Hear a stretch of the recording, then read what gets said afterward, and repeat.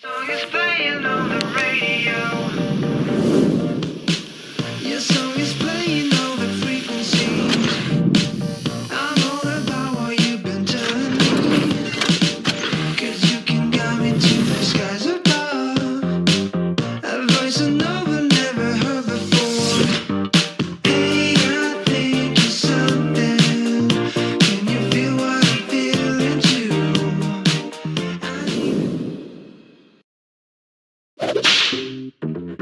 You saw the sign, and it was Smart Sign. Over 50,000 kinds of signs. For every need you have.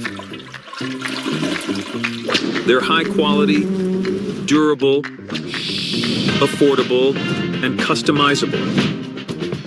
We make the signs that run the world. Smart Sign. Yeah, that's us.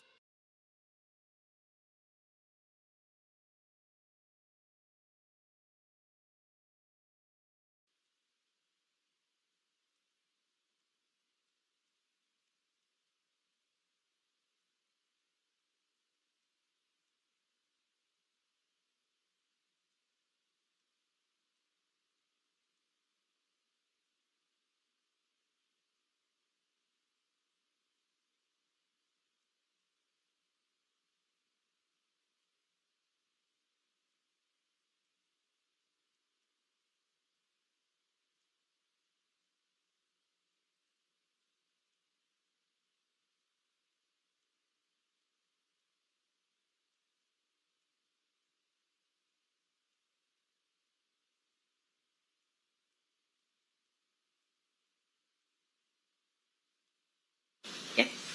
We're on record in State versus Davis C-377407. Anything we need to address outside the presence of the jury? Not from the state. No, you're not. Okay, let's bring the jury in. Stand for the jury.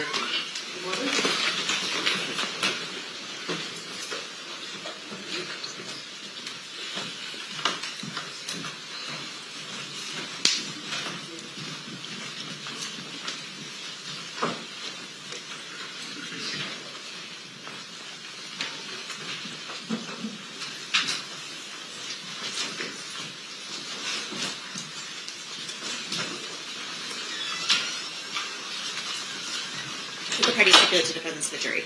Yes, sir. You may be seated. All right, welcome back, ladies and gentlemen. I hope you had a restful evening. We are still in the state's case in chief. So at this time, I'm going to turn to Mr. DiGiacomo. Who's your next witness that we're going to be calling? We're going to finish that recording and then call a witness. Okay, sounds good. You may proceed.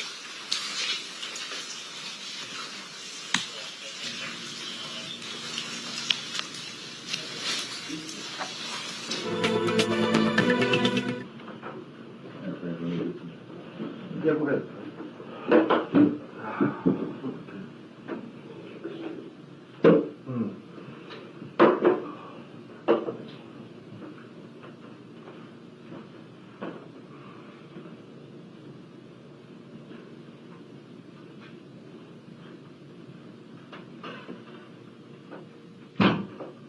Okay.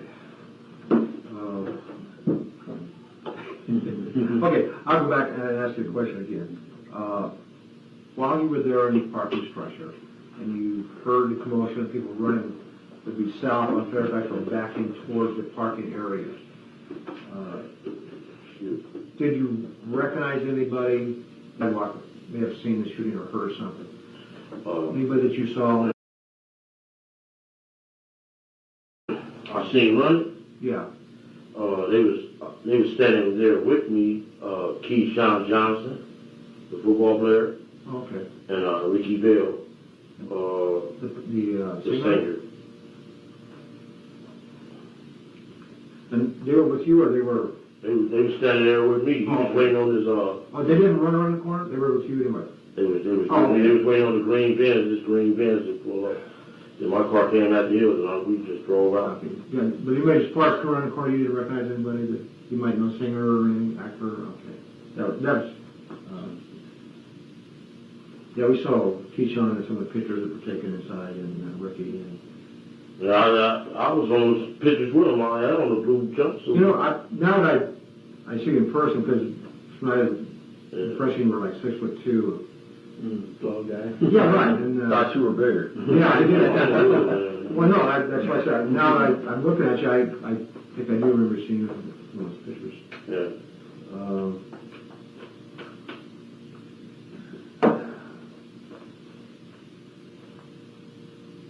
I don't know if we want to ask this or not, and I'll put out. Did you see anybody would be stereotyped, considered a gangbanger, dressed down, anything like that in the party? Let's see. Okay. What about outside in the parking lot where you're either parking your car and coming to or going back to your car in the parking server then? Okay. Now you ask.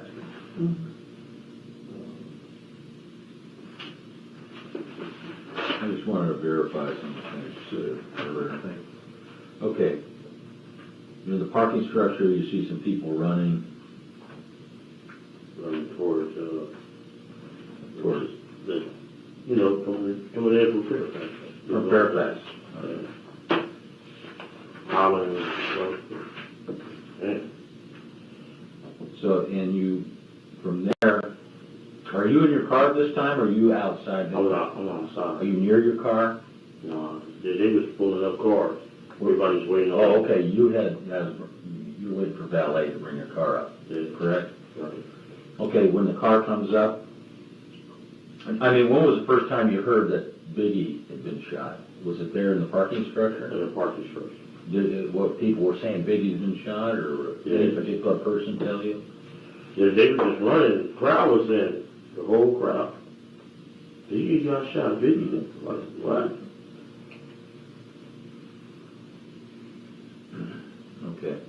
Then you were directed by as you're leaving, directed by a police officer to turn right as you're coming out onto Fairfax. He directed every car that came up out of there. A tall opening. Okay. You left, you're going down, did you go all the way through Wilshire Boulevard? No, I made a right. You made a right turn on Wilshire? Okay, so you're northbound Fairfax you made a right turn, so it would be eastbound then, or westbound? Eastbound.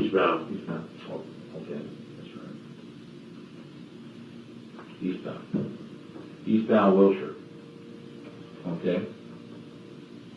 Then, did you go all the way down Wilshire, or was there another turn that you made? On the bridge. Did you make a left or a right? Right. A right on La Brea? Then where did you go? To the 10. 10? Then went to the Marine. Yeah. To the 10. 10, you went to 10 freeway? Yeah.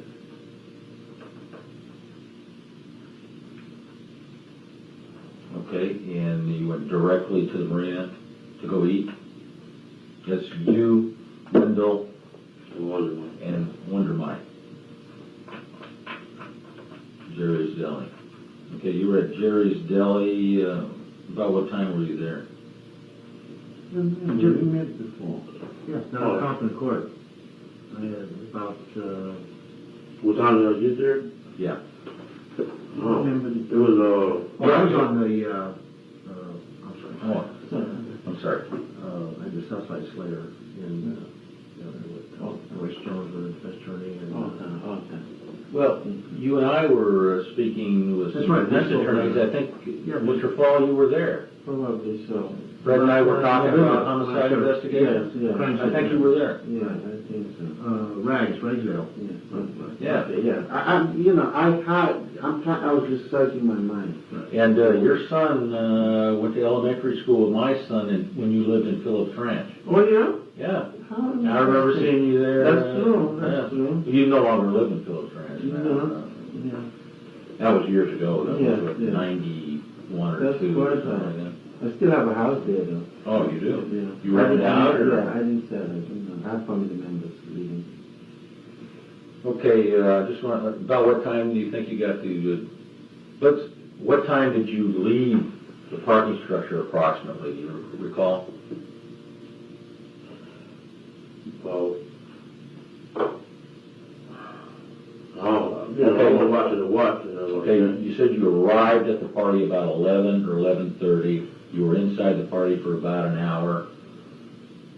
And then, about an hour, yeah. okay, so that would either make it 12 or 12:30.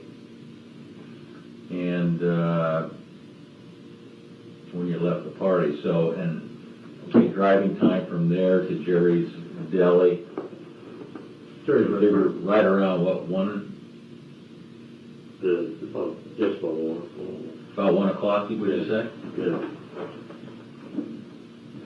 1 a.m., okay. About, I say about 1:30. Okay, between 1 a.m. and 1:30? Yeah, about 1:30. 1:30. Okay, and how long were you at Jerry's Deli? Within an hour. Okay.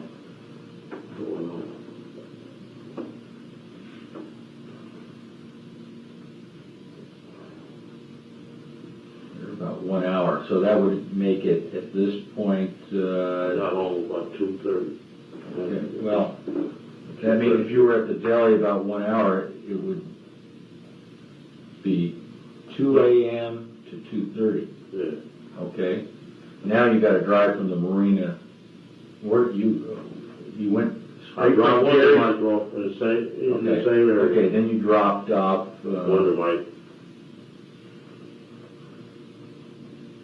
Wonder Mike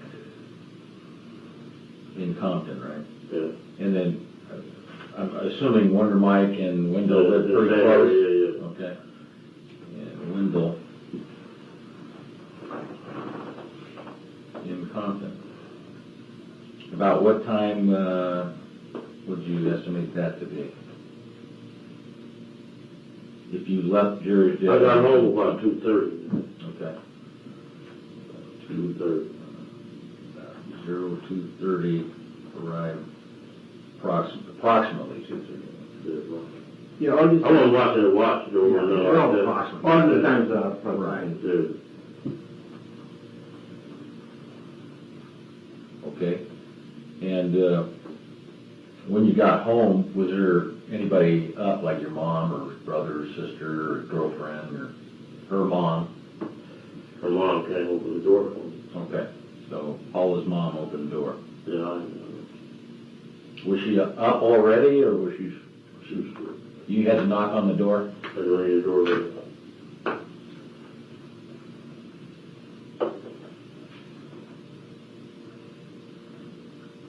Yeah, I had on blue sweats and blue shirts. Okay. And then, Blue ones with the white, you know, the Michael Jordan jumpsuit we got, that blue one. You know what I'm talking yeah. about? Yeah.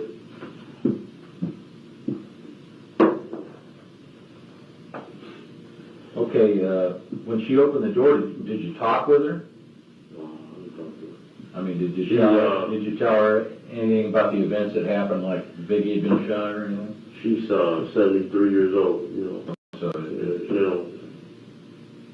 so And rap music, huh? No, she was the only one up at that time? Yeah. Okay. Would you go hit straight to your bedroom to go to bed? Yeah. Did you talk with anybody upon entering the house? Did you speak to anybody, either in person or on the phone at all when you? When I talked to Paula, I told her that Vicky had to do. Okay. You and Paula slept in the same room together? Yeah. Okay. So you told Paula? Say Vicky got killed. I don't know whether he got killed or not, you know. Uh-huh.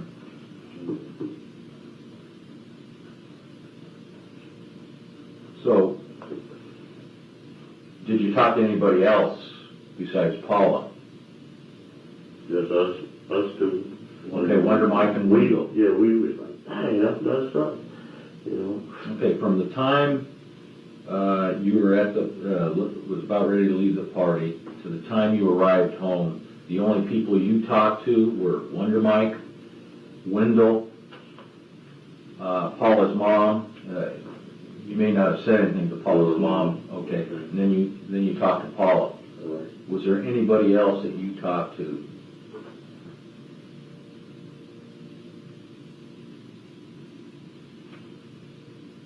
Before we left, Keyshawn said he was going to some other party, and I'm going home. Okay, which party was that? I don't know, you know. You don't know what party that was? Did Keyshawn ask you to go to that, or? No, he just said he was going to the party, and I was Which party was that? Was this another after party? Yeah, another after party. Okay, do you know who held that party? Was it some star that had the party, or? I don't know. It's at some mansion or something. I don't know. At a mansion? Yeah. And where at? And up there where the mansions be. In Beverly. In Beverly? Yeah, or Hollywood, wherever. I don't know. He just said he's going to a party. Okay, and you had no idea where that party was? No. I don't mean to rush, but, I do have another appointment downtown at 6. Okay. So, If you we need want to to talk to Keith just in the call me. future, Call me. we'll call you. Sure. And also, Yes, sir. I have a kid's sister-in-law. Her name is Gina Davis. She said that police have been going to her house, knocking at her door, looking for her, and she has nothing to do with this thing. And she expressed Yes. She expressed concern about, what getting around that she's wanted for. So if I told her, I'm going to Where does check she with live? you. Let me ask you a question. I said it in Norwalk. No. So I said, I was going to check with you guys. If you guys want to Hey, talk to her, Cooper let came me know. over here. If not, Oh, Cooper's over there? Yeah. He's been over the windows. He's been everywhere. yeah, so, Oh, no, Norwalk? yeah, it's in Norwalk. Long Beach or I Norwalk. think that's Norwalk. Have you talked to Detective Cooper? You know? Yeah, I talked to him on the phone. He said, man, we know you ain't did it, but we think you can clear up the air or something. I said, man, I can't get you know it. When was that? When did you speak with Detective Cooper? That was the day that you were in over our house. Pardon me? The day? You were there when you remember y'all Oh, were there? yeah. Yeah. Oh, you talked to him? I called him that day. Okay, that's right. Yeah, now the point with Gina Davis is that I told her I'll check with you guys. If Detective Cooper goes there looking for her, she's not going to talk to Detective Cooper. I want Cooper to know that. If someone wants to talk to her, just call me. Okay. I'll make her available. Okay. But if someone goes there without, Right. being cleared, she's not going to talk to her anymore. Okay. I said, we have Okay. 15 people working on this. I I understand. Yeah, but I was up on the parking garage, man. Yeah. I didn't see nothing or nothing. All I did was her Okay. ears. Chris, real quick, and we'll get it. Let's go. Okay, this is Hey, what's the hardest part about running HR in a growing company? The questions that never stop. People expect instant answers about PTO, benefits, onboarding, you name it. We used to handle everything by email, but it was impossible to keep up. My super weapon for that? Monday Service. You heard me right. It's an AI service platform we implemented a year ago that changed everything. Now employees can get responses instantly through the portal, and repetitive requests are handled automatically with AI. My team finally has time to work with people. It's the first time HR feels proactive rather than just reactive.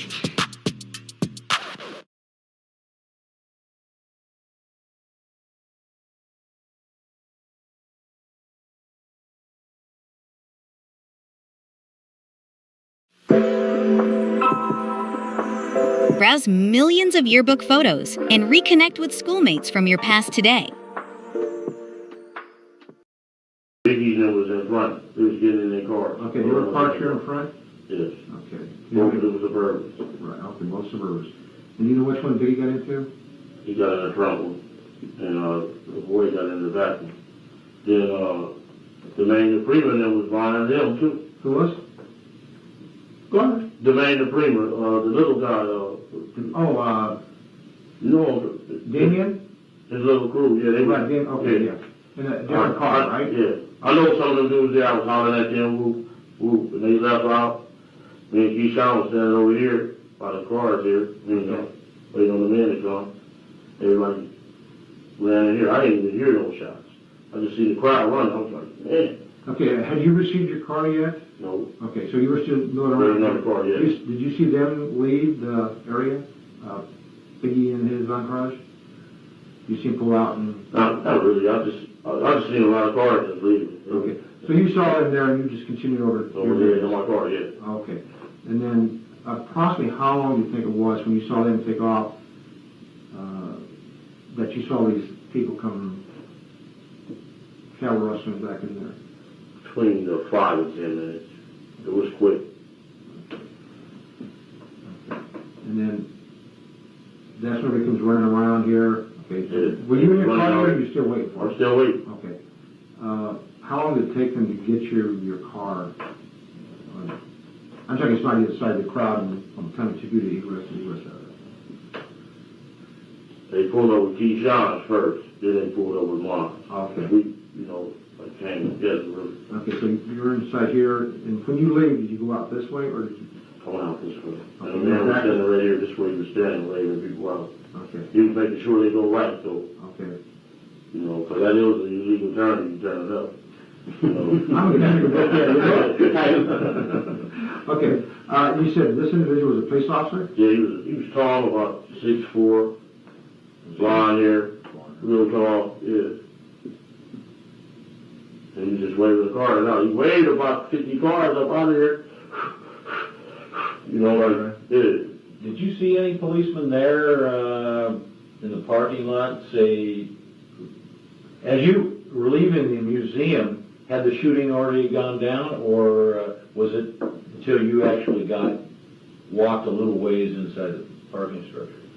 Yeah, when I was coming down the stairs, Okay. when I was there, seeing Biggie now. Okay. Later, they got on, and I was over here. We was talking about football, Keyshawn. No, he's doing Keyshawn time. That's right here, waiting for your cars? Yeah. Okay. And the crowd came around. I was about. How long were you standing there? When you exited that museum, how long a time span? From the time about 10 minutes. 10 minutes when About you 10 saw minutes. people rushing in? Yeah, it was about 10 minutes. Okay. Did you see any policemen anywhere around, any LAPD? Uniformed officers. Any uniformed officers when you came out? Trying to set the time for you. All I've seen was, that's what I seen right here, the tall guy. And it was more, they was pulling up, it was coming real red, coming in. Coming, a whole lot of cops was coming. Yeah. Okay, people were rushing. Okay, 10 minutes between the time you exited and the time that people were running into the parking structure. Then how long from that time did it take you to finally get into your car and start pulling out? I'll say about 6 to 7 minutes, 6 to 10 minutes? About 6 to 10 minutes, yeah. Okay. And then how long did it take for you to exit the structure? Is that? It was like bumper, bumper. Okay. So you're finally in your car. Yeah, then we leave. I mean, did you have to wait for a long period of time because of the... No, not really. He was pushing through pretty He was fast. waving them through, yeah. So after the crowd started moving in, the policemen were there within, what, 6? About 6 minutes, yeah.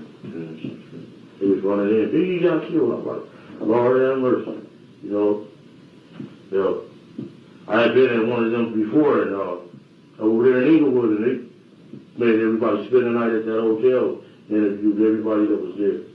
Which hotel? This was at by the farm. What, that shooting you're talking about? It was a shooting in.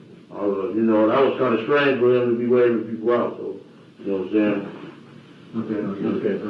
I appreciate your time. Yeah, okay, I'm free. Again, if you need something, because I'll tell you, when I first got word that you were interested in talking to him, my advice naturally was, don't talk to the police. I wouldn't hide it. I said, don't. But he insisted that he wants to Get this over and with. talk to you. So he's doing this on his own. No, I He said understand. he wants to talk to you. That's why we had no Yeah. problem with you coming down with him. Yeah. It was assault. Yeah, he insisted. I was checking on you, everything. I don't know. Yeah, When you talk to Yes, Sean Holmes. Talk to Sean Holmes. What did you talk about?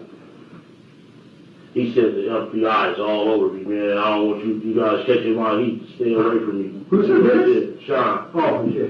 Really? Yeah. Did you, this little C, did you talk to him? For 2 minutes. I mean, that's the person that slid the invitations. Send me the Oh, invitation. okay, you got the invitation from Little C? Yeah, him and a manager. A manager? Him and a manager. Okay. He got a lot of braids. You see him? Oh, yeah. And with a side cap. Right. Said, Combs said FBI is all over me? Yes. That was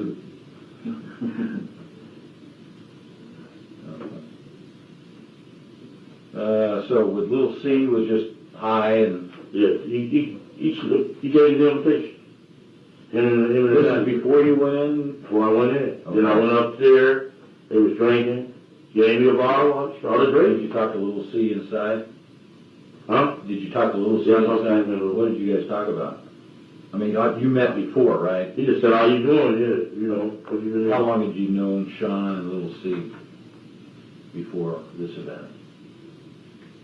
Maybe about a year. A year? Where'd you Couple meet of him? years.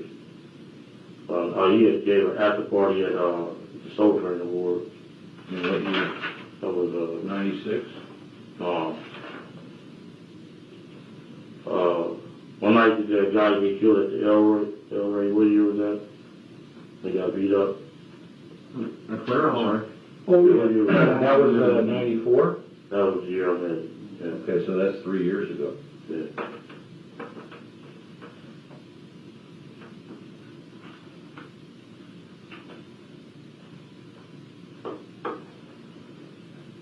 Do you make the phone call? No, yeah, okay, I'll make a phone call on Okay. okay, man, thanks. I appreciate Keith. I appreciate, because I'd like to talk to you again, and we'll call your attorney, and you have no problem? I ain't got no problem. Okay. Okay, I just go to from 7 and run everything. Sure.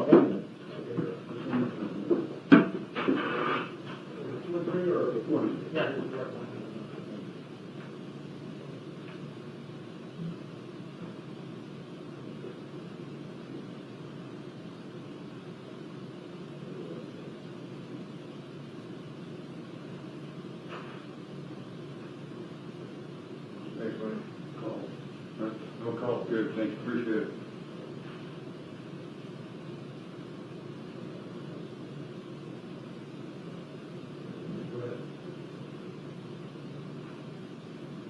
Okay, hello? Okay, hi. Okay. It's over too. You want another drug? Oh, okay. Fine, how are you? Did you talk to me? Okay, she talked to me on I'm in the death penalty case. So I have no time whatsoever. Friday, today, we had access for that. Which one? But, I told you, I can't say this one, maybe. No. It's the only defendant you have. Why would I do this? Forget everyone else. Otherwise, you just spin the world. But I'll talk to you later. Yes, I'm at the police department, so I'll just let you. Well, that's not what you're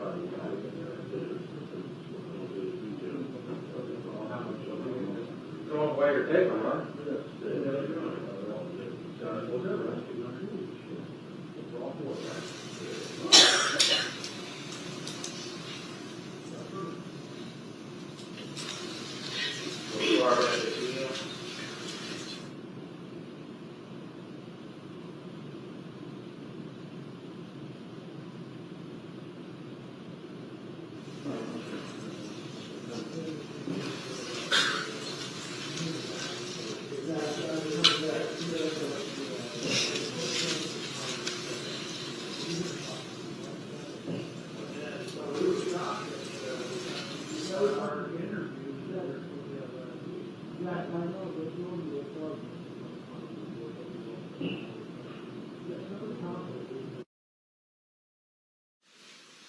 All right, who's your next witness? Thomas Kern.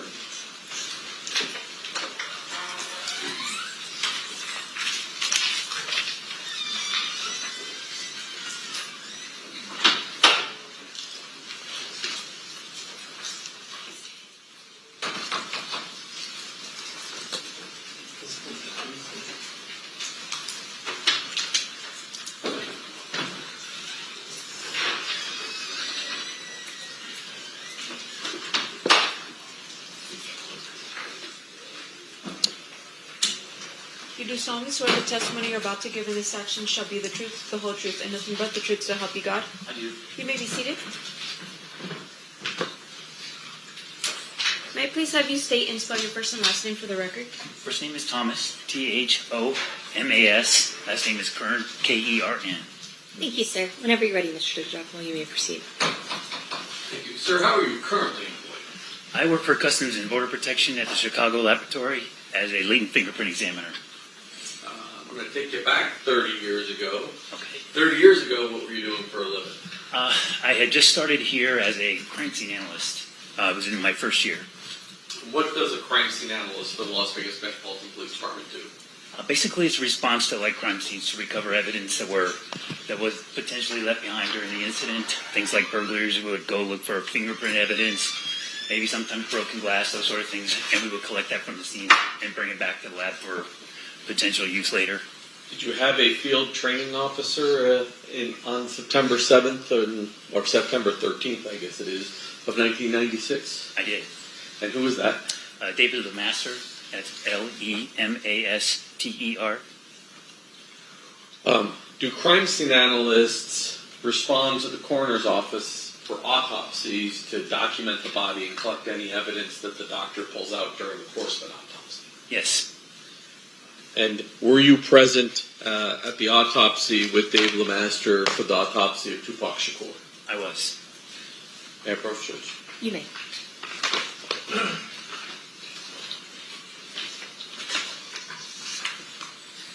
I'm going to start with state proposed exhibits 44 to it's like 56 there. Just want you to flip through those.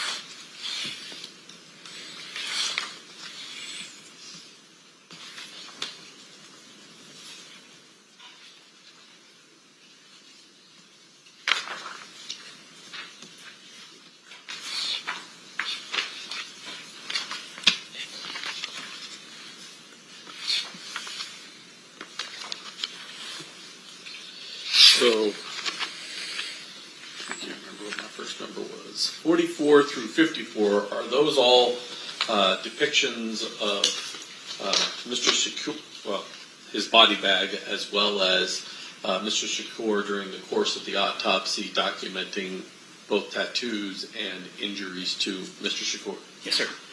And then 55 and 56, it is two sides, I'll say, of what looks like a bullet and a fragment that was removed from his body at time of autopsy. Is that correct? That's correct. Now I'm going to show you what's been marked as State's Proposed Exhibit number 128.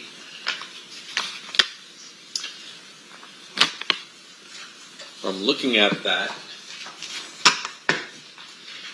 does that appear to be an impound done by Dave Lemaster from the autopsy of Mr. Shakur in September of 1996? It is. And flip it over here. Why don't you explain to ladies and gentlemen of the jury how evidence is collected? So this is a typical, be relevant to the investigation you're working on. So I know that this is David's paperwork.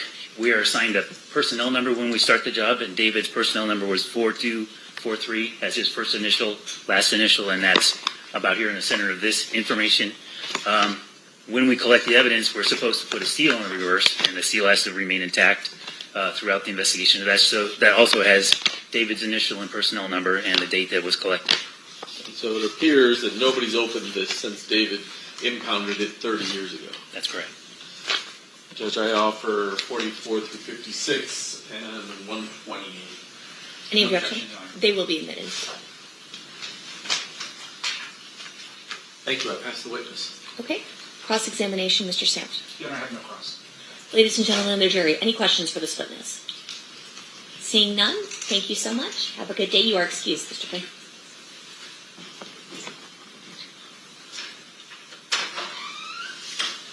who's your next witness? Dr. Lisa Gavin. Okay. Lisa Gavin.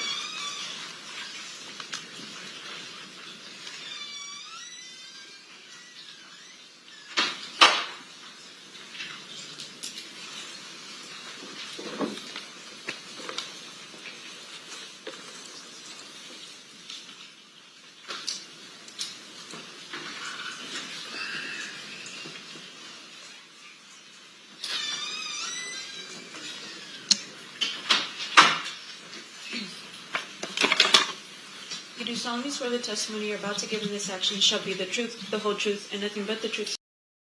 Everyone thinks the only way to keep up is to work more hours and constantly track who's doing what. My secret? It's simple. I work in ClickUp. Your team projects, messages, and files are kept in one workspace. So the work is visible and the priorities are clear. And ClickUp AI has 100% context of your work, so it's an expert for your company and your workflows. When your workspace is this smart, you don't have to work harder to get ahead.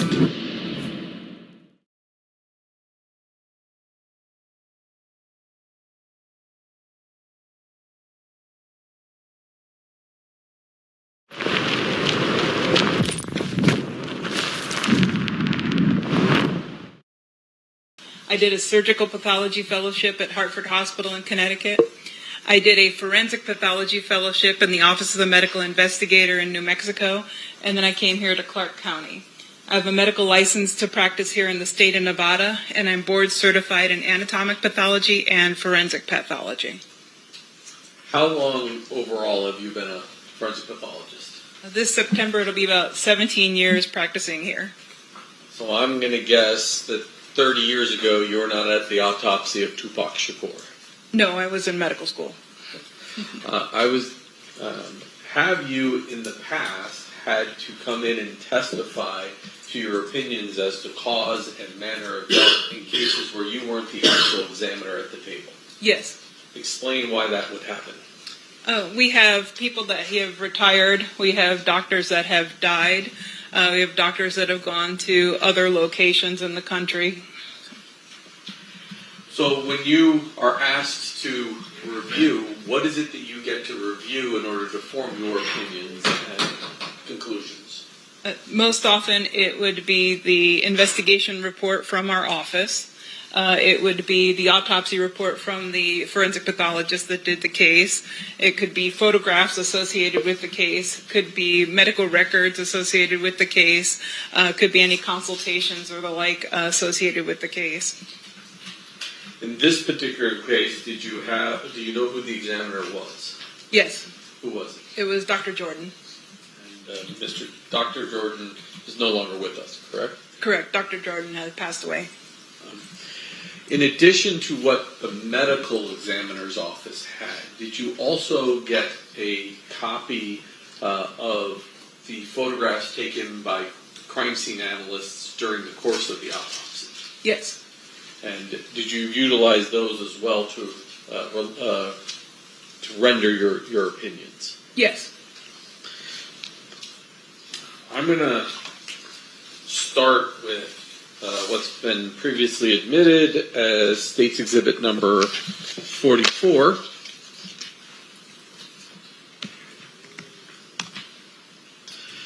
Now, as long as you don't click that mouse, there should be a nice little arrow that comes up and you can point to it. What are we looking at in State's Exhibit 44?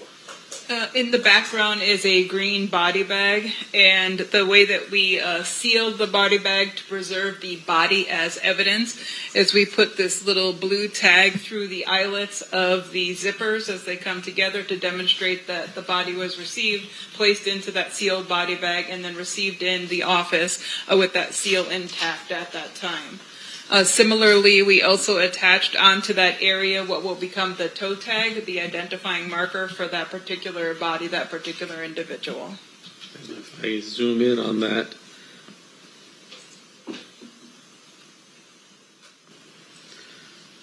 we're able to see that the name was Lassane Crooks, a.k.a. Tupac Shakur, date of death 9/13/96 at approximately 1600 or 4 p.m. That's correct.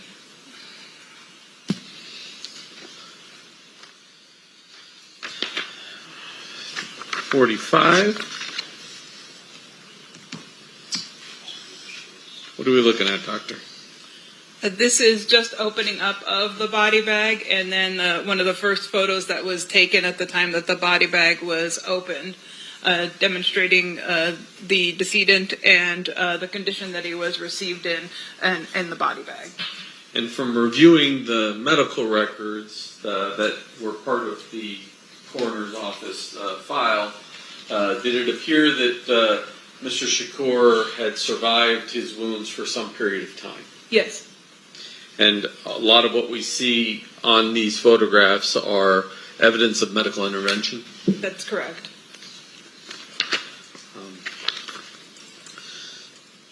046.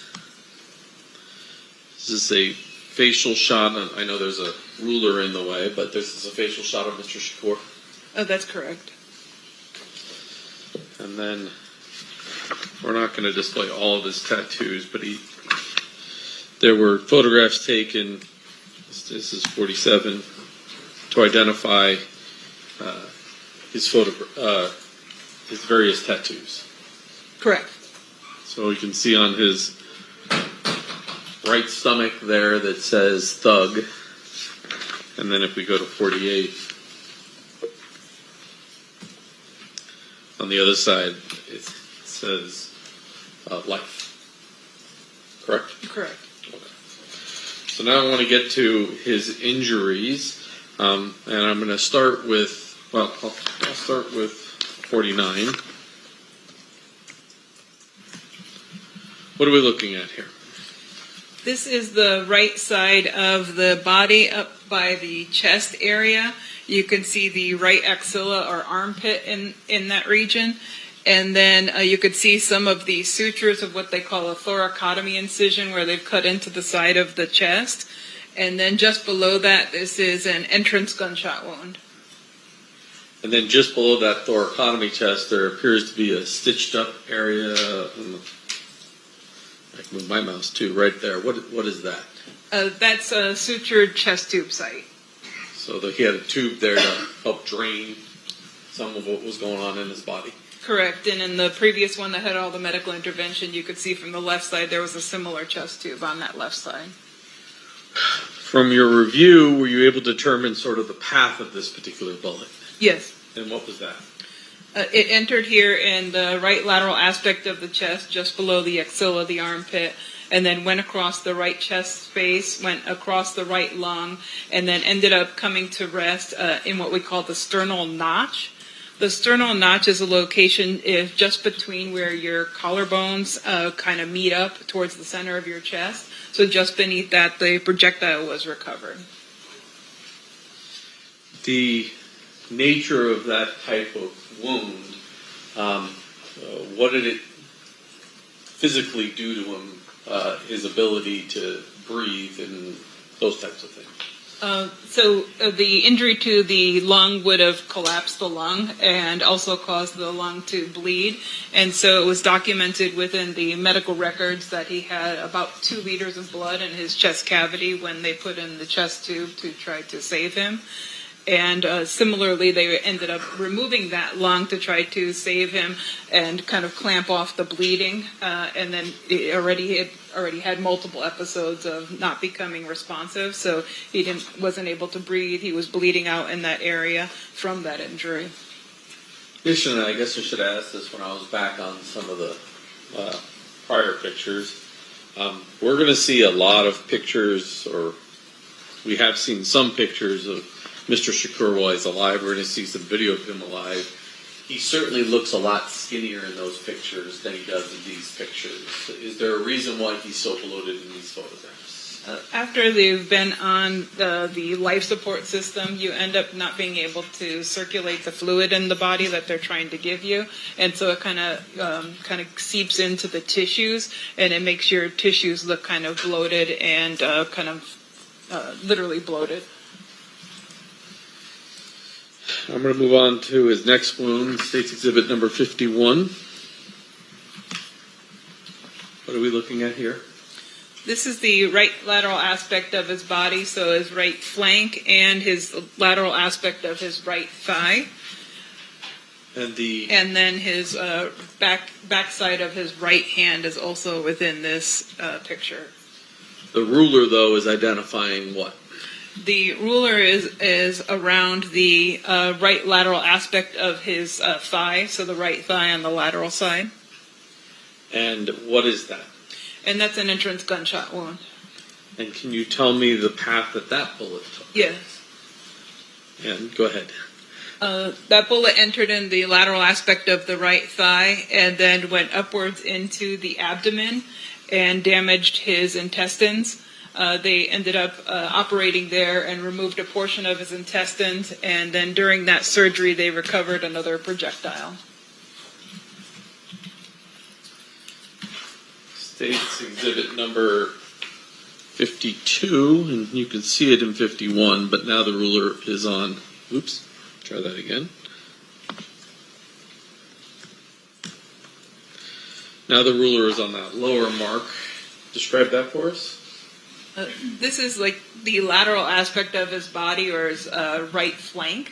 And this wound does not penetrate into the body, but it kind of causes this deeper abrasion in this area.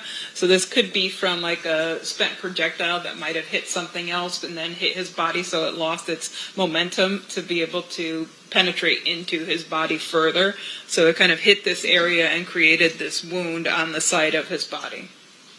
Were there evidence within the medical records that Mr. Shakur had received bullet wounds sometime prior to the injuries that caused his death? He had some scars in other areas of his body that were suggestive of that. State's exhibit number 53.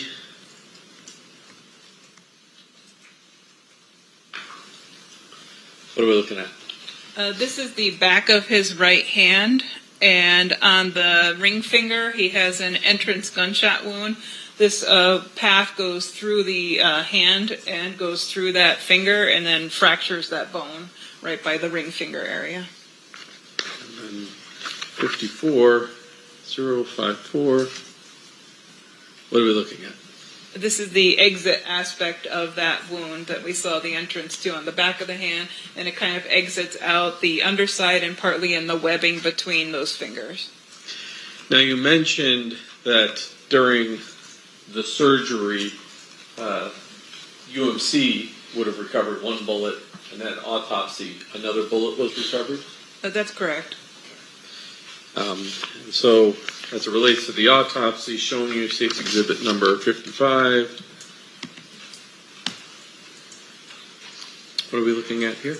This is the projectile that was recovered during the autopsy. This was the one underneath the sternal notch to which I referred earlier.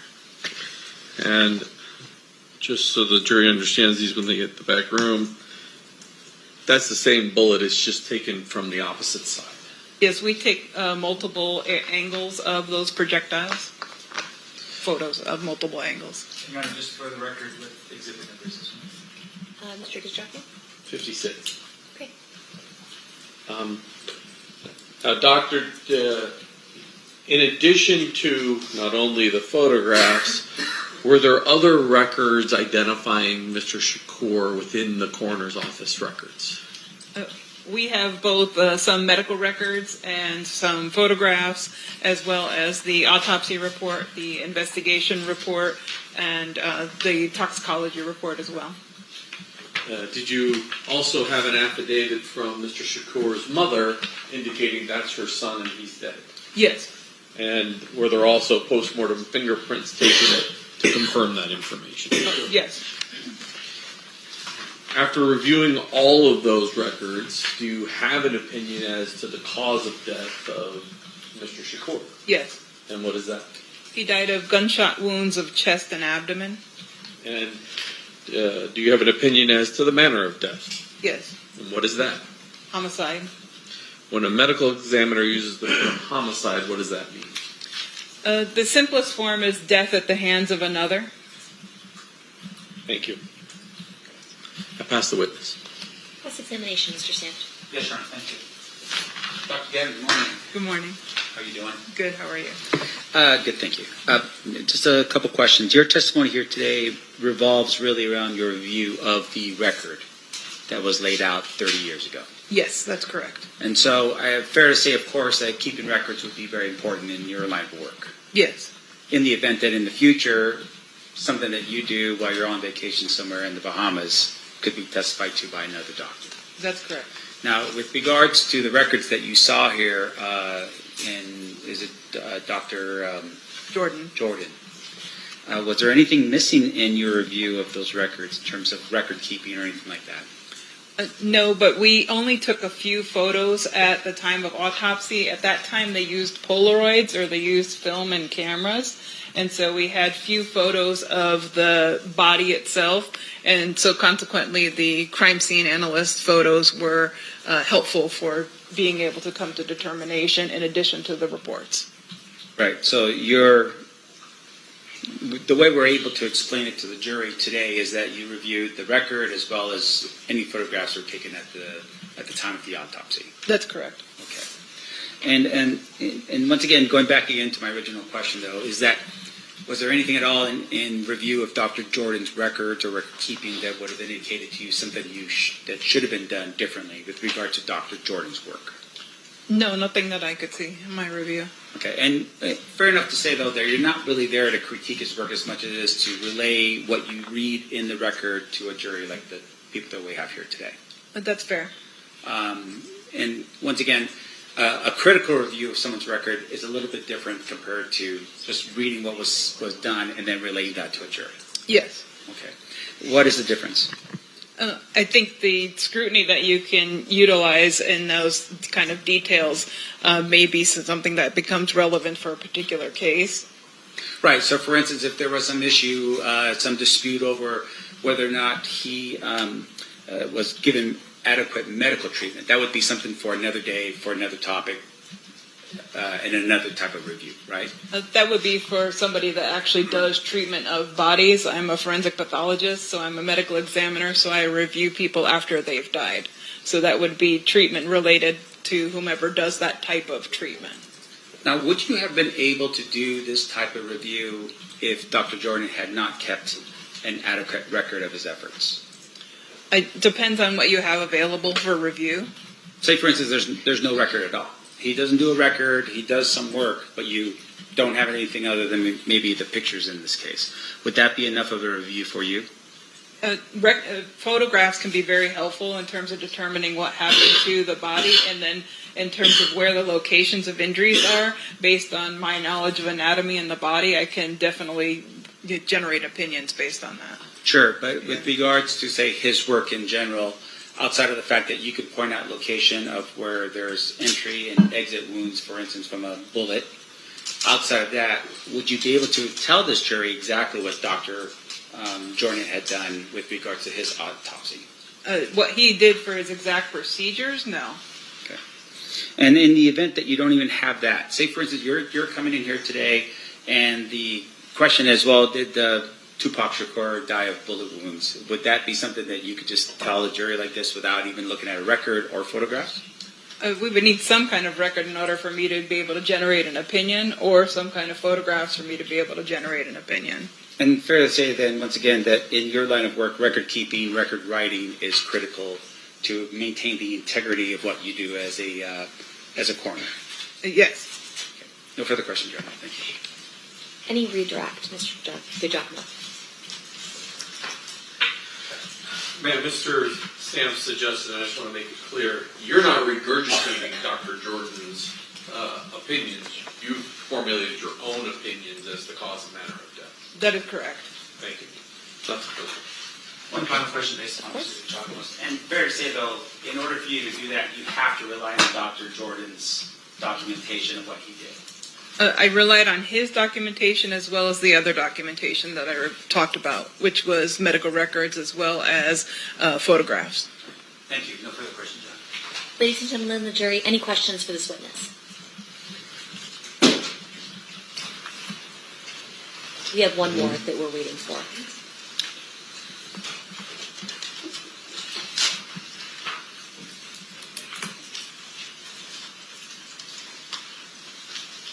Can I have the parties approach?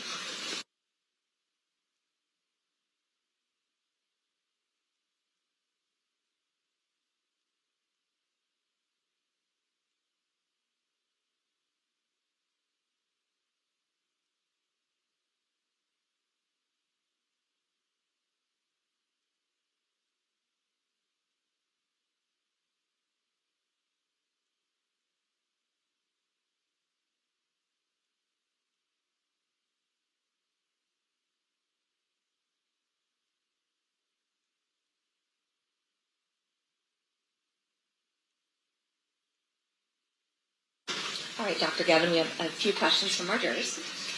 Were there any wounds to the head that you or Dr. Jordan observed or noted? No, there were not.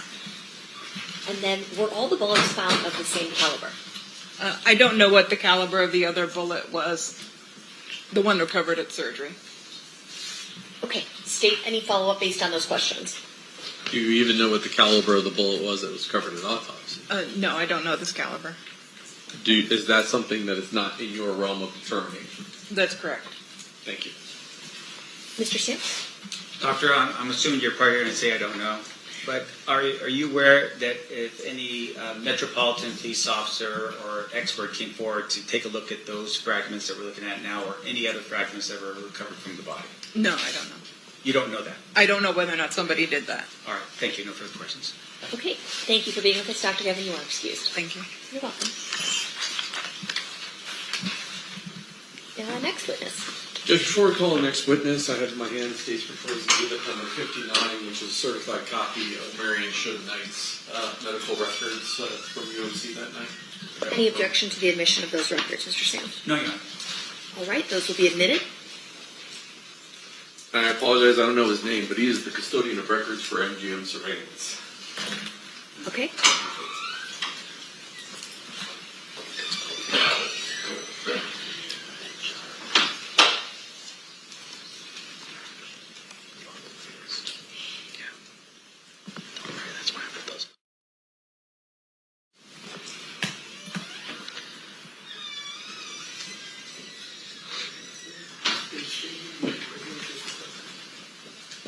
You do solemnly swear the testimony you're about to give in this action shall be the truth, the whole truth, and nothing but the truth, so help you God? I do. You may be seated.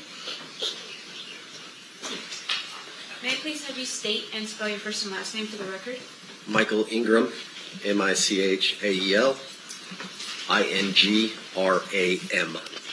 Thank you, Mr. Ingram.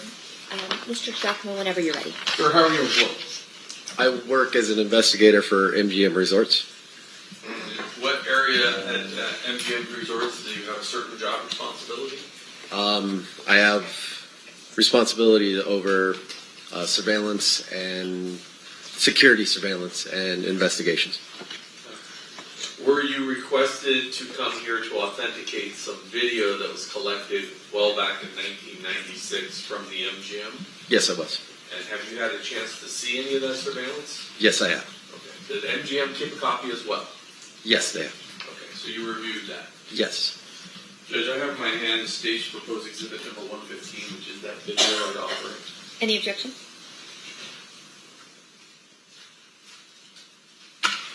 No objection, Your Honor. Okay, that'll be admitted. So I have three different camera views, three different files, I'll call it, that we're going to talk about. But back in 1996, can you describe the type of surveillance system we're looking at? Like, how is it, what medium was it originally recorded on? At that time, it was recorded on VHS. And did MGM reuse tapes every so often? Yes. And so when you reuse tape, did you lose quality each time you kind of reused it over and over again? Yes, the quality deteriorated. So unlike today that's digital, some of these views that we're going to watch, it's going to be pretty hard to facially identify anybody. Is that correct? That's correct. So I want to start with,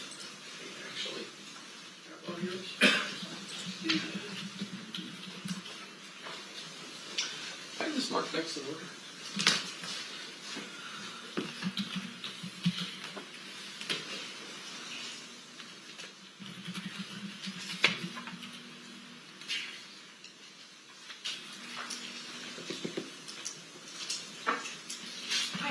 switch it over. I know, I just remember if it's at the top or the bottom. There's two blues. Oh, this one? Yes, let's switch it over. There you go. It doesn't work that way. Laser wire. Alright. I'm going to show you the state's proposed exhibit number 144. You recognize what that is? Yes, that's the MGM grant. Is that currently the way the MGM grant looks? The general layout of the casino or the hotel, yes, it's the names have changed and stuff, but Okay. the property is the same. So we don't know if this is from 1996 or if it's from 2002, 2010, when in the last 30 years, but generally the layout's been the same. Correct. I'll put this up, ladies and gentlemen of the jury. Your Honor, if I could, Oh, I moved to bit 144. before we move to admit, can I just ask a couple more questions of this witness with regards to this particular? You'd like to voir dire on this issue? You may. Sir, with regards to the photograph that's been marked as proposed State Exhibit 144, can you tell me if you can read the locations that are on that particular map? I can read most of them, and there's one that's a little fuzzy to me. Sure. In terms of your review of the surveillance video from the MGM, fair to say that what we're about to see would indicate where the camera location was, including the name of the area that would correlate with what you have out there on the map? As a general rule, yes. Okay, thank you. We'll have no further questions. Any objection then to No the objection. admission of it? It'll be admitted. State, you may proceed.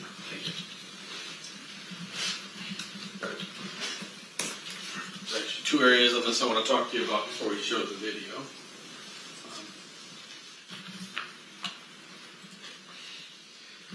Maybe more than that. Generally speaking, events like the Tyson-Selden fight, where would that have occurred at? The MGM Grand Garden, which is located at the top of the screen. Up here. Okay. We have an elevator view that we're going to see. Where is that located on this? There's in the middle of the screen. There's three small boxes. Those, right here. Yes, those are the elevator core for the MGM Grand. And then, if there's a camera that's going to say food court, that's kind of that's looking down a long hallway. Which hallway are we looking at? The white box, yeah, you're going to be following that basically to the Grand Garden Arena. So when you come out of this box, you can either come down here or across the casino, essentially. Correct.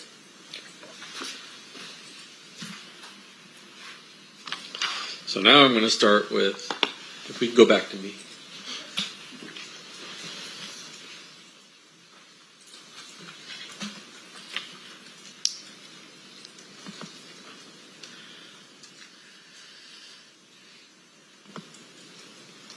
I'll pause it here for just a second.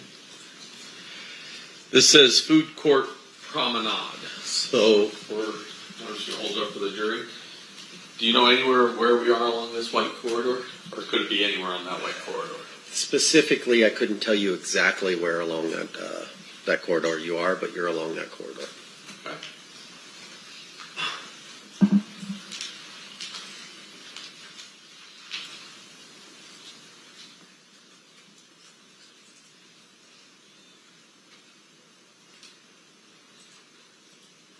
And I'm going to stop it. Oh, maybe a little farther.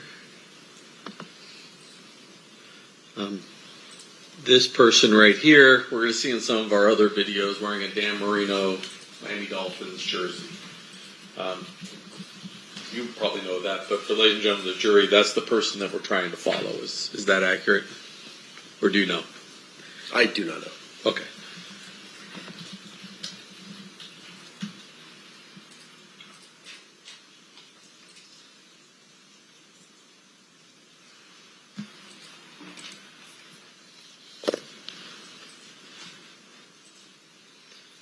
Now we have another camera view of this long hallway. From this, can you tell generally where in that hallway it is, or once again, we're just somewhere on that white hallway? Somewhere along that white hallway.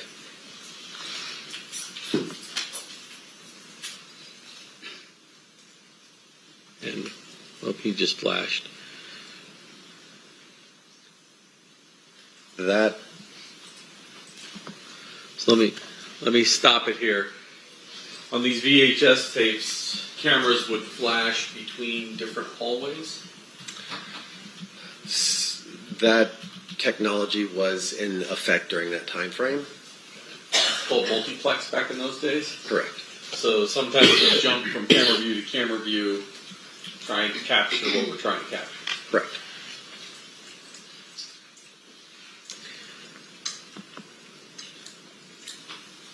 We can see the 13 on this jersey right here with the gentleman walking behind him.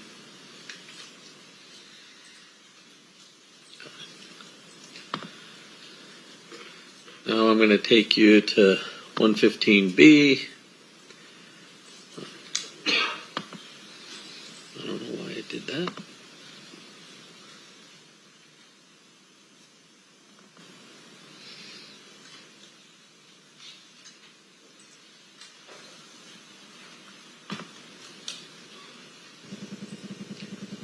All right, we're going to use a different program so we don't watch it sideways.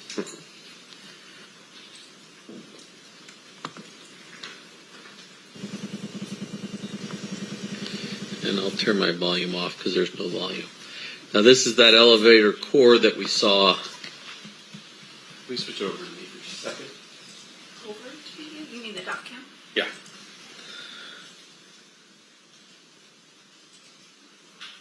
So as opposed to those other views that were somewhere in here, now we're down in the middle of these four, and there's a tree in the middle of these four. Correct. Is that tree still there? No.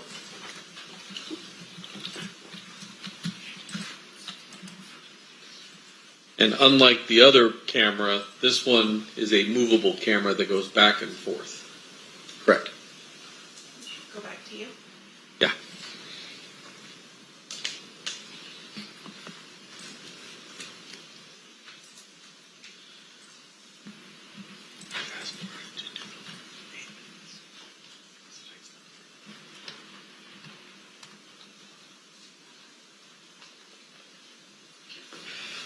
So this one starts at 2043 or so, and I'm going to jump forward to about 2047. This is just people walking through that elevator area, correct? Correct.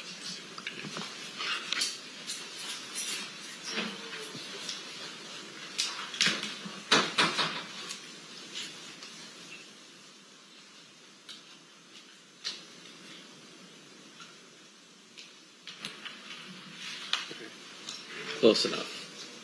We'll start at 2046-33.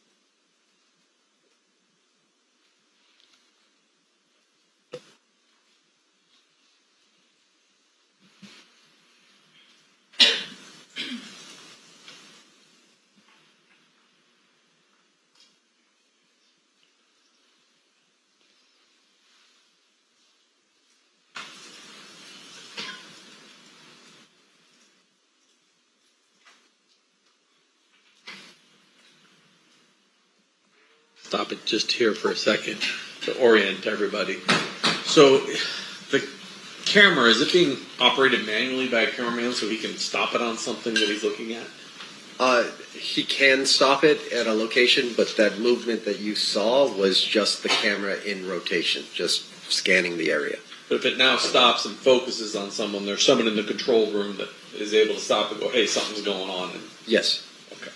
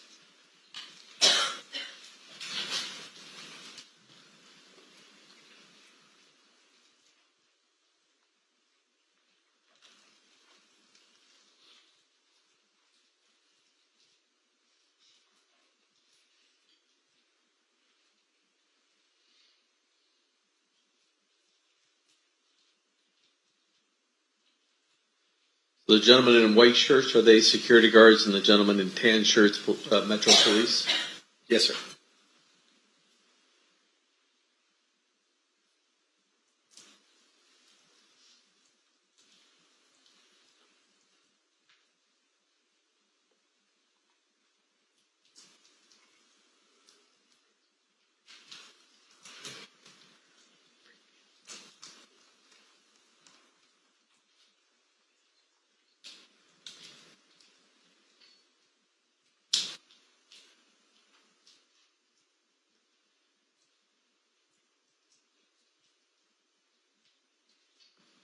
Pause it there for a second. Once again, it appears that the victim of the beating was wearing that 13 Merino shirt. Yes, sir.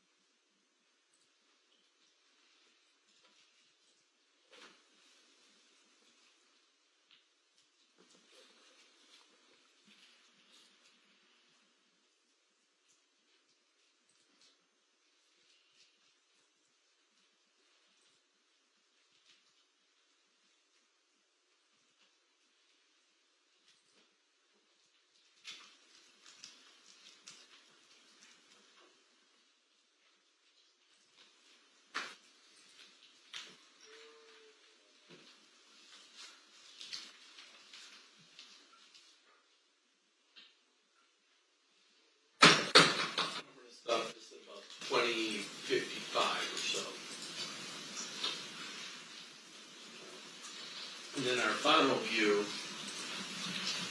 this may seem somewhat obvious, but I'm going to give you this when you watch the cameras. After we're done, I'm going to ask you generally where those people that we see leaving the area of the elevator after the fight, where they go. This is 115C. So is that the main casino floor outside the elevators? Correct.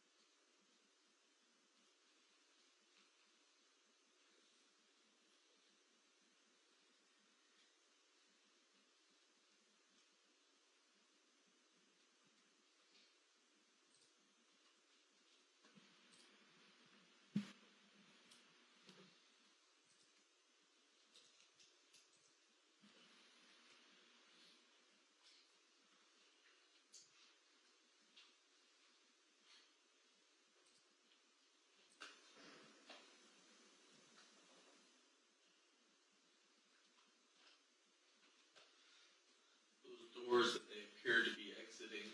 Can you generally tell me where that leads out to?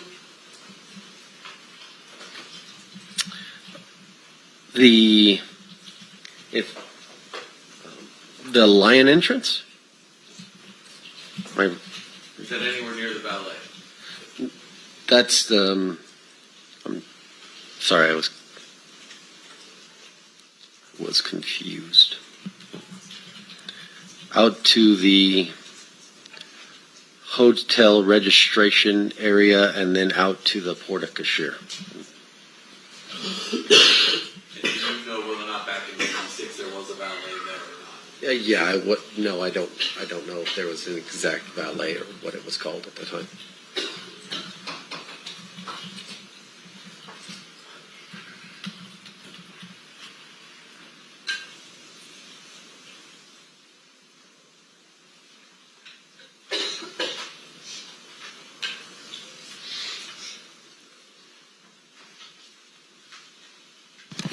Thank you, sir. Judge, I pass the witness.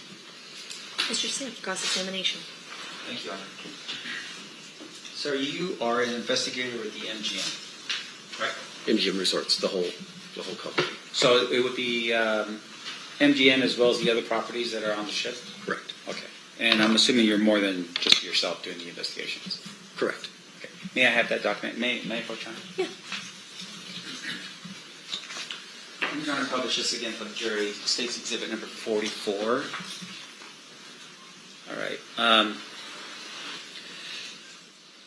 couple questions. As the investigator, or a investigator, how long have you been doing that line of work for?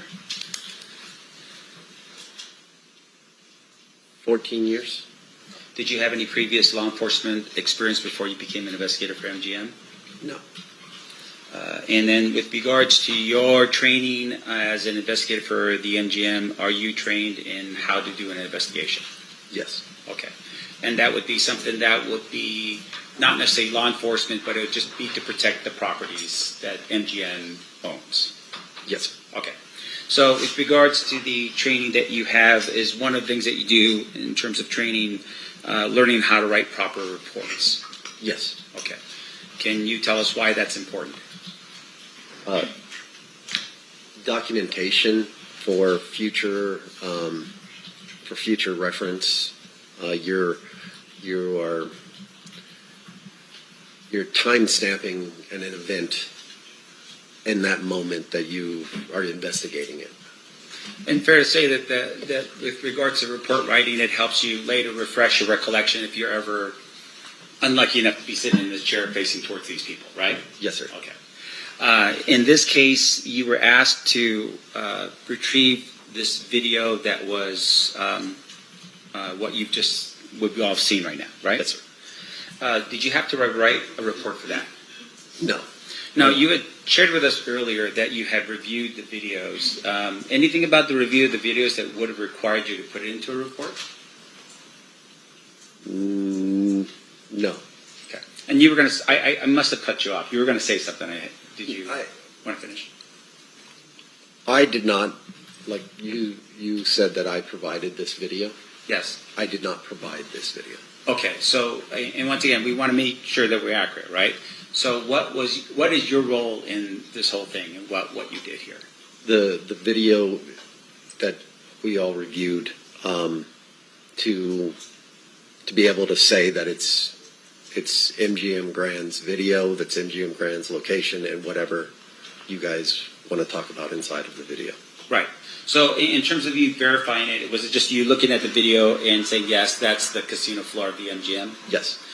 In terms of the date and time, for instance, you're just relying on what's date stamped and timed on the actual video that you watched, right?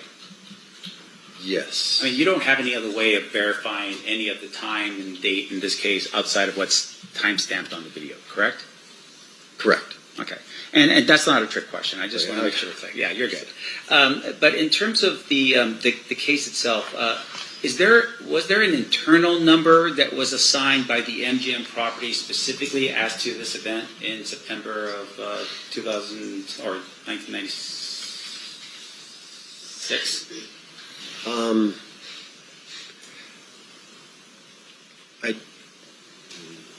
I don't know that answer. So when you were asked to review the videos, do you know if there were any reports that were written by MGM security or MGM investigators like yourself on September 7th, 1996 with regard to this event? I don't know that answer. Now, in addition to that, you were asked to look through the video. Were you ever asked to locate anyone based upon the video that you saw in this case? No. All right. And the way the surveillance worked back then, right? I'm assuming you weren't. That was 14 years ago, so that would have been you were there in 2012. Technically, I got hired in 2010. 2010. All right. So this is another, take a step back, another 14 years prior to you working there. We heard testimony that the recording system was all VHS based. Yes. If you could describe for the jury, right? So you have a control room, I'm assuming, with all these monitors that are on there. Yes, sir. And there's multiple people that are probably looking at different quadrants or areas of the casino. They're looking at different monitors, yes, sir. Okay, and some of them are concerned with, like, say, cheating on the tables and that kind of thing, right? That is a different team altogether. I see. You have your security team and you have your gaming surveillance team. I see. So as a security team, you're just tasked with safety on the premises. Correct. Okay. And so in this case, when those cameras are going around, they're going around automatically until such time as somebody in the control room looks and says, oh, there's something going on right here, and then manually focuses the camera over there. Some of the cameras, yes. Okay. And even if the person in the room is not seeing it, sometimes you'll get a call from security saying, hey, we've got a situation over by the elevator banks, and then that would draw someone's attention to that monitor and move the camera over to that area. Yes, sir. Now, is the person that's operating the camera at that point in direct contact with the security team that is down below, like in this case, in the elevator area? Yes, sir. So they would be communicating back and forth about whatever it is that would be going on that would be helpful for everybody to know. Yes, sir. Okay. Now, in this particular case, you have obviously a lot of people on the property. Yes, sir. Maybe you're too young for this, but I mean, this was fight night, right? Mike Tyson against Bruce Seldon. Yes, sir. Is that typical? Like, is that a typical amount of people on the MGM property? In my experience, yes, that's a typical of fight night that you would have. Right. So nowadays it's UFC or some type of championship thing with somebody, I don't know. But once again, championship level sort of thing, right? Yes, sir. Not an everyday. Not an everyday thing. All right. And obviously there's a ton of people that are there. We see at some point the group that attacked the individual run. Yes, and sir. they run out of the area. And I want to make sure the jury understands. So going back here again here to State's Exhibit number 144, the area where the attack happens is right here. Is that right? Yes, sir. And this is right next to it. It just says elevator core, right? Yes, sir. Now we talked a little bit about where they exited, and you had mentioned somewhere, but I just want to make sure I'm clear as to where that would have been. Can you tell the jury where they exited? From what I observed, it. Sir, just to let you know, you could actually take that mouse that's right there and just move it around. Yeah, when he's on the dock cam. They changed Donna pointed out. Usually they can, but All right. Just go ahead and just describe it, and I'll just put it down. He appears to have traveled initially after the altercation. He appears to travel north up into the casino area, around that area, and then from the description, it looks like he comes back south and then turns to the Approach that screen and point. Oh, thank you, Madam Clerk. Yes, please. Could you just Talk louder while you're over there. yeah, you can get up and just point it out on that big screen if you want. Sorry about that. I should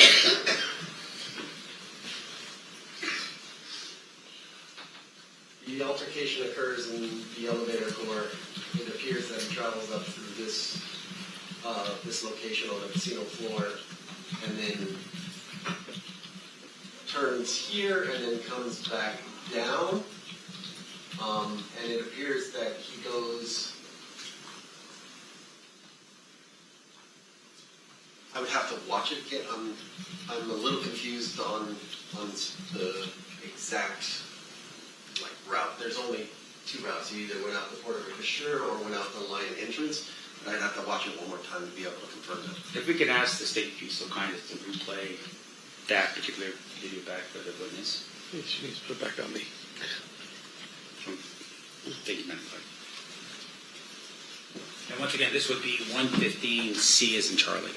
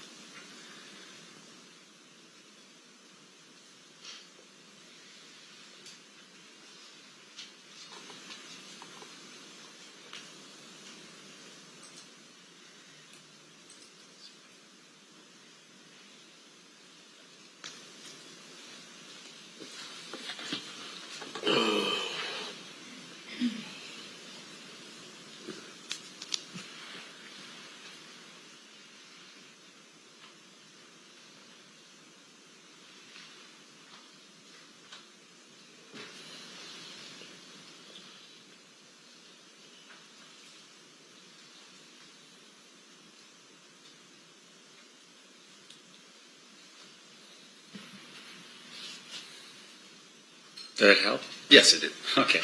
Let's show this to the jury then. Put this back up if you want to go on. Yes, sir. The banner away from me for a second. Showing you again States Exhibit 44. Can you explain to the jury the path that was taken? Initially, it starts in the elevator core. They exit the elevator core. They enter the casino floor. They come down. They pass the cage. They pass the Emerald City, and then they're out the line entrance. All right, and for the record, the line entrance is on the corner of Las Vegas Boulevard and Tropicana? Correct. Thank you. Now, with regards to how we're able to determine this, obviously it's we're looking at this particular map here, and there's names of certain parts on here. Did that help you in terms of seeing where the camera locations were? Yes. As well as just looking and seeing that there was a casino cage and there was, you were able to determine just based upon that where everything was. Correct. Okay. Now, looking at the map again as well, can you point out for us the number of cafes that's located on the property?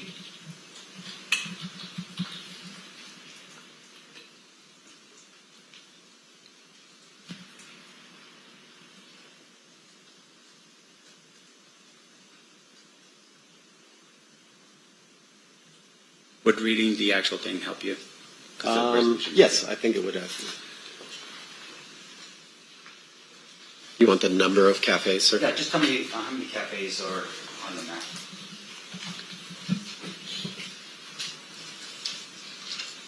One, two, three.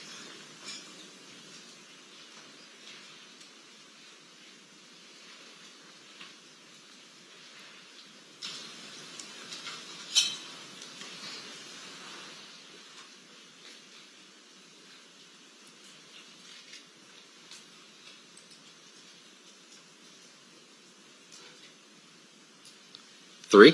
All right. Thank you. I'm sorry, I'm the coach. Oh, of course. You may move freely. Thank you. Showing you again for the jury 144. If you can just get up and point to the map in terms of where the cafes are on property in 1996 for us, please.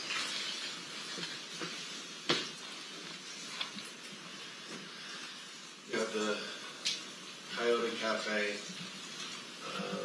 this video, I'm not sure, coffee shop, and I believe this is also a gourmet coffee stand. Okay. Thank you. I appreciate that. Now, in terms of the number of people moving through the casino, obviously very excited in terms of who they think is going through the casino, would that have been something that would have been unnoticed by anyone? I'm sorry, I don't understand the question. Seems like a weird question, right? But the idea behind it is that there are so many people moving through that casino. Is MGM built in such a way where you wouldn't notice that, the noise or the bustle or anything like that? Yes. It is You built wouldn't, that way. no, you wouldn't notice it. And in terms of the number of people that are going through there at that particular time, you have camera angles, right? And they're showing us where these people are going, right? Yes. So outside of the casino, going back down here to the bottom of 144, were there any camera angles out here in the line entrance to help us see where the individuals left and what direction they went to?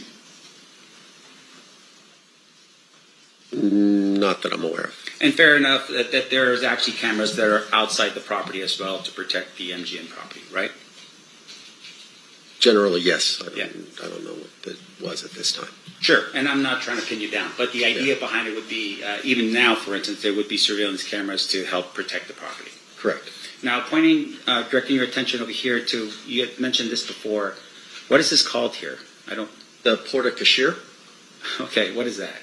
It's a drop-off, pickup, a taxi line,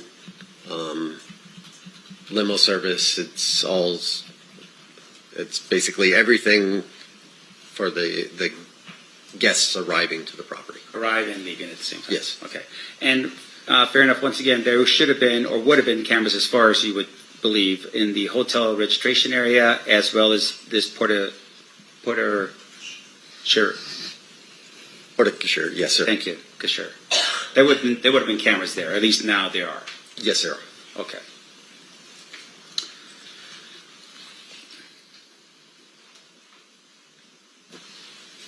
Now, do you know what MGM's policy is with regards to events that occur on property where police officers request video surveillance to be captured?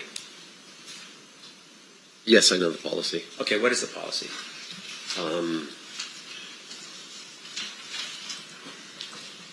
The policy when police request video is they submit a what we call an admin subpoena with the date, time, and kind of information that they're requesting, and then a member of either security surveillance or gaming surveillance will put that video onto a portable drive of some sort and provide it to the police. Right. And with regards to that video surveillance, is it the entire property? No. Okay. What typically is requested of the police officers, and what's typically protected or is saved by MGM?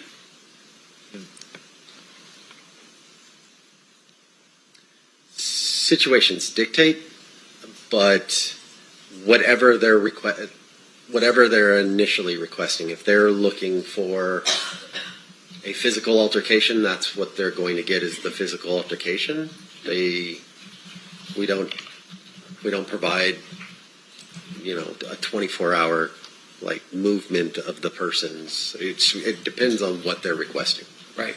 So in this particular regard, you have an individual dressed in a Dan Marino jersey that at some point leaves the elevator area. Recall that? Yes. Now, do you know if there was ever a request to follow that individual through the casino and maybe off the casino premises just because he had been involved in an altercation with some other people? I'm not aware of any request.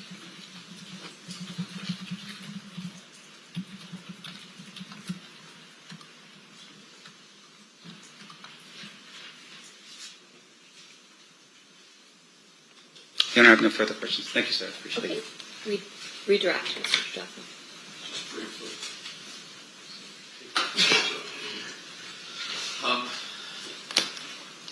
You mentioned one, you didn't know if this was 1996 or not, correct? Correct.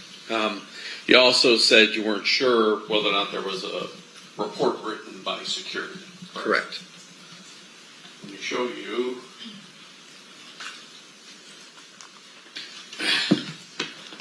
Does that document generally look familiar to you? Yes, it does. Okay. And that indicates the accuracy of the times on the, generally speaking, on the video that we have. Yes, sir. And I want to read that description to yourself.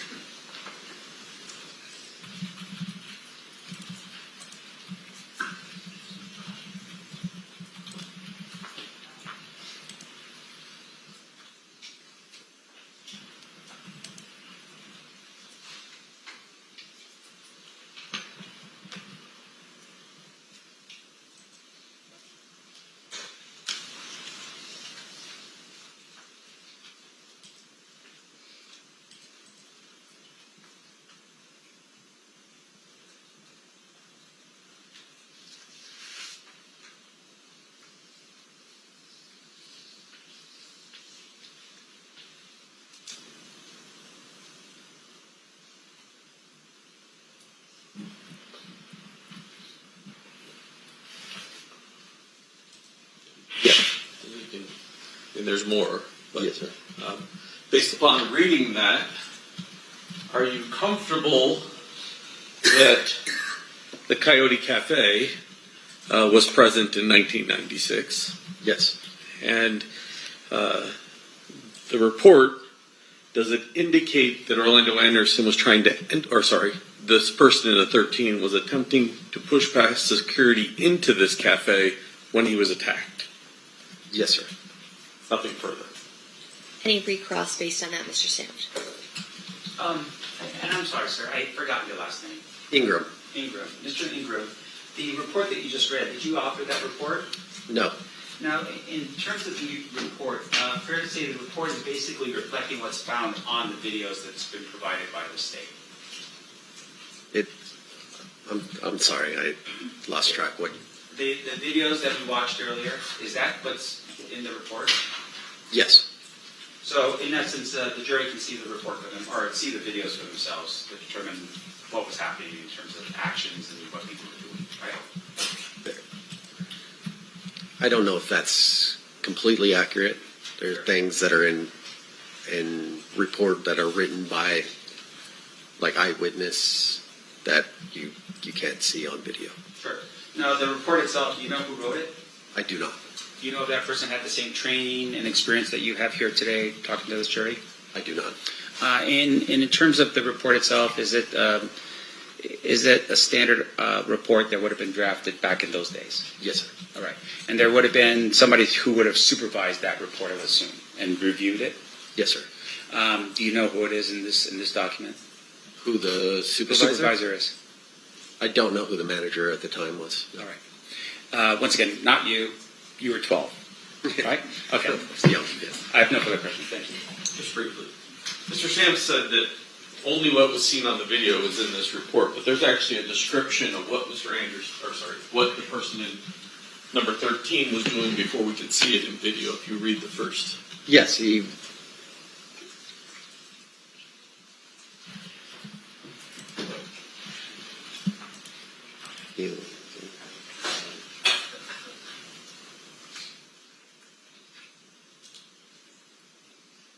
Yes, sir. This is a document that appears to be authored by somebody who was present and confronting Mr. Anderson from security as he was trying to get into the Coyote Cafe when he was attacked, and then we see on video kind of the remnants of that attack, but not the beginning of it, correct? Your Honor, I'm sorry. I'm just going to object to that question. Well, he opened the door with that question by saying... What's your response on leading?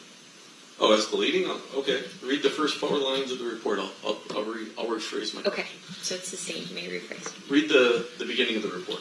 On Sunday, August 7th, 1996, at approximately 8:50 p.m., this officer was in the elevator core when I noticed a BMA wearing a sports jersey force his way past the officers. Your Honor, at this particular point, I'm going to object as this is hearsay, and there's no exception to this particular statement being brought in. Okay, your response on that one? 2 things. 1, he opened the door by claiming this report only says it's that. 2, it's a report generated at the time by the person who witnessed it, and it is a record of the MGM from MGM in 1996, all of which would qualify for admissibility. Your Honor, maybe your approach. Sure.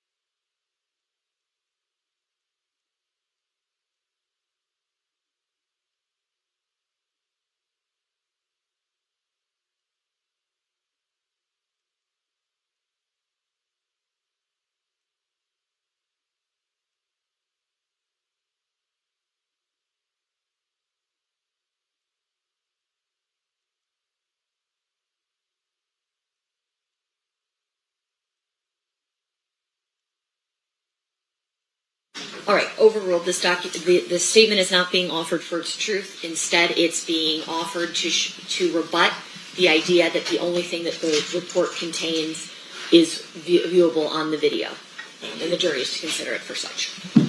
If you could just, I guess, start over. Start at the beginning there and stop at the point you get to this person in the jersey getting attacked.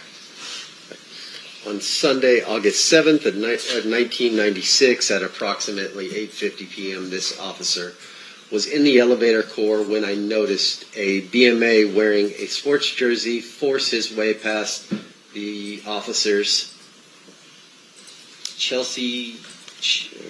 I can't read the first name, Muniz Roberts, at the North Key checkpoint by Coyote Cafe. The unidentified BMA was questioned by myself and Officer. Your screen went black. Oh, sorry. I love technology. Mm-hmm.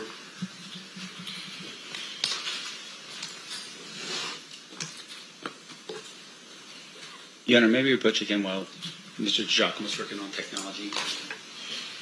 With Mr. Claus? Okay. Yes.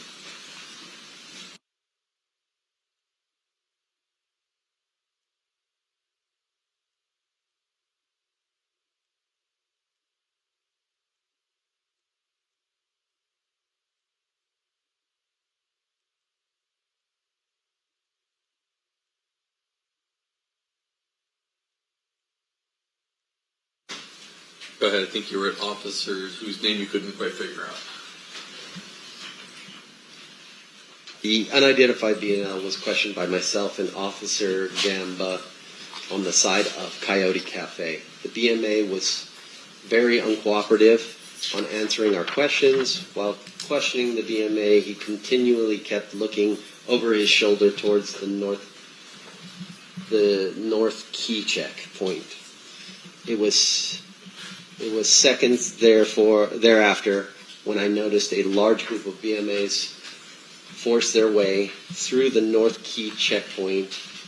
The large group of BMAs, approximately 20, were running right in our directions. As they got close to, close to the BMA that was being questioned, started to run south towards the elevator core. Around 5 or 6 BMAs from the group caught up with the single BMA, grabbed him, punched him, and knocked him to the. That's probably far enough. Okay. Thank you, sir. I have no more questions. Okay, Mr. Stamp, anything else based on that? I guess that would be recross. No, Your Honor, but with regards to my discussions with the state, I'm going to move for the admission of that particular page that was read into the record. Any objection by the state? I don't. There's a second page. Do you want to read it all first and then make a decision? Is it the first page or both pages? Is it bad, the second page? At least page 1 will be admitted. Page 2 is still up in the air. But would that be next in line for the state, or do you want it as defense exhibit, Mr. Stamp? This will be defense exhibit B, Your Honor. Okay, so that'll be admitted as defense exhibit B. We'll hold tight to see if you want 1 or 2 pages. How many pages? Potentially 2, but right now. Okay. Yeah. Let my clerk know. Yes, ma'am. Thank you. So nothing further. Nothing further, Your Honor. Any questions from the jury for Mr. Ingram?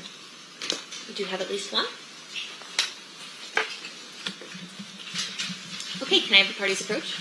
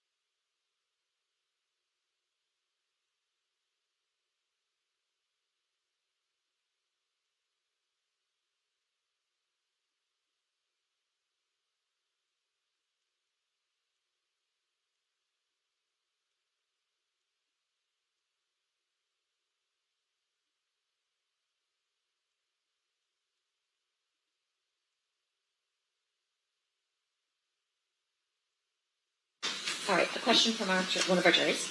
Do you know where the person or officer who wrote the report at MGM from the security team witnessed the person in the Jersey by Coyote Cafe? Can you restate that for me one more time? I can try. Or I can read it again. Yes, ma'am. Where is the officer or person who wrote the report at MGM from the security team witnessing the person in the Jersey by Coyote Cafe? Oh, on the map, it's located, the entrance, the specific entrance, whether it's, You think maybe you should stand up and do it on the big ones? Yes, so you can ma'am. understand that. So from what I could read, the entrance into the cafe is located here, into the Coyote Cafe. So this would be where the initial stop and talk by the security personnel would have occurred at. And do you know where the person who wrote the report was seeing that person in the Jersey from? From that specific location. So he or she, I'm not sure the exact person, but the security describes that they're at the position and someone tries to push past, in which case they approach and stop and talk at the entrance of the cafe itself. Okay. And then as to the second part of that question, I'm not going to ask because that's not something that he would know why that decision was made. State, did you want any follow-up based on that question? You didn't recognize the name of the author of that particular report, correct? Correct. And you have no idea what happened to that person in the last 30 years in their lives, whether they're alive, dead, locatable, anything like that? No knowledge. Thank you. Mr. Sam? Yes, Your Honor, just a couple more quick points. So I want to be sure I'm clear. Did the MGM during that time period have those booths set up where you couldn't go to the elevators unless you had a room key or something? Is that what we're talking about in terms of a checkpoint? The checkpoint is, it's not a physical location as much as it's a security position where they would check room keys to get into an area. So if the report is saying someone was trying to push through, they're trying to go past that area into the elevator area? I mean, where are they going? That's the direction that he travels. The security report states he tries to get into the cafe, and then when he's approached by the large group of males, he runs towards that checkpoint. So he's trying to get out or through the elevator core down into or wherever he decides he's trying to go. But that's the checkpoint. That little looks like a telephone next. Correct. That's where he's trying to get. All right. So, but the report's kind of weird, right? Because it's not saying that he's trying to go into the Coyote Cafe. He's actually trying to go through a checkpoint or an area. I think that's what you read, right? I would have to reread it again, but I believe he tried to get into Coyote Cafe first. Okay, so he's going, there's a ton of people, they're all leaving the fight, and for some reason, him going into the Coyote Cafe causes security to go after him? If it's closed or if it's blocked for a private part, I'm not exactly sure, honestly, why they would do it. I see. So, I mean, but outside of that, your idea as to why the Coyote Cafe would not be open to this particular individual in the Merino Jersey would have been because it's closed for a private function or closed completely. Correct. Okay. No further questions, John. All right. Thank you. Mr. Ingram, you are excused at this time. Sorry, Judge, can I have one follow-up to that? Oh, okay. Or the cafe is overcrowded and they're stopping people from going in. Correct. Thank you. Okay, now you're free to go. Thank you, Ben. Ladies and gentlemen of the jury, at this time we're going to take a 10-minute restroom break. During the recess, you are admonished not to talk or converse amongst yourselves or with anyone else on any subject connected to the trial, or read, watch, or listen to any report or commentary on the trial of any person connected to this case by any medium of information, including without limitation, newspaper, television, the internet, and radio, or form or express any opinion on any subject connected with the trial until the case is submitted to you. We'll see you guys back here at 11:15. Please rise for the jury.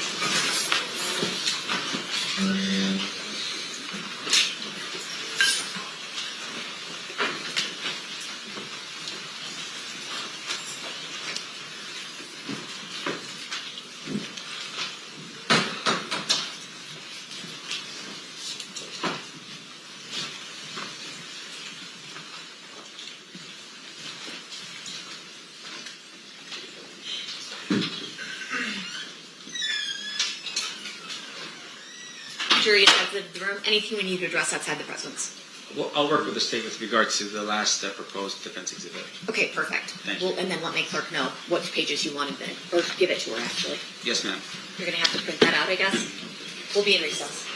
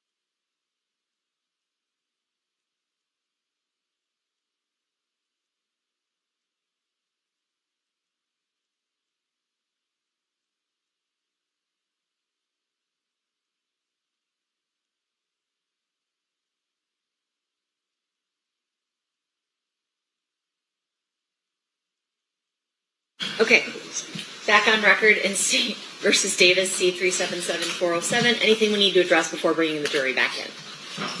Hang on. Let's bring them in. Please rise. Rise for the jury.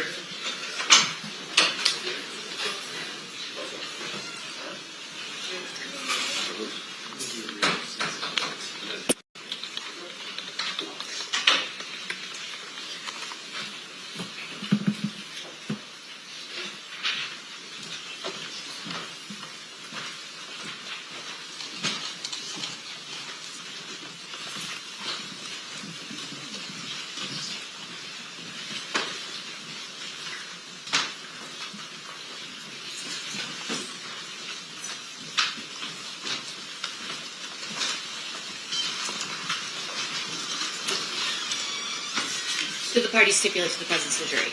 Yes, sure. You may all be seated. State, you may call your next witness. Kenneth Rios.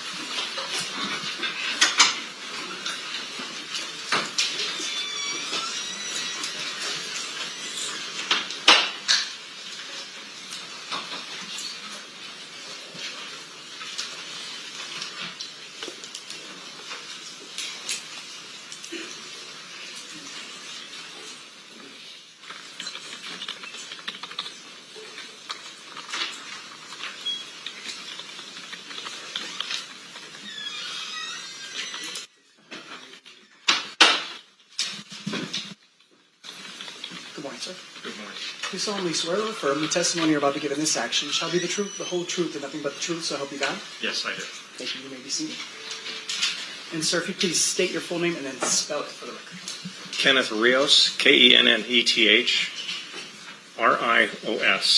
Thank you, Mr. Rios. Mr. DiGiacomo, you may proceed whenever you're ready. Thank you. Sir, how did you used to be employed? I was employed as I retired as a Las Vegas sergeant for Las Vegas Metro Police. And how long were you with Metro? 28 years. And when did you start? April 17th, 1990. You direct your attention to September 7th of 1996 at about 9 p.m.-ish in that area. Where were you working? I was working as uniform patrol at the MGM Hotel. At that time, did you learn of a situation that occurred in the elevator section of the MGM? Yes, I did. And did you respond over to that location? Yes, I did. And did you have contact with an individual wearing a Dan Marino number 13 jersey? Yes, I did. I'm going to play a little video for you. Can we go back, Tommy?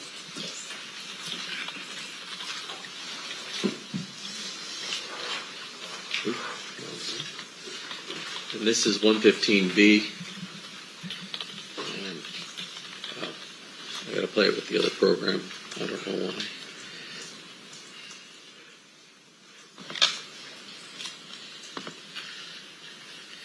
I'm going to back up just a little bit here.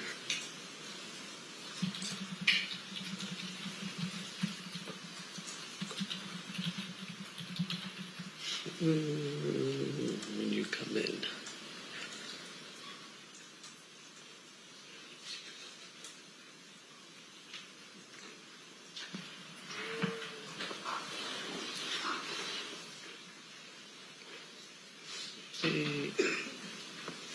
Start it right about here.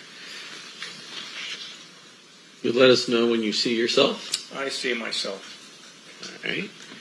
And which of the three officers we have on scene there are you? One with the dark hair. My back, well, it was dark back then. My back is towards the camera facing the gentleman that has the Merino jersey on. Eventually, if we watch this video, you have a conversation with this individual, correct? Yes, I did. And at that time, did you ask him to identify himself? Yes, I did. How did he identify himself? He identified himself through a California driver's license, which security had in their possession and gave to me. Back then, this is just a fight call and he's the victim, correct? We thought he was a victim, yes. And so, did you talk to him about whether or not he wished to press charges or the involved. Describe that for us. Yes, I asked him first if he needed medical assistance, and he refused. He said he was fine. I then asked him what happened, and he told me basically that a couple of guys that he didn't know jumped him. And once again, I asked him if he needed medical. He said no. I asked if he wanted to file a report, and he said no. At that point, was he released and free to go on his way? Yes, he was. Later on that evening, did you learn about a shooting involving Tupac Shakur? Yes, I did. And then were you asked to then draft a report as to what your interaction was with Mr. Anderson? Yes, I was. And at that time, what name did you remember for Mr. Anderson? It was Orlando. I remember his first name.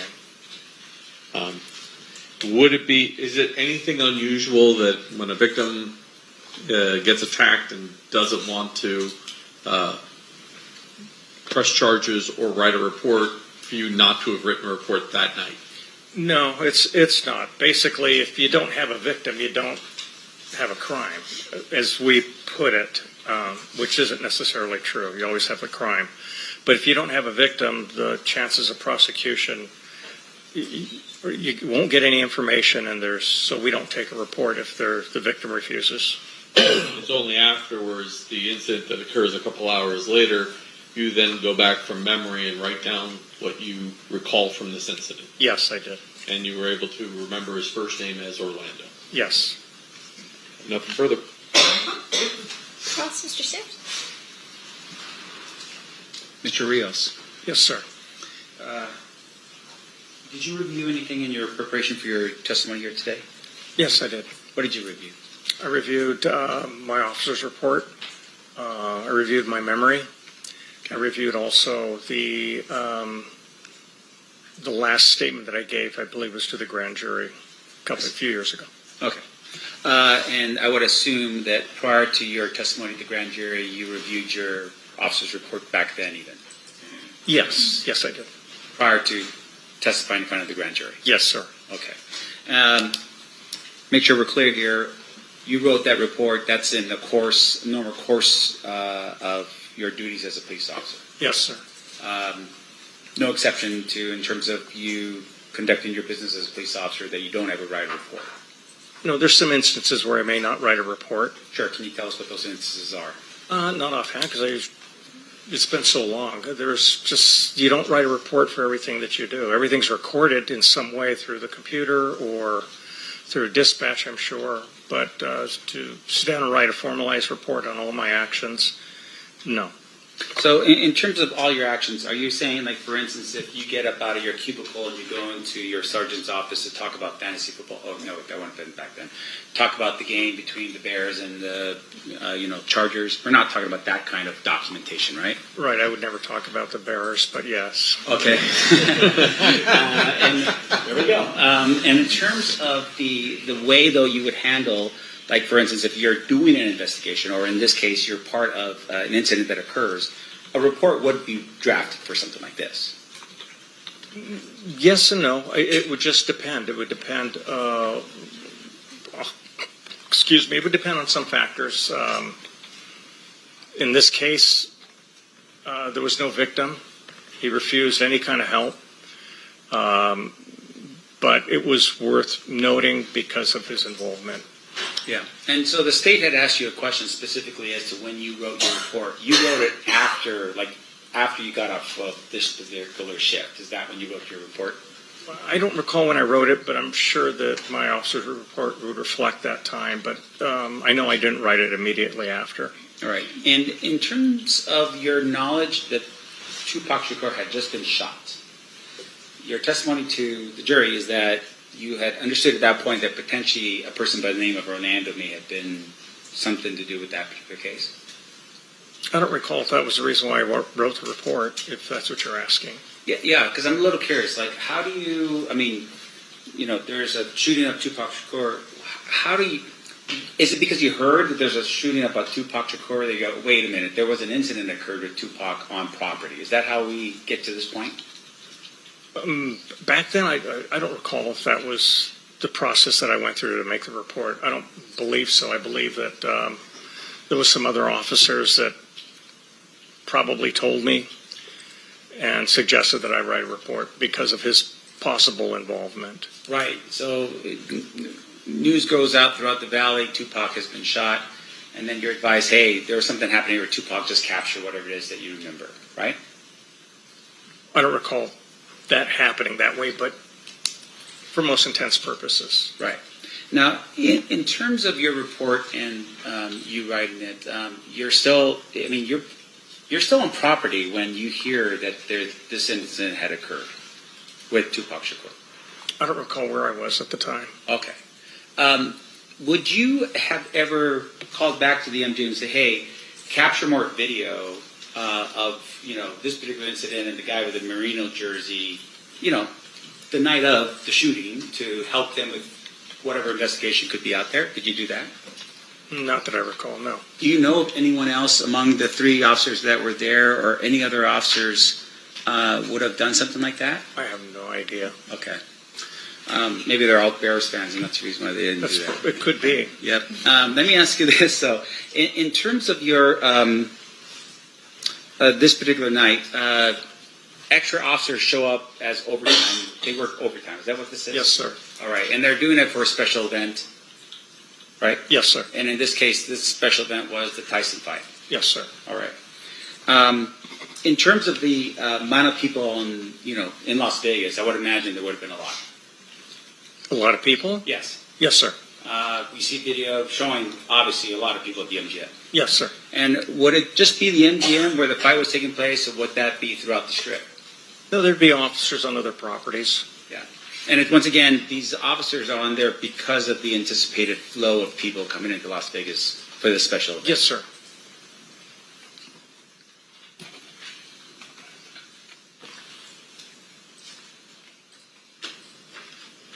Sir, I have no further questions for you. Thank you. Thank you, sir. Anything further, Mr. Giacomo? No, Judge. Ladies and gentlemen of the jury, any questions for this witness? We have at least one.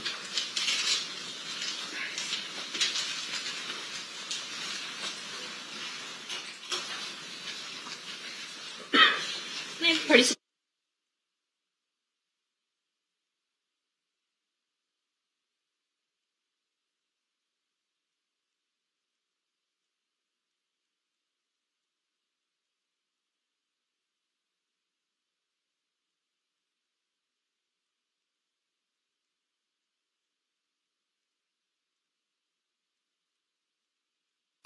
All right, a question from one of our jurors. After an incident like that, is it customary to not follow the people who did the assault? Is it common for everyone to stay with who you thought was the victim? My position at that time, yes, it would be to stay with the victim because we had already radioed 2 other officers that were on scene. Okay. And as well as the MGM security had radioed to their officers up front. So it would have been my responsibility to stay with the victim to make sure that he wasn't in dire need of medical assistance or still wanted to file a report. Okay. Any follow-up based on that, Mr. DiGiacomo? No. Mr. Sanft? No, Your Honor. Okay, perfect. With that, you are free to go, Mr. Rios. Thank you. All right. State, who's your next witness? William Hedemeyer? William Hedemeyer. William.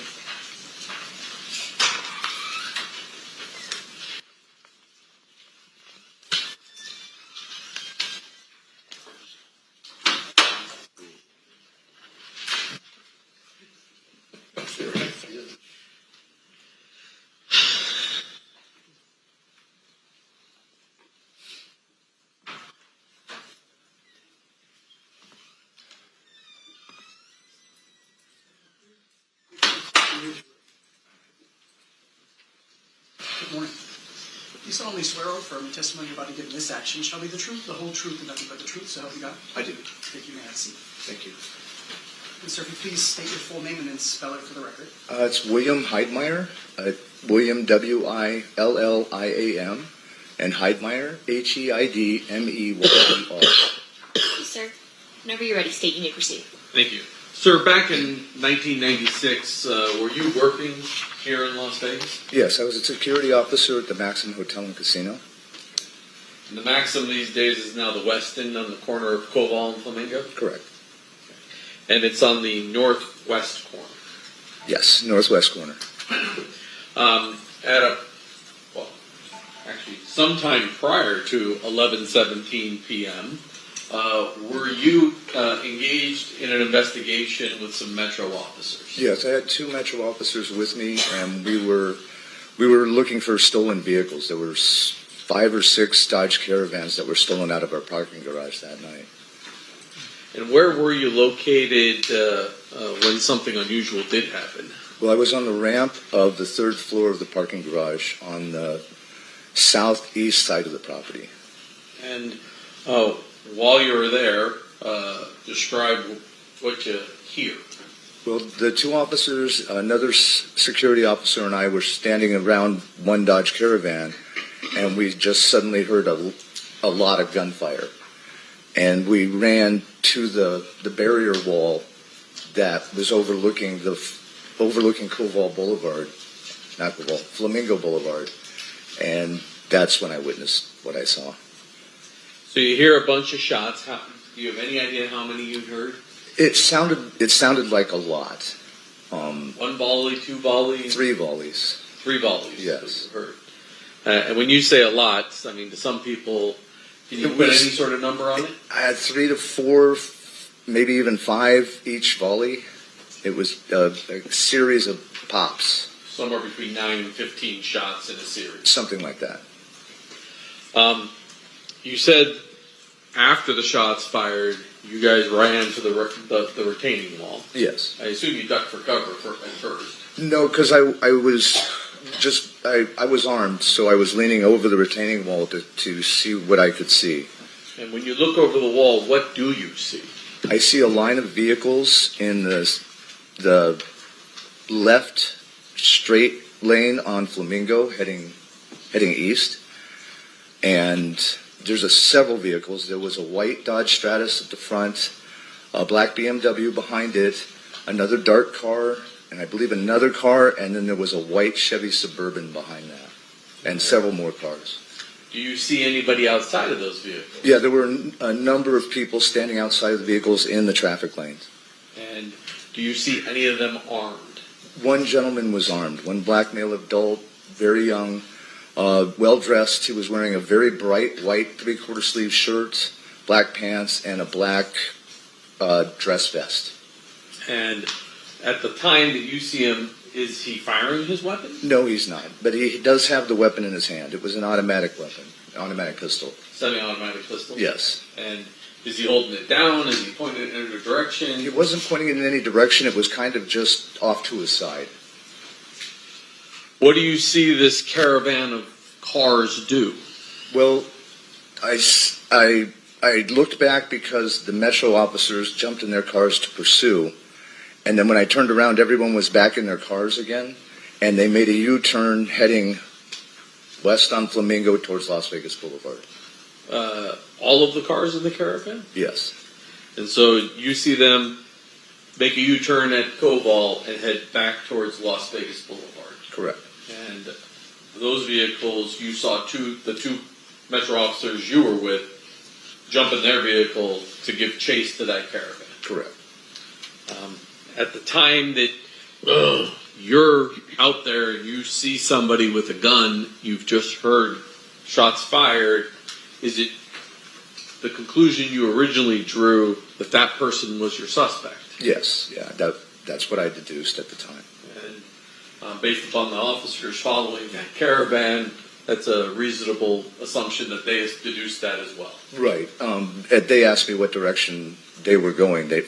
They rolled down their windows and were asking me what direction everybody went, and so I pointed to make a right and head towards Las Vegas Boulevard. And those officers then went after the caravan. Correct. Objection as to speculation. What's your response? Well, he watched them do it. He didn't Okay. testify. Did he testify that? Did you watch Lay the some more officers? foundation. Did you watch the officers go after that caravan? Yes. Okay. Thank you, sir. I pass the witness. Okay. Any questions, Mr. Stamp? Yes, Your Honor. Mr. Heidmeyer, I'm going to show you it's been marked and admitted as State's Exhibit number 1? 1? No. Yes. One, you want 2?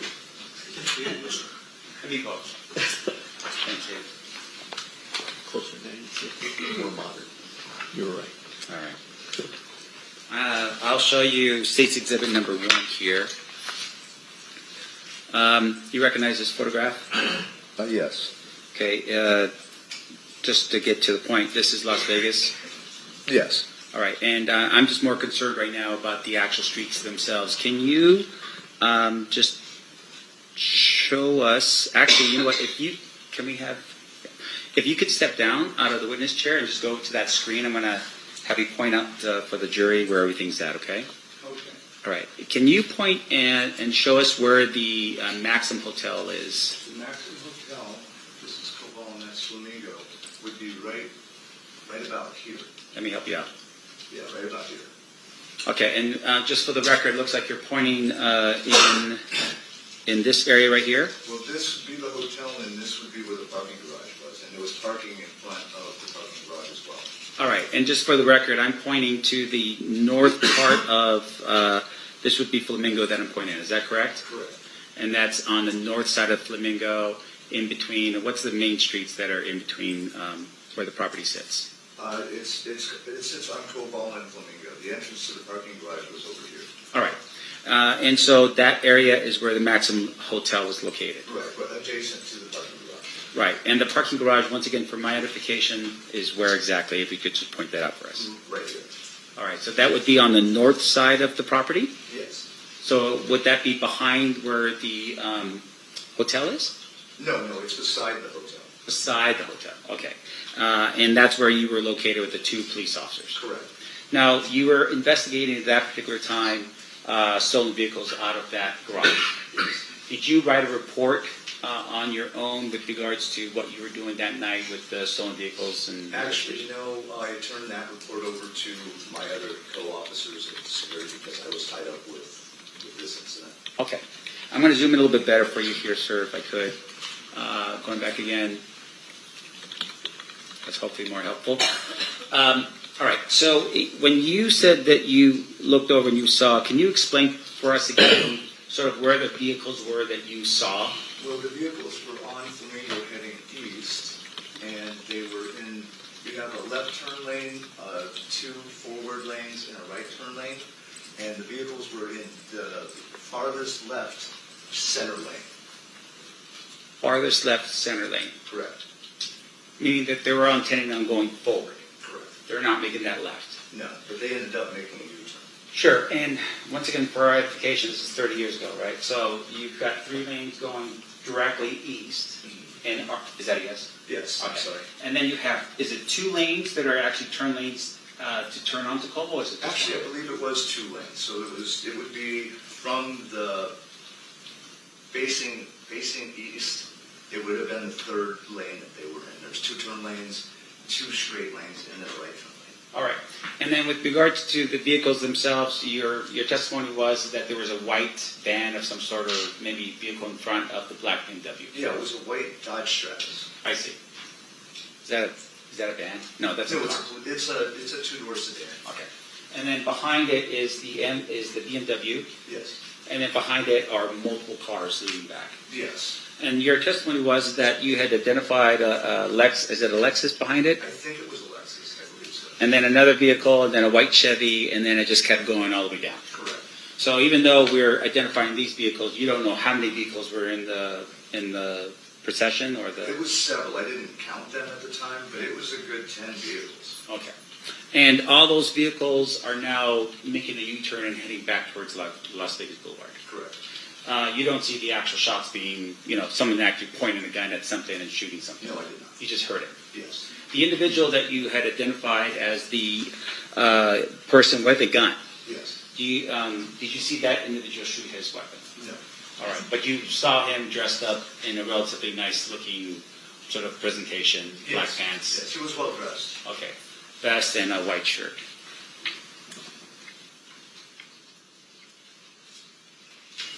Okay, I have no further questions. Thank you so much, sir. I appreciate it. Yeah, you can go back up there. Yeah. Sit down. Yeah, sorry. Thank you. Thank you. No worries. State, anything further? No, Your Honor. Ladies and gentlemen of the jury, any questions for this witness? Seeing none, thank you so much for being with us, Mr. Heidemeyer. You are free to go. Thank you very much. You're welcome. State, you have one more, right? Before Yes, lunch? Judge. Okay, who's that going to be? Dino Kelly.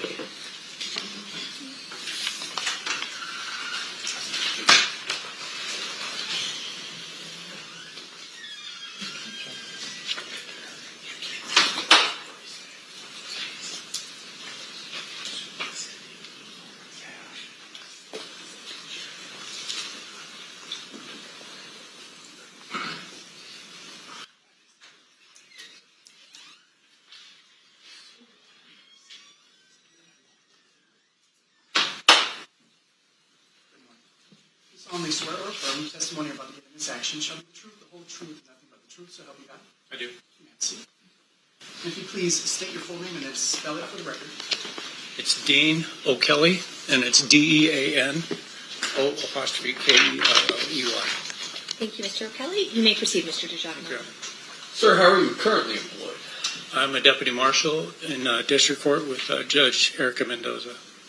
Prior to become a deputy marshal, well, I guess you've had multiple hats. At some point, were you a Metro police officer? Yes, I was for 20 plus years. And approximately what year did you start? September of 1991. And when did you retire as a Metro officer? July 12th of 2012. And after July 12th of 2012, did you do something else with Metro? I did for about almost 8.5 years. I was a cold case homicide investigator. Now, well, let me ask you this. When did you first go to homicide? In 2003, on July. So on September 7th of 1996, what was your assignment? I was a detective in the gang unit on one of the enforcement teams. What does that mean you did for Metro? What's an enforcement team? So the enforcement teams are dressed in greens, and we usually have 5 or 6 detectives together, and we would patrol known gang areas and come in contact with gatherings that involved gang members. And then after enforcement, I did 2 years in investigation where I investigated gang-related crimes. Before I get to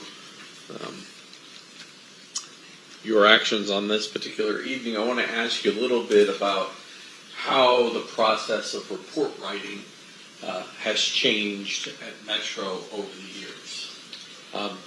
You have handled your own cases since the early 2000s, but you also were a cold case investigator, which I assume that means you also have experience with years and years and years before you ever even became a police officer. Certainly. Was there a particular way that cases were documented up until the early to mid 2000s? I mean, I think there's been some changes over time just because of the digital age. And, when I first went to homicide, we were still using typewriters that had the little spinning ball on there and actually typing in triplicate, those types of things. Keeping our notes, handwritten in our notebook. And then it kind of changed over time. Everything went digital, and we started keeping things on the computer.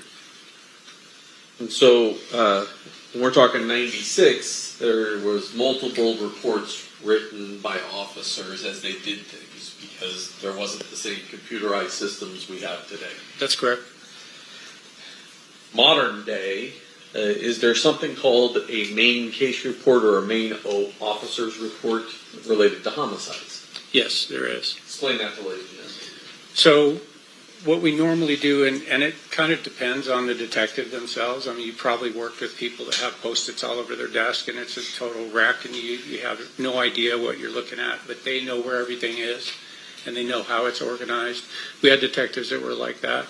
Me personally, I would keep everything on what's called a case management form. So from the very beginning, from the very start of when we got a call, and we're keeping notes in a notebook, all that information go into a case management form. So I wouldn't be initially concerned with an officer's report getting started at any point, because I was using that management form each and every time we did something investigatively. If we took a phone call from, a witness, then I would document that on that form. And at some point, especially if you had somebody that was in custody, you would transfer all that information over into an organized officer's report, which would then have the title at the top. It would have the date and time and location of when the incident occurred, who's involved, who are the suspects, who are the victims, who are the witnesses, and it would be in a chronological order in an investigation. But initially, everything's kept just basically in the management form. Eventually, you want to get to the point where you put together all that information into an officer's report, and there will come a point in time where the individual detective would make the decision that the officer's report's final, right? You would get it signed off. It'd be signed off by your sergeant. It'd go into the case file, and then from that point, you would just basically be filing addendums as new information came in. You might write that information down on that management form and then do an additional officer's report. That's definitely something that I saw when I went to cold case. Some of the cases that were, 20 years old, every single step that detective did was a completely separate officer's report. So you get 15 officers' report in the case file. It definitely made a lot more sense to finally get to one point where we had just one officer's report covering the case. And in your experience, is it unusual for an officer's report to be the very last thing that's generated by the detective assigned to the particular case? No, that's not unusual at all. I want to direct your attention back to September of 1997, and I'm going to put up really two aerials for you first of all, but I'm going to start with State's Exhibit number 1. Can we go back to me?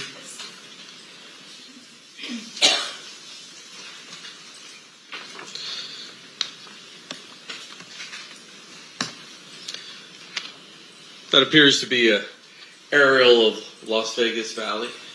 Yes. And it's clearly more modern than 1996 because you can see T-Mobile over here and some other things. Is that correct? Quite a bit different today. Yes, that's true. And then I'm going to go back and show State's Exhibit number 2. This is a much earlier rendition of the Las Vegas Valley because T-Mobile's not there. Is that accurate? That's correct. Okay. And identified on State's Exhibit number 2 is where the I can move the mouse away. Where it says Monte Carlo, that's generally where the Park MGM is today. That's correct. And at the time, back in 1996, there was a club called the 662 Club on Flamingo. Is that correct? Yes, very familiar with it. And is that referenced in State's Exhibit number 2 as well? It is. And is that generally in the location where it's at? Correct. So now I want to jump back to 1. At about 11:17 p.m. On September 7th of 1996, where were you? We were conducting enforcement activity kind of northeast of the location of Cobalt and Flamingo. And did something catch your attention? Yes.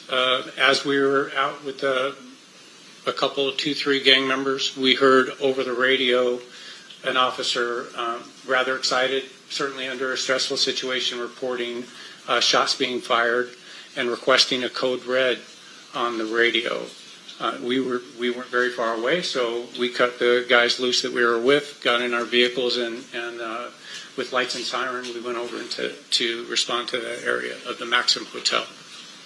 When an officer calls out code red, what does that mean? What is he trying to do? The code red is so that no other radio traffic is coming across except for what those officers are going through. So it's trying to keep the radio traffic to a minimum So we didn't even announce that we were en route. That's not important for dispatch or really anybody else to know that we were on our way, because we're waiting for updates from that officer or from the officers involved. So we stay off the radio. It's a sacred thing. You don't break the code red unless you really have to get on the radio. And where do you respond to? We responded to the intersection of Koval and Flamingo right there at the Maxim Hotel. Now it's called the Westin. But we went into the parking lot on the south side of the Maxim, and where we saw a patrol unit. At some point, do you walk out onto Flamingo? Well, let me ask you this. When you first arrive, is there traffic still driving eastbound on Flamingo? Yes, I mean, nothing's changed so far as traffic at that point, because whatever had happened was several minutes before that. So now people are still just driving by. We got to the parking lot. My Sergeant Cindy West, had inquired as to where the shots had come from, and we were able to look out into the street there on Flamingo, just west of Koval, and I saw in the headlights just little glints of light and recognized that. I spent plenty of time on a firing range, and I know what brass looks like on the ground. So we were able to determine where several cartridge cases were located in the street west of Koval on Flamingo. I'm going to approach and show you State's Proposed Exhibit 34 to 41. As you look through those, I'm going to grab something from the clerk.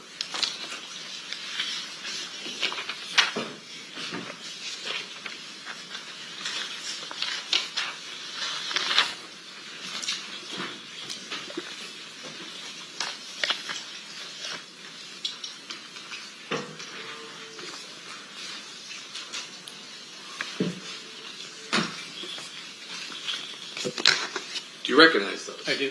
And how do you recognize those? When we spotted the cartridge cases in the street, at the time my enforcement vehicle was a Chevy van, and we had a whole bunch of cones. So as we located the cartridge cases there on the roadway, we took a bunch of cones out of my vehicle and actually placed them, in the photographs you'll see it a little bit different, but we placed the cones on top of or over the cartridge cases, so the cones protected where they were located, because you could even see there was at least, I know one for sure, maybe more, that had already been run over by traffic, so it was a little bit mangled. So we protected the crime scene, and we also popped a couple of flares on the north side of the number 3 travel lane where the cartridge cases are located. And this State's Exhibits 34 through 41 fairly and accurately represent that situation. Yes, it is. Move to admit. No objection. So admit it. So I'm going to put up 34. And can you just describe for us what we're looking at? So you can see the cartridge cases are kind of straddling the two lanes. Can I stop you for a second, Mr. O'Kelly? Yes. There's a mouse sitting right there. Don't click it. Just it'll freeze up the whole system, but you can use it as a pointer. Exactly. So these two cones that we set up here were more or less to protect where the cartridge cases were located. These other cones are covering the actual cartridge cases in the roadway.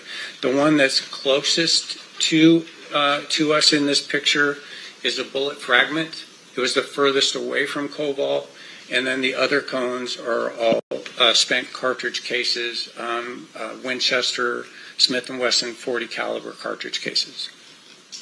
Do you know a person by the name of Dan Ford? Yes, I do. How do you know Dan? Dan Ford is a senior crime scene analyst that I worked with quite a bit. We started on the department right around the same time, and ran into him several times on cases that I worked with in the gang unit investigations.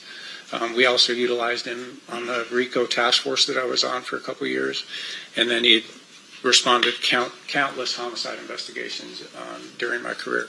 Eventually, does Mr. Ford leave the crime scene that was at Harmon and Las Vegas Boulevard and come, and is he the person that takes these pictures and winds up collecting these items? Yes, he is. Fortunately, Dan was already dispatched to the area of the Maxim for the patrol units that had called out on the radio the shots that were fired. They were taking a report for damaged vehicles that were there, and Dan had already been dispatched to that. So he wasn't far away when the shots rang out, and he was requested to come to that scene. Sitting there in front of you is state's proposed exhibit 129.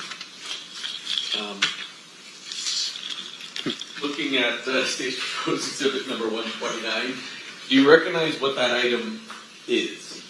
Yes, I do. I've seen and reviewed the handwritten evidence inventory that was authored by Dan Ford.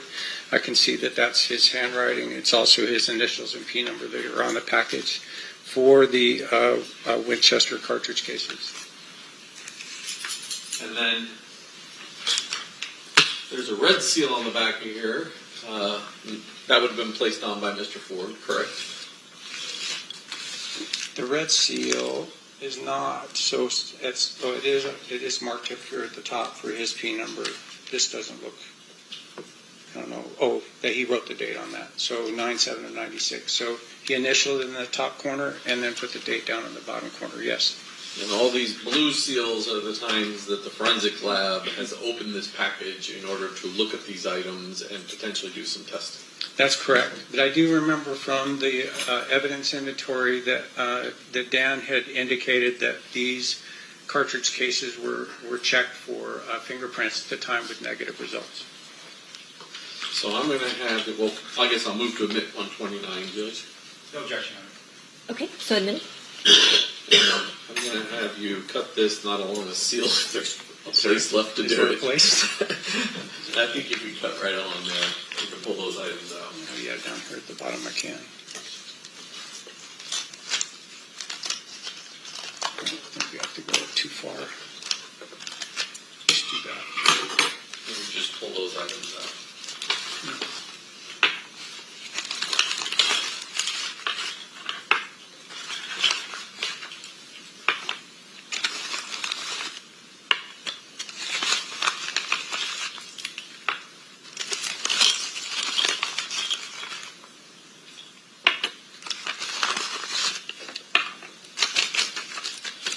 These, well, they will eventually be marked 129 G, A through G, but I'm going to show you this one, which has a 14 on the top of it. And you said you remember at least one of them was mangled. Mm-hmm. This one's flattened on the opening, opposite of the head stamp. It's flattened, so it's been run over. And there appears to be at least one more of these that has some damage to it. And several will have damage to it. Is that correct? They're definitely misshapen. A couple of them are. This is actually the closest that I've seen them, because when we came out, we just put the combs right over the top of them, didn't mess with them at all. So I'm able to now look at even the primer impacts, which is significant. Why is that significant? Because a Glock pistol has a rectangular opening for the firing pin. It's vertically oriented on the front of the bolt face for a Glock pistol, and you can tell by looking at the primer impact that that's roughly the shape of the impact on the primer. So that suggests to you that the weapon was a Glock 40. That's correct. Now, Detective, or I guess it's Mr. O'Kelly now. Detective retired. I don't know. Deputy Marshal. Yeah, Deputy Marshal. There you go. While you're at the scene, are you getting updates on the radio as to potential suspect vehicles that you should be looking for? Periodically, again, that code red is in effect for quite a while, so there's not a lot of radio traffic that was going on. The call came in initiating the code red at 11:17. We were a short distance away, and we went code. Well, we ran code, so we did lights and siren. It didn't take us very long to get there. I know that Sergeant West waited until there was a complete lull in the radio traffic and announced that we were en route and arrived at the same time, and I believe that was at 11:26. We had been there before that, so we were there before 11:20. We were already there at the scene. So at about a little bit past 11:30, we got an update on the rough description of a light-colored Cadillac. I know at some point on the CAD report it said late 90s. It had to be late 80s, right? This is 96. And there was also some indication that it was in good condition, which would say that it was an older vehicle than late 90s, right? So we were looking for a light-colored, possibly white Cadillac with two black male occupants. And there was a report that it was northbound on Audrey, which now Audrey Lane is the Link, right? It's the Link Lane. So it's on the west side of the Maxim going north. There was some report that possibly that's where the suspect vehicle had gone. So the initial report says light color Cadillac, last seen northbound on Audrey. Right, with two black males at that point. Do you wind up getting updates throughout the evening as to the vehicle you're looking for? We did. I'd say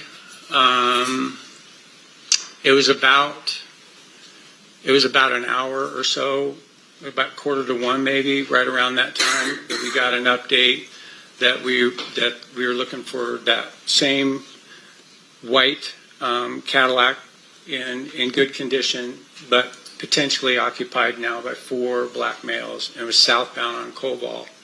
That made a little bit more sense to us, especially that we were out on the eastbound lanes of Koval, right just short of the intersection, and that the Cadillac had to have been to the south of the BMW, and it made more sense that they would have made a right turn. So that definitely clicked when we were told they were southbound on Koval. Does there come a point in time when you do what's known as an ATL or attempt to locate that particular vehicle? Yes. Thankfully, because Dan Ford was not too far away, we were able to get relieved from our protection of the crime scene where the cartridge cases were located. And I think we cleared exactly an hour after the initial code red was called. And that was the first thing that we did was we went south on Koval. We checked areas that we frequented in the gang unit, looking for potentially really any light-colored Cadillac. I mean, the kind of the yellowish lights that we have in town, the street lights that they use for low, so it's not too much light in town. Those can kind of throw you off on color. So we were looking for any light-colored Cadillac. We'll put back up State's Exhibit 1. During all this time period that you and your partner ATL'd for this white Cadillac, did you ever drive into the parking lot of the carriage house? No, I can say that in my 35 years, I've never been in the carriage house. Thank you. I pass the witness. Okay, cross-examination, Mr. Sims. Sorry, sir, what's your last name again? O'Kelly, O''K-E-L-L-E-Y. Mr. Kelly, thank you for being here today. Your testimony, obviously, I would imagine before you were here, you probably reviewed your reports, whatever it is you wrote during that time period. I didn't write any. Okay. Certainly, even after I went to homicide, I wasn't involved in the investigation for this case. I did review the CAD report, the computer-aided dispatch report, noting those times. I don't have that great a memory, so I'm going to have to tell you that. And that handwritten evidence inventory by Dan Ford. I have both copies right here in my notebook. I see. So at the time you retired as a homicide detective? I did. And then at that point, you came back to work as in the cold case unit as an investigator. I did, yes. All right. Now, a couple things. First of all, when you retired as a detective with homicide, were there any outstanding reports that you had not drafted when you left? I can tell you that and people love me, so they got a limousine and we had a big party. So as there was a limousine out in front of headquarters at 400 Martin Luther King, I was typing the last officer's report that I needed to personally finish. I was leaving a partner behind whose name is also Dean. So he was able to, tie up any of the cases that we had at that point. But I would say there were, but the ones that I knew I needed to get done before I left, I got done. And the reason why you prioritized those ones is because I would imagine they're still open investigations and you're handing it off to the next person to continue with your work. That's correct. It makes it easier for them if it's tied up as best we can. Right. Did you take any of those cases with you when you went over to the cold case unit? When I came back to cold case, that was the original reason that I even agreed to do cold case homicide investigation was because of personally had investigated one in particular. So as soon as I came back to cold case homicide, the very first thing I did was go and pull Jamie Sheldon's case and bring it over to my desk. That's the first case that went there, and we were able to work. I was honored to be able to work on cases like that and others that I had been a part of when I was a detective, yes. So in terms of, just explain to the jury what a cold case is. Can you explain that? Certainly. So a cold case is officially cold when the detectives who are originally assigned to it are no longer there, whether they transferred out or they retired. If there isn't an original detective assigned to the case, it's considered cold. Right? No one's assigned to it. Those cases can be handed off to other detectives that are still in the unit. I remember, when Marty Wildman left the department, he came over to me personally and said, hey, I'm handing Teresa Insana to you. Can you take this case on and continue to follow it up? It's considered cold because he's gone, right? As soon as he left, it's officially a cold case. But if there's a detective who was originally assigned to the case, it's their case until they're done, right? You're not going to go stepping on toes and just pulling cases and start working on other people's stuff unless they asked you to do it. And with regards to the cold case unit, I'm assuming there's probably two detectives who are the official detectives for the unit, and then you have investigators, retired homicide detectives that help with the investigation? That's correct. Initially when Sergeant Hefner, sergeant in homicide, but then came back with me at the same time. So the two of us came back, and we were on our own.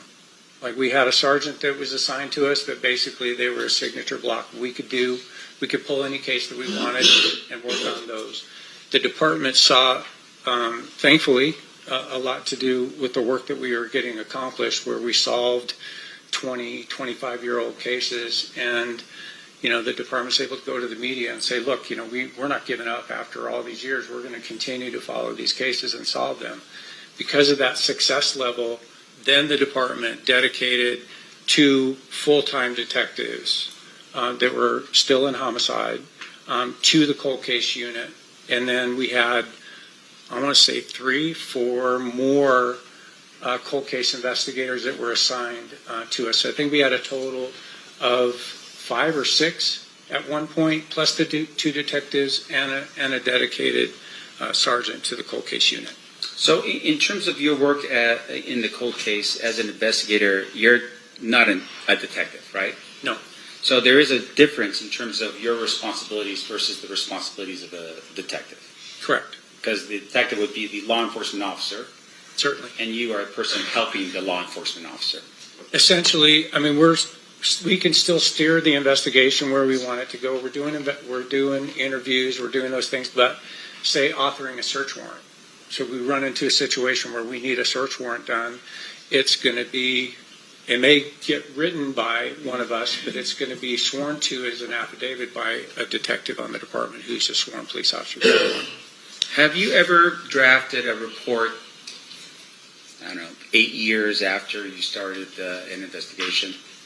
Well, because of cold case, yes, certainly. But Yeah. just as a police officer or a detective, have you ever waited, say, years to draft an actual report on something? I don't know what would be my record-breaking delay in authoring a report, but I'd say, you know, if you're dealing with a case where there's nobody in custody, like you haven't arrested anybody, I mean, it probably pushing 2 years before I finally said, you know, and even reluctantly said, all right, I'm going to close this officer's report. It's signed off because we've run out of investigative leads. We're to that point. There's really nothing else coming in, and now that's officially done. Then there could be maybe somebody calling up, or we could have somebody that gets in a jam, right, where they're now looking at serious time. This has happened to us in cold case, where now that person says, hey, I have information on a murder. So now it's completely open. Now the case is back up and running, and there would be a new officer's report started at that point in time to complete that investigation. I know where the gun is. I know who did the shooting, and now we've got a solved case after 15, 20 years. Now, have you ever delayed writing an officer's report after going to the grand jury and presenting evidence on that same case? Yeah, I would say that I've gone to grand jury before officers' reports are done. I would say that I've gone to grand jury before I've started an officer's report. Again, because for me personally, and for a lot of the guys that I work with, I'm not completely OCD, but I mean, there's things that I need to get done, or I'm not going to be able to sleep, that kind of thing. You may feel that way. But I always get the case management form started and maintained up to date. It's going to be up to date. If you make a phone call to me, I'm going to document a date, time, phone call, right? That may not go into the ultimate officer's report because it's superfluous information, didn't mean anything, but I'm going to keep that record in the CMF. I might not even start the officer's report for months, and grand jury may have already happened. Now, I feel now some pressure to get that done, right? Because if I'm going to grand jury, more than likely we have somebody in custody, and I want the district attorney's office to have the benefit of a completed officer's report, although it's not necessary.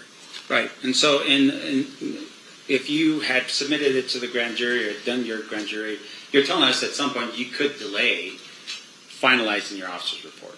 Yes. Okay.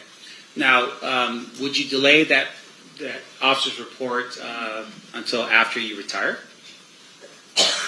Well, because I still have a partner that hasn't retired, I can have confidence in doing that. You know, we definitely did have that happen. I recall specifically a double murder that was not, the officer's report wasn't done when I left, because I knew Dean was going to be, Detective Rates was going to be continuing on with it. Right, so you knew that the other detective would still be the detective handling the case through because you are now retired. No question. But what if you didn't have that detective there, that your partner? Would you have delayed after you retired to draft your officer's report? I would not. How about? I wouldn't be able to do it, right? I mean, I just know that I wouldn't be able to do it. That's why when the limo's out in front of headquarters, I'm typing an officer's report. I literally I got the officer's report done and then went downstairs. I was done. I was retired. Now, can you explain to us? I'm sorry for interrupting, but can you explain for us a little bit about why reports are so important to you in your line of work as a homicide detective? Reports document everything, right? I mean, you need to document your observations. You need to document evidence, and for us in homicide, or even in the gang unit before that, we did that with officers' reports. Officers' reports don't become evidence, right? Officers' reports are so anybody picking up that case file can walk through the investigation from beginning to the last part of an officer's report is conclusion, right? So it may be a conclusion as to what you believe happened and you don't have somebody in custody. It can be a completed officer's report where the case isn't solved. It's still open, right? But it's at that point when you're doing the conclusion, it's more or less your opinion. This is what we believe based on everything else that precedes it in the officer's report. Okay. And that would, of course, help you later if you ever recalled to testify in front of a jury to recall what happened. Oh, absolutely. That's the go-to document for somebody who's preparing for trial is that officer's report. I mean, it can be lengthy. I've written officer's reports that are 70 pages long. And with regard to those reports and being 70 pages long, fair to say that details are super important when you're doing this kind of investigation. They are. And that would be helpful for you to remember details in the future, right, to write a good report. Right. The more extensive and the more detailed your report, the better off you're going to be, the more prepared you're going to be. But in addition to that, you could be documenting things that you observed or that you knew at the time you were doing an investigation that you don't realize were important, right? So I could document something in a crime scene that seems like it's innocuous, something that's just doesn't seem like it's that important. And then later on, when maybe a suspect's in custody or, the investigation's further, then you find out, that one item that you made a note of now becomes important because the suspect touched it or that was the murder weapon that was cleaned up and stuck over there and nobody realized it. Now, let's shift gears a little bit here. So you're no longer a detective. You're now working with a cold case. Have you taken on any cold cases that weren't yours to begin with? Certainly. And what is typically the standard operating procedure when you are starting your investigation as a cold case investigator? So you're pulling the case file, right? And it can be extensive, depending on the murder, depending on the case that you're looking at, can be rather extensive. Some of the cases that we were pulling had pouches in them with VHS tapes, right? There were separate boxes that had VHS tapes in them. You probably may even know what a VHS tape. So, and we had cassette tapes, right? Actual physical cassette tapes. So we had to maintain a VHS player in homicide to be able to review those things. So we had some of the archaic methods to review evidence. We would go through the entire case file, and that would give us a starting point. As you might imagine, what we're looking for in cold case, because of the advances in technology, is do we have any trace evidence that wasn't analyzed? Do we have any fingerprints that weren't analyzed? Do we have any DNA that maybe, this precedes DNA? We looked at some cases that were before I was born. Okay, it's my 65th lap around the sun. We were looking at cases before I was even on this planet. So you go through the entire thing and you try and make these heads or tails of where the detective took that investigation to that point. Sometimes that could be difficult, especially if you're dealing with one of those Post-it people, right? You're dealing with one of the ones that are writing notes on cocktail napkins and stuff and keeping them in the case file. We'd pull little notes that were like, I have no clue how this relates to the investigation at all. Don't know if they talked to this person, didn't talk to this person. Was this a witness? Was this a secondary victim? We didn't know. So we'd have to try and track those down. And some of the cases were so old that, people that we were dealing with, they were deceased. Did you have any success with what you did on the cold case unit? Oh, certainly, yeah. We closed quite a few. So when you say closed, meaning that you were able to find out basically the information you needed, the suspect or whatever the case was? Yes, absolutely. All the way through to an arrest and prosecution and conviction, yes. And with regards to the success you had on the cold case, did any of those cases not involve some type of technological thing like either a trace, DNA, or fingerprints? I think I'd say there was none come to my mind that we didn't have something that was redone and reviewed and then came to a conclusion or pointed to a specific person that we were then able to go and interview. We had one where we flew to Toledo and we got a confession on a murder that happened here in Las Vegas because that person was already doing life without there for another murder that he had committed.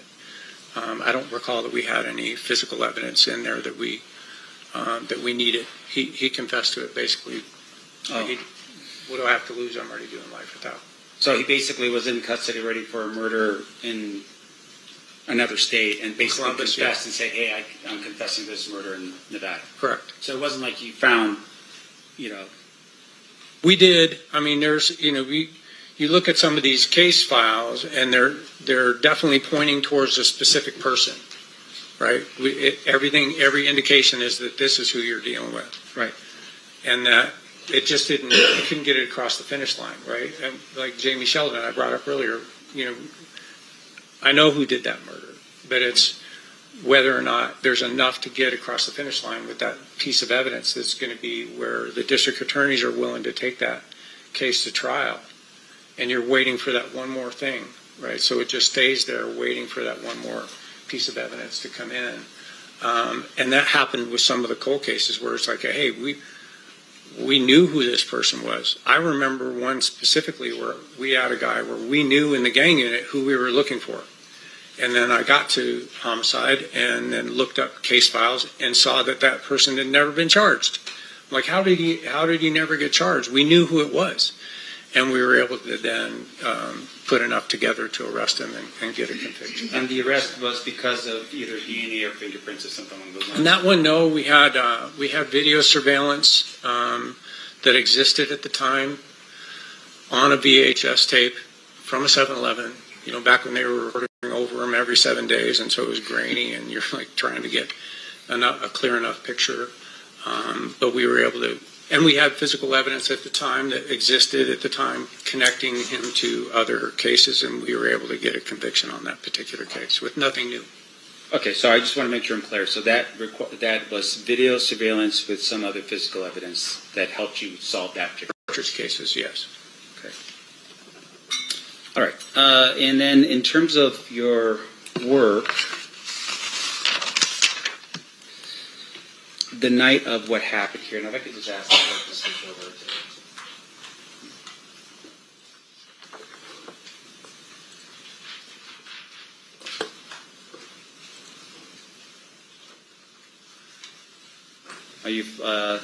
Does this help a little bit here about just zoning into zooming into where this thing happened? Right. The red triangle or the red rectangle there is where the cartridge cases are located. Near the intersection, I think the closest piece of evidence was 60 feet away from Koval.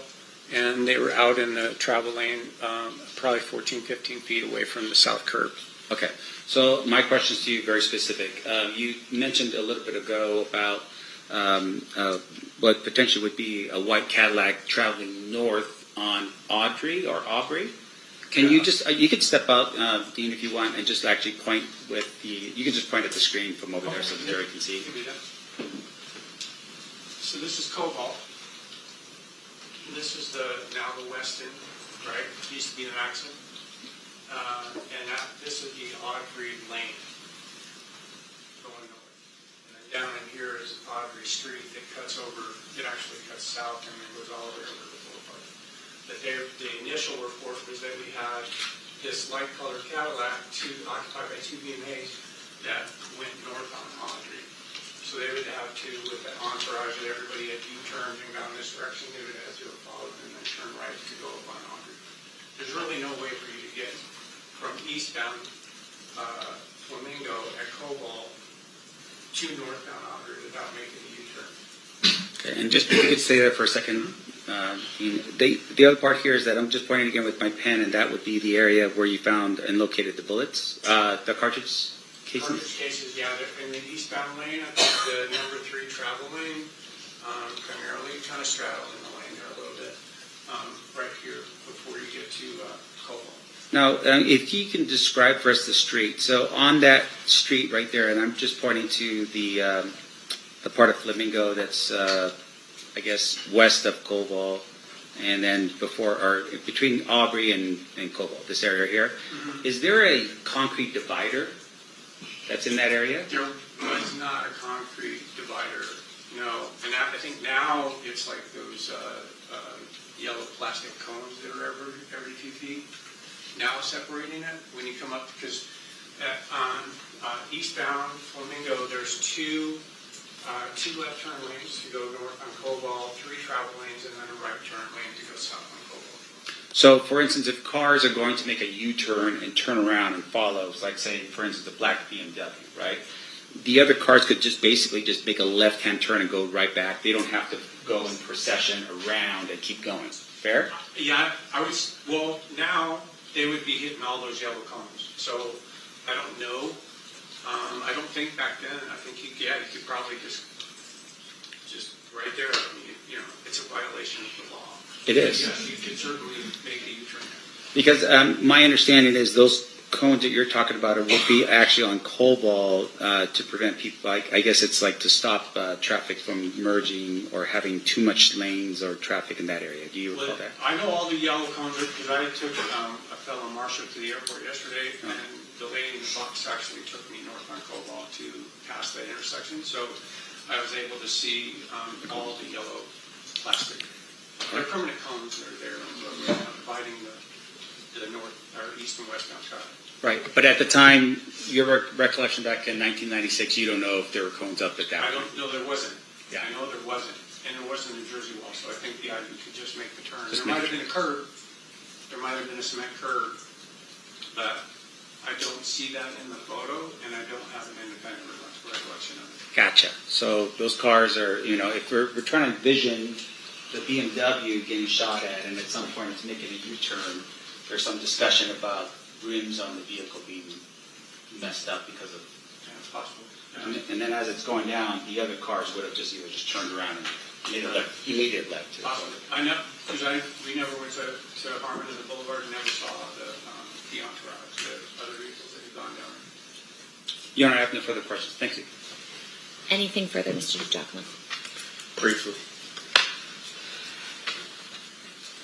I don't know if you retired on a Friday, but if you knew when you retired on Friday that on Monday you were going to be right back there as a cold case investigator, you wouldn't feel, or would you have felt, the need to finish that Friday before you got in the limousine? I think I would have been okay to let it go.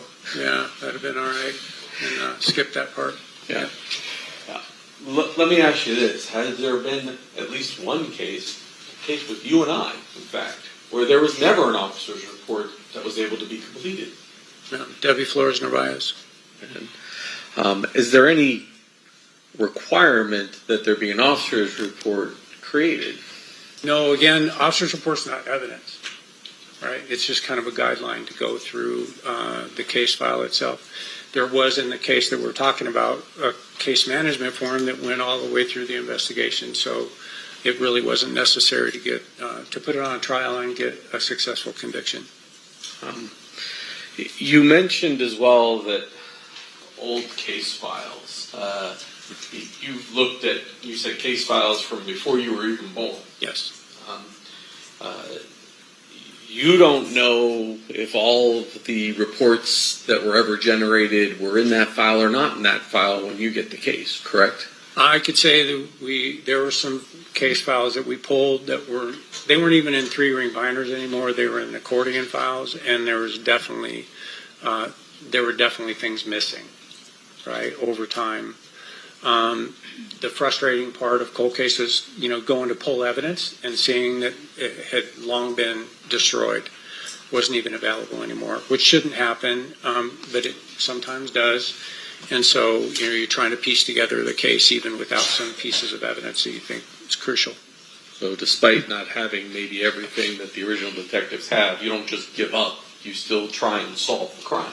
Exactly. Well, you go redo it, right? I mean, if there's indication, like again, if you got a cocktail napkin with a name and a date of birth on there, but you don't know how that was involved, then if that person's still around, you go interview them. And, we ended up doing it in cold case. We ended up doing a bunch of traveling to where we would go do those interviews and sit down with people, and, they have I mean, being a witness to or being involved or even connecting remotely to a violent incident like that or a murder, that's called a significant emotional event, right? You're going to remember very specific details. I'm sure in your own life you've had that where something really significant hits you. You can remember what you were wearing, you can remember the smell, you can remember where people are standing. So we were able to just go back and redo that interview and then put that into the case file, even though it was missing. You sort of said this, but in a lot of those case files, law enforcement knows what they believe to be the story. They just don't have the witnesses to present in a courtroom to establish the crime beyond a reasonable doubt. No question. I would say, especially during my 2 years in investigation in the gang unit, also the 2 years on the RICO task force that we were involved in, we were dealing with gang-related crimes, and there were many cases where we had something happen with, we knew 50 people around, right? There were 50 people there, and you start talking to witnesses, and everybody has the same statement. I heard shots, I ran, and the police stopped me for no reason, right? So you don't get that level of cooperation because people are afraid, right? People maybe think because they think gangs might be involved, they don't want to say anything, they keep it to themselves, and they live with the fact that they didn't help, right? But then with cold case, we were able to come back to some of these older cases where now that young gang member that might have had 7% body fat back then and was, in his prime and was scary is now an older toothless, bulldog, that's resting in the shade. So people are not afraid to now come forward and say, yeah, I was there, I saw it, I know exactly who did it, and I can prove it. So we were able to solve some cases like that, which was good. And you even mentioned a situation where you read through the file, you're like, I know who did it. You flew to Toledo, and he confessed. Correct. And that can happen in cold cases as well. Yes, it does, thankfully. Nothing further. Mr. DiGiacomo, are you moving to admit Exhibits 129A through G? I was going to have her mark them first before I offer. Okay. Was there an objection to the admission of them? No, Your Honor. Okay. They will be admitted, and you may mark them. Jessica. And Mr. Stan, further questions? Okay. Sorry, I thought I was done with you before. No worries.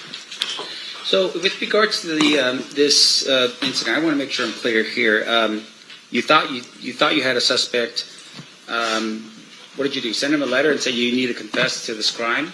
I mean, how did that work out with the thing that happened in Toledo? Oh, in Toledo? Yeah. We had put together enough of the case to know, with every bit of confidence that it was him, even to the point where we were able to author an arrest warrant for him. And then we were in contact with the correctional facility that he was in custody and let them know that we wanted to come out. They actually approached him to let him know that detectives from Las Vegas want to come out and speak with you. And he agreed, right? I mean, he's sitting in custody for, serving life without for actually killing two people, a child and the child's father. And so, I think probably just for entertainment value alone, he agreed to talk to us. And we were able to come out there, sit down with him. They pulled him out of his cell, obviously, and away from the rest of the inmates. And we talked to him for a couple hours before lunch, and then we broke for lunch, and then after lunch he told us he did it. So you put together information here in Las Vegas. That was all corroborated, right? I mean, you had information, you had evidence that you're putting together, right? Correct. And all that evidence pointed towards this particular person. Did it? And then at some point you said, we just don't have enough. We would want to hear from this guy himself. And that's when you went out to Toledo to confront him on it? I think that we would have been able to get a conviction without him telling us that he did it, but why not? I mean, if we went there and he said, "Pound Sam, I'm not going to tell you." Like, you flew all the way out here, and now I'm not going to tell you that I did it. I mean, we still would have gone forward, but it certainly, bolsters the case to have him say, yes, I did it, and this is what I did before and after, which is what he was able to do. Right. So in the case you were developing, you had corroborating evidence here in Las Vegas. Yes. And this was just the final, cherry on top to actually hear him say the words that, yeah, I did it. Agreed. Now, the corroborating evidence you had here, though, was your investigation. I would assume that it had some physical evidence, witnesses, that kind of thing to it. It did. Okay. And your testimony here right now is literally, you don't necessarily even need his confession. You could have just done it without. Yes. Now, in addition to that, obviously, if you didn't have those things, you suspected somebody, but you don't have DNA, you don't have fingerprints, you don't have an eyewitness, you don't have surveillance video, you don't have anything at all that would tie that person to whatever the crime you believe has occurred. That would mean at that particular point you don't have it, right? I would agree with that. Now, in addition to that, your testimony here is, and I want to make sure I'm clear, you were a gang person before, and those field interview cards would be helpful if you were looking into a potential crime where someone is accused of the crime. Like, look at those field interview cards, right? Field interview cards are very valuable. I worked a bike patrol before the gang unit, and we filled out probably more FI cards, field interview cards, than a lot of the gang detectives did. That got me voluntold to test for gangs. And so, field interview cards are very, very valuable piece of information because you're contacting somebody in a non-threatening, non-arrest, non-custodial environment, and they're telling you, they're giving you information that you're able to document. And if you can explain to the jury a little bit what a field interview card is. So that, like I was talking about that stop that we were on before the code red was called. So we were talking to some gang members that were gathered out in a neighborhood that we were familiar with gang members that we were familiar with. And so each time they're contacted, we would do a field interview card, little small, 3x5 card. This is a rights card, but it's about just like this. It's white, and it has all of their pertinent information, name, date of birth, all height, weight, eye color, all those things, where you're contacting them, and there's a narrative portion on the back. And most of the gang members in that type of environment would say, yeah, hey, I'm 18th Street. I'm like, whatever, for life. I'm 18th Street for life. So you document that. That's 18th Street for life, because that's maintained in what you've heard, the gang file, for a period of time until that person says, no, I'm not. I don't affiliate with them. I'm not doing that anymore. I'm away from it. And then if that stays consistent for a certain amount of time, then that person's no longer in the gang file. Is it every time that person comes in contact with law enforcement that a new card is generated because it's a physical thing? A new card is I always did. It documented my stop. It documented my activity. It documented our work. It documented. Plus, it starts the time clock every time, right? So every time that person admits, every time that person's in the company of other known gang members, and then it starts that time clock, so that they stay in the gang file until that time expires. So you want the clock to continue to start over. Okay. And just one last question, and I hate hammering the heck out of this report stuff, but in terms of the example that was given you by the state, they said, well, if you retire and then you go into cold case, you can continue on with the investigation if it's a cold case, right? I would, yeah, definitely. How about the district attorney's office? You're an investigator at the district attorney's office. Does the district attorney's office have a cold case team? We didn't have anybody assigned to us. At the time, because I left in January of 23, at the time we didn't have anybody that was catching our cold cases specifically, so I couldn't tell you one way or the other. Right, so you are testifying that Metro has a cold case unit, to which if you're a detective with homicide and you want to take a case with you, you could have done that, right? Certainly. But with regards to taking your case as a homicide detective and now working for the district attorney's office, that's not how that typically works, right? I wouldn't know how they function with it, because I know, we put a case file together and we submit that case, it gets approved by the DA's office, and that the district attorney may recognize certain things that need to be cleaned up or need to be followed up on that maybe wouldn't come back to the detective in homicide. Because keep in mind, if we're working a big case, we're still catching new cases. You don't catch a big case and then all of a sudden, time out. And I get to do this, work this case. You're still catching new cases. We worked one weekend in 2003 where we had 6 murders in one weekend. So you're up going into the weekend and up on rotation coming out of the weekend because all the teams caught a case. And so, just for the jury so they understand, Metro is the police department. They do investigations. Correct. Once you're done with the investigation, you develop a suspect. You then submit that request to the DA's office and the district attorney's office for prosecution. Correct. The district attorney's office, on the other hand, do not have investigators that initiate cases to be charged, right? I don't know how the DA's investigators run their. I know I had contact with them multiple times over the years because now we've involved the DA's office in what we've produced because we seek the truth. DA's office seeks justice, right? So but I know there may be some incidental things that come up that an investigator will handle rather than taking it back to the homicide detective for follow-up. In your experience throughout law enforcement, even up to currently, have you ever seen an investigator with the Clark County District Attorney's Office be the primary officer on a case? No. No further questions. Thank you, Your Honor. Anything further, Mr. DiGiacomo? No. Any questions from the jury? We do have at least one. Can I have the parties approach? Looks like we only have one.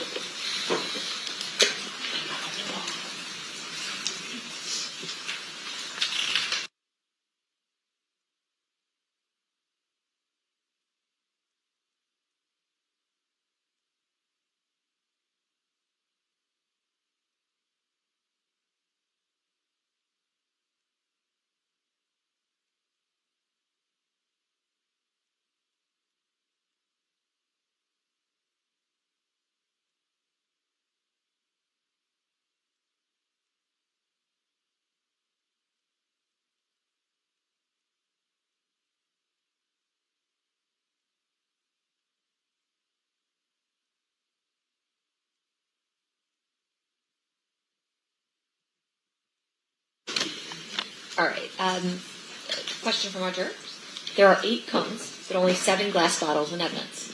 Was there another bullet not accounted for in the envelopes, or are there only 7 cases located were there only 7 cases located on the scene? Good question. So the cone that was closest in the picture if you remember, I said that was a bullet fragment. So underneath that cone was just a piece of a bullet, mostly just the lead. And so the bullet fragment plus the 7 cases. Any follow-up questions based on that, Mr. DiGiacomo? Detective, you opened the 7 casings, correct? Yes. Showing you with the Merck Estates proposed exhibit number 130. These appear to be all the bullets and fragments that were collected by Dan Ford. That's correct. They were also listed on the evidence inventory that I've seen a copy of. I recognize the handwriting and initial MP number for Dan Ford. As once again, there's also a blue stripe on here. I'm not going to open this one. There's also a blue stripe on here indicating that they were forensically tested as well. Yes.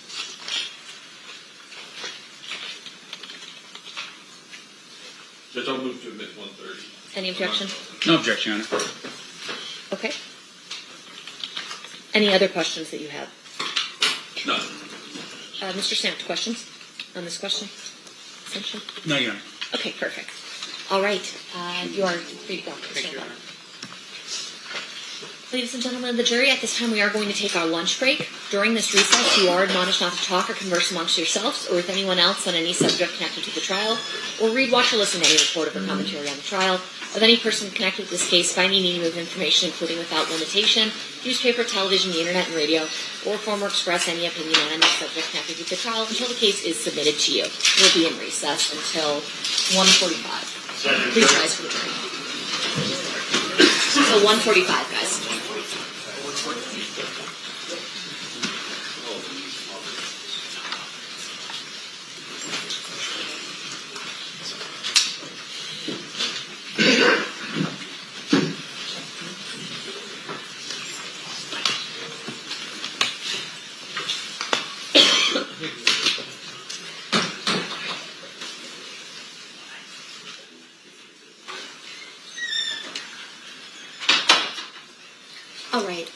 Jury seconded. Anything we need to address outside the presence?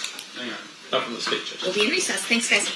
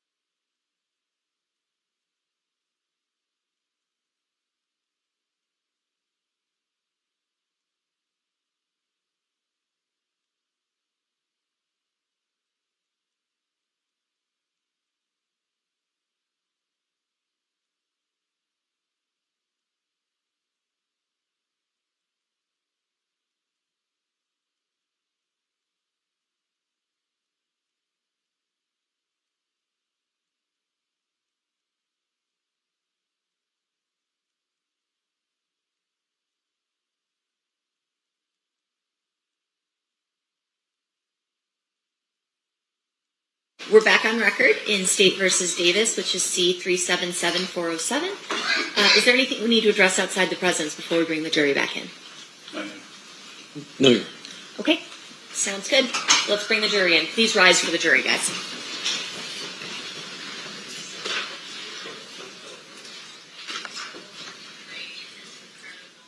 Okay, the funny thing is, if you stand up, with one of these screens on, you can't read.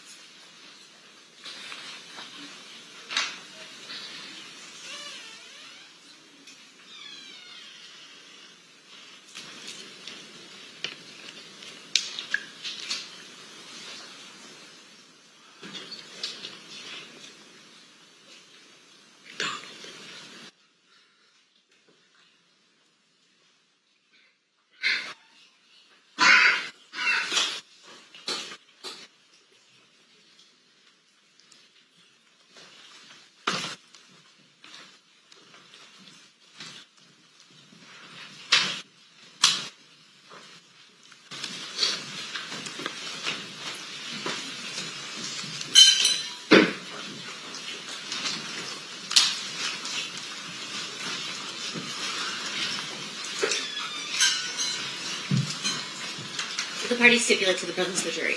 Yes, sir. Yes, Your Honor. You may be seated. All right, welcome back from lunch, ladies and gentlemen. We're still in the state's case in chief. State, who's your next witness? James McDonald. McDonald or McConnell? McDonald.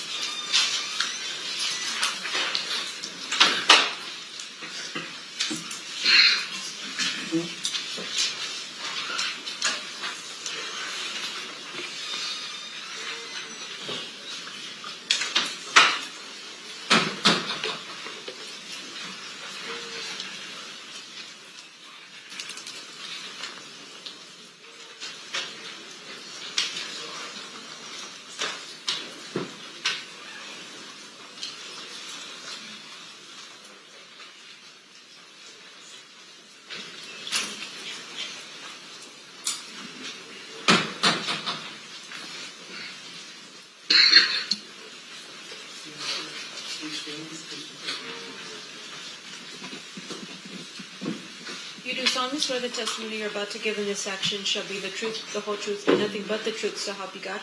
Yes. You may be seated.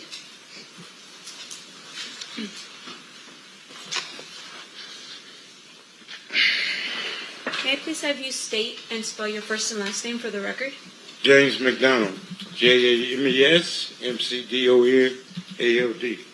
Thank you, Mr. McDonald.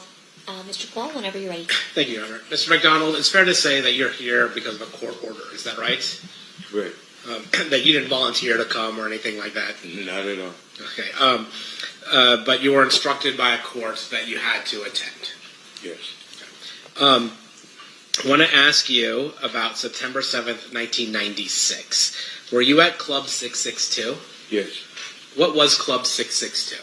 It was a club that Shug bought, and we operated it. When he opened, I was head of security through the neighborhood. Just a place to go and hang out. Did the number 662 mean anything? Well, to the new guys, that was part of our neighborhood, 662, okay. MOB. Okay, MOB. And when you say MOB, there used to be before Apple iPhones and those types of things, when you had to have landlines and you pressed numbers, 662, there would be letters under those numbers, and M and O would be under 6. Is that right? Correct. And B would be under 2? Yes. So 662 would be M-O-B. Yes. When you talk about Suge, are you talking about Suge Knight? Yes, sir. How do you know Suge? He lived in my neighborhood. And is that in Compton? Yes. When you were at Club 662, you said you were head of security. Yes. Was somebody by the name of Reggie Wright Jr. there with you? Not at that time. No? No. When was he with you? I got out of prison in 1988. Suge came and got me in 1988. Like 4 days from coming home. Started another company, Fernhill Records. Then Death Row Records came. Soon as Death Row was launched, Reggie came a few months after that. Okay, so we're talking about the start of Death Row Records. Reggie wasn't part of Death Row Records initially, but you were. Yes. And then Suge Knight, was he the boss of Death Row Records? Yes. Okay. Was Suge from the same neighborhood? From the mob? Yeah. I wouldn't say Suge was, he was guilty by association. Okay. He wasn't from the neighborhood. He lived in the neighborhood. We looked at him as somebody from the neighborhood. When he started Death Row and started to recruit us, then yes, he's from the hood. So I guess there's a difference between living on a certain street versus being from the hood. Yeah. And how would you describe that difference?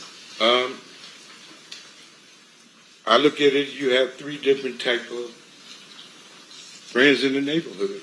You got gang members, you got gang bangers, and you got men that just guilty by association from living in that area. Okay. And can you tell me what the difference between a gang member and a gang banger is? A gang member hangs out. A gang banger handles his business, put in work, do what the gang do. And what was your role with Death Row? I was the guy that if something happened, Suge would have you take care of that. Like Snoop Dogg trial, there was issues up there. I was sent up there to make sure those problems didn't happen again. And are those problems, and I'm not asking you to get into specifics, but are those problems meaning issues with other people who might be gangbanging or might be trying to threaten folks? Correct, yes. And you were somebody that Suge relied on to be able to protect his roster of music artists and other things like that. Correct. And after you were asked to help out with Snoop, did Snoop have any other problems? No, we didn't have one issue at court. Now, I'm going to ask you, fast forward a little bit, to, were you familiar with the Southside Compton Crips? Yes. Would you say they were somebody you were in alliance with or a rivalry with? Rival. Okay. And would sometimes that rivalry get violent? Anytime you're dealing with the gang life, it's going to be violent at any given time. Are you familiar with somebody by the name of Tupac Shakur? Yes. How are you familiar with Tupac? He was assigned to Death Row. And when he was signed with Death Row, would he also hang out with you guys? He hung with my brother now. Yeah. Not me. Who is your brother? Alton McDonald, Buntry Ave. He went by Buntry? Yes. Okay. Now, during this time, is it fair to say that Mr. Shakur had an issue with rappers from the East Coast? I think Tupac inherited the beef between Suge Knight and Puck. Okay, that was your perspective of it. That's all it was. And we all fell. Some of us fell victim to it because we allowed ourselves to be a part of the BS, should I say. And that was a situation between record companies, not gangs. So technically it wasn't our business. But when you had 20 men just fresh out of prison and didn't have a way of getting the things they wanted, getting a paycheck from Suge, we did almost anything and everything to get that paycheck. Now, was there another gang that was associated with Bad Boy Records, the East Coast record company that Puffy had? The only one I know of is Southside. And did that escalate the tension between Mob Piru and Southside? At the time, there was no at war, it was peace. And when the two record companies got into it, Bad Boy went to Keepy D now, and Suge came to us. So that intertwined everything, and we had issues. Do you recall any instances that you were at where there were those issues manifested itself in terms of violence? Are you serious? Don't ask me that right here. I can't say that on both sides. When each neighborhood met each other, there was a lot of tension. I'd say that. Okay.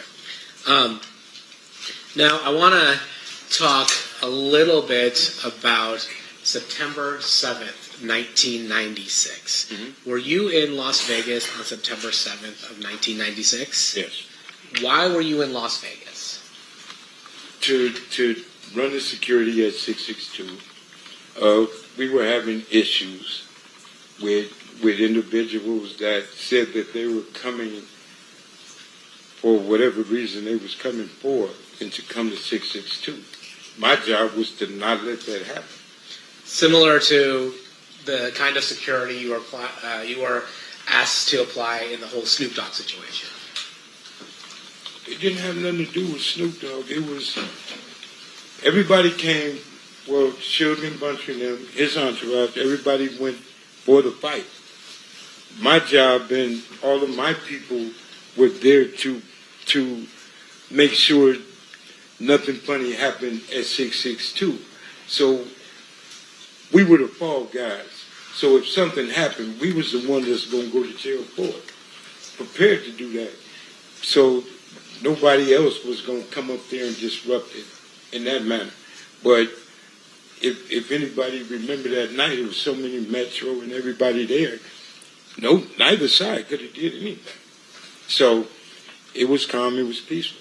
So when you say there's so much Metro there, you're talking about so much Metro at Club 662? It was police all over the place. Now you said you were there to be on the lookout for something. What were you? You said I was on the lookout for nothing. I apologize. You were there.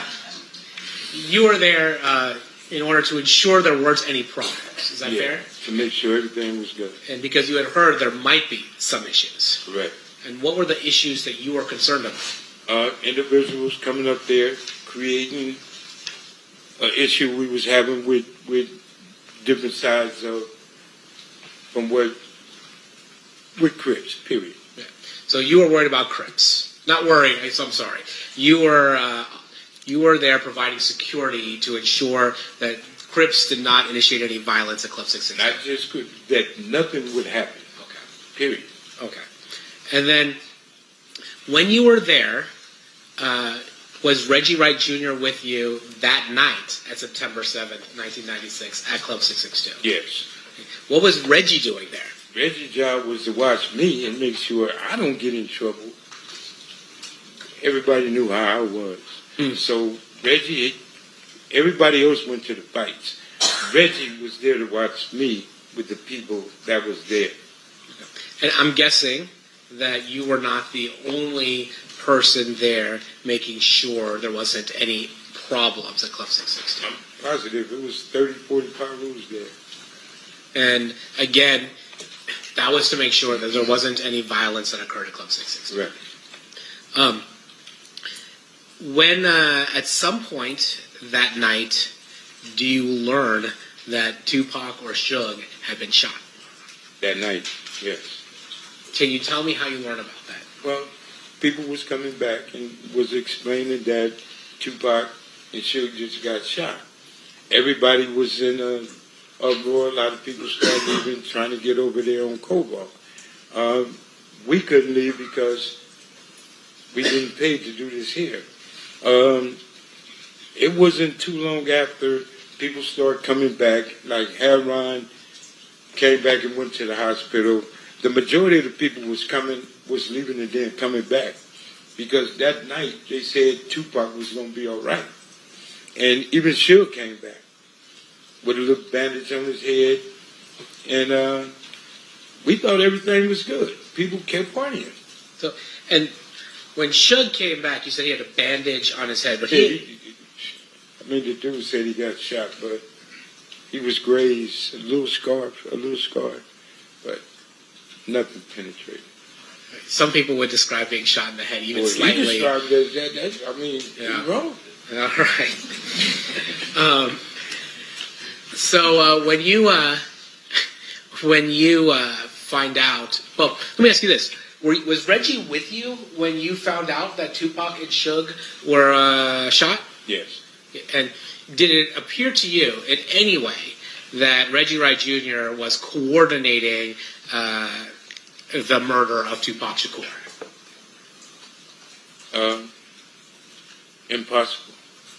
I mean, and I say this because you're aware that there have been some conspiracy theories that Reggie Wright Jr. is responsible for the murder of Tupac. And it's so not true. His father was implicated, and his father had something to do with it. Reggie Wright used to be a police officer. And here again, I've been knowing Reggie Wright over 50 years. His daddy, as a police officer, patrolling my neighborhood. He done took me to jail many times when I messed up. If Reggie killed Tupac, then death row is over with. Tupac was the money source. Tupac was that guy at death row. So Reggie would have had a problem if he would have did that. And Suge, I truly believe Suge would have opened his mouth if Reggie betrayed him like that. So people say what they want to say. After that night, do you stick around in Las Vegas or do you go back to Compton? Well, I stayed in Vegas and we left that morning because we knew we was going to have neighborhood issues, and everybody left and went back to Compton. Why were you thinking you might have neighborhood issues? Well, you asking me some.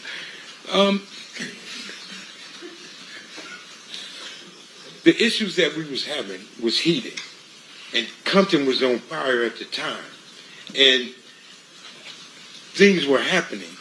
And me personally, staying in Vegas wasn't worth it. That man in the hospital, it's time to go and protect your home front and be prepared for whatever happened there. You know what I'm saying? Like the other side was being prepared and was prepared to do things because Orlando got beat up in there. And that's something you don't tolerate. So you was going to get some repercussion from that and everything else that was going on. So living this life, you got to be ready. If you not, you might as well just lay down. Now, you weren't there for the beating of Orlando Anderson at the MGM, were you? No, I was. Like we talked earlier, you were at 662. Yeah.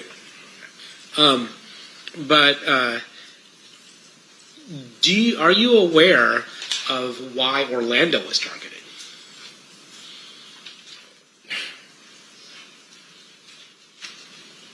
I'm aware of a lot of things.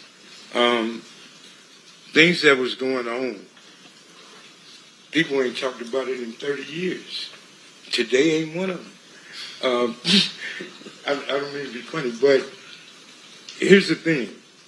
A lot of things happen that night. A lot of things happen weeks and weeks after that night. Me or anybody else bringing up the dead is wrong. A lot of people got hurt behind this situation in itself.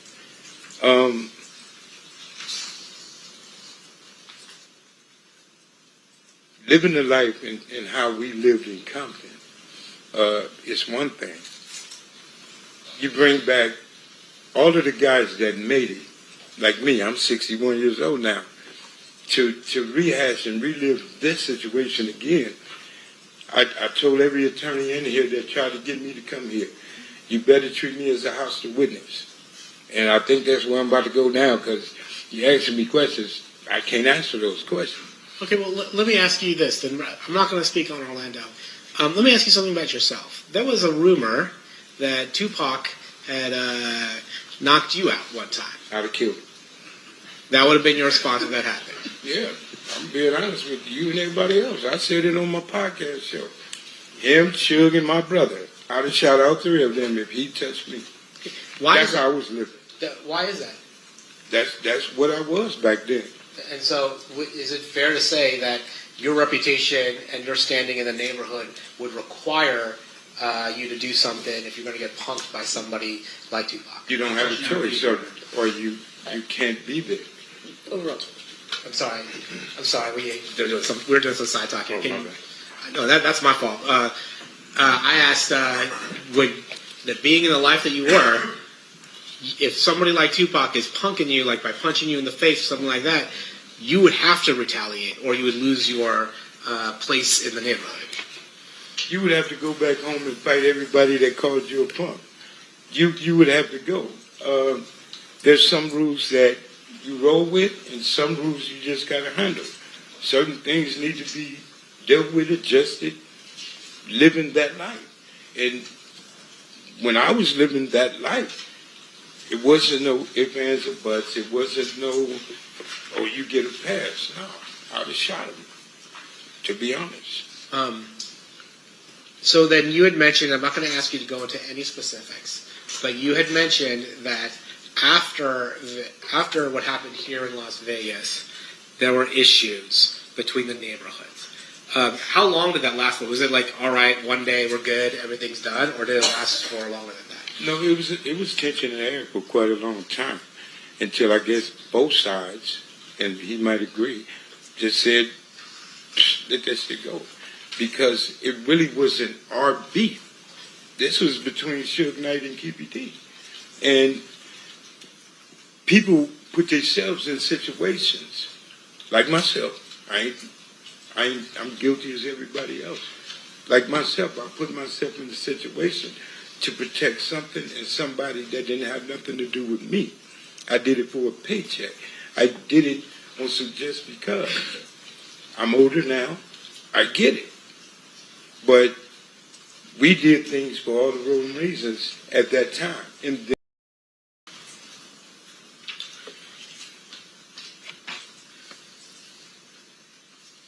Court's indulgence.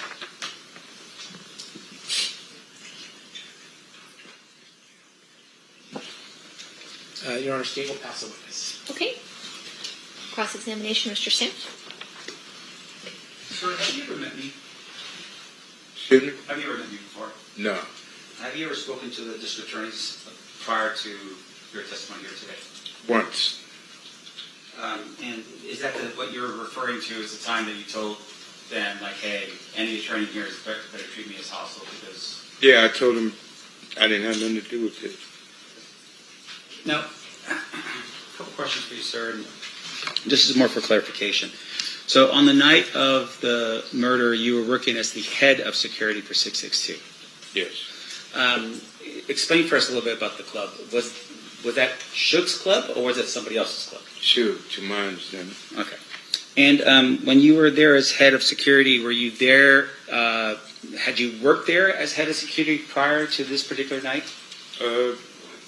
We did an event there once before. Yeah, same thing. Okay. And on this particular night, was this an event like some type of fundraiser or something for police officers or anything like that? Do you recall what the event was for? We wouldn't have been there. Okay. No. What was the reason for the event? It was Mike Tyson fight. Tyson was coming back. Tupac was supposed to perform like other people, and we was there for that. Okay. Can you describe for us how big the club is so that we can... 30 years ago, a little bit bigger than this room. So it's relatively, it's not like a 2-story. It's no, not, it's you know, small. All right. And in terms of the club itself, you were there and you were sharing with us that there were other people that were there. Yes. Law enforcement as well as I don't know, people from your side of town. Oh, law enforcement was outside. The Metro was here. Why y'all put words in my mouth? Sure. They were outside. We were on the inside. Wasn't no law enforcement mingling with us.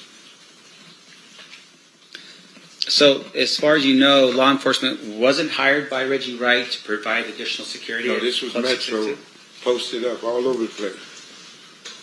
And so they were there specifically just to, harass or just send a warning or what? No, they were there. Like when you have events in Las Vegas, everybody knows. You're going to see Metro here, every block. Yeah. They was posted up, which they do all the time.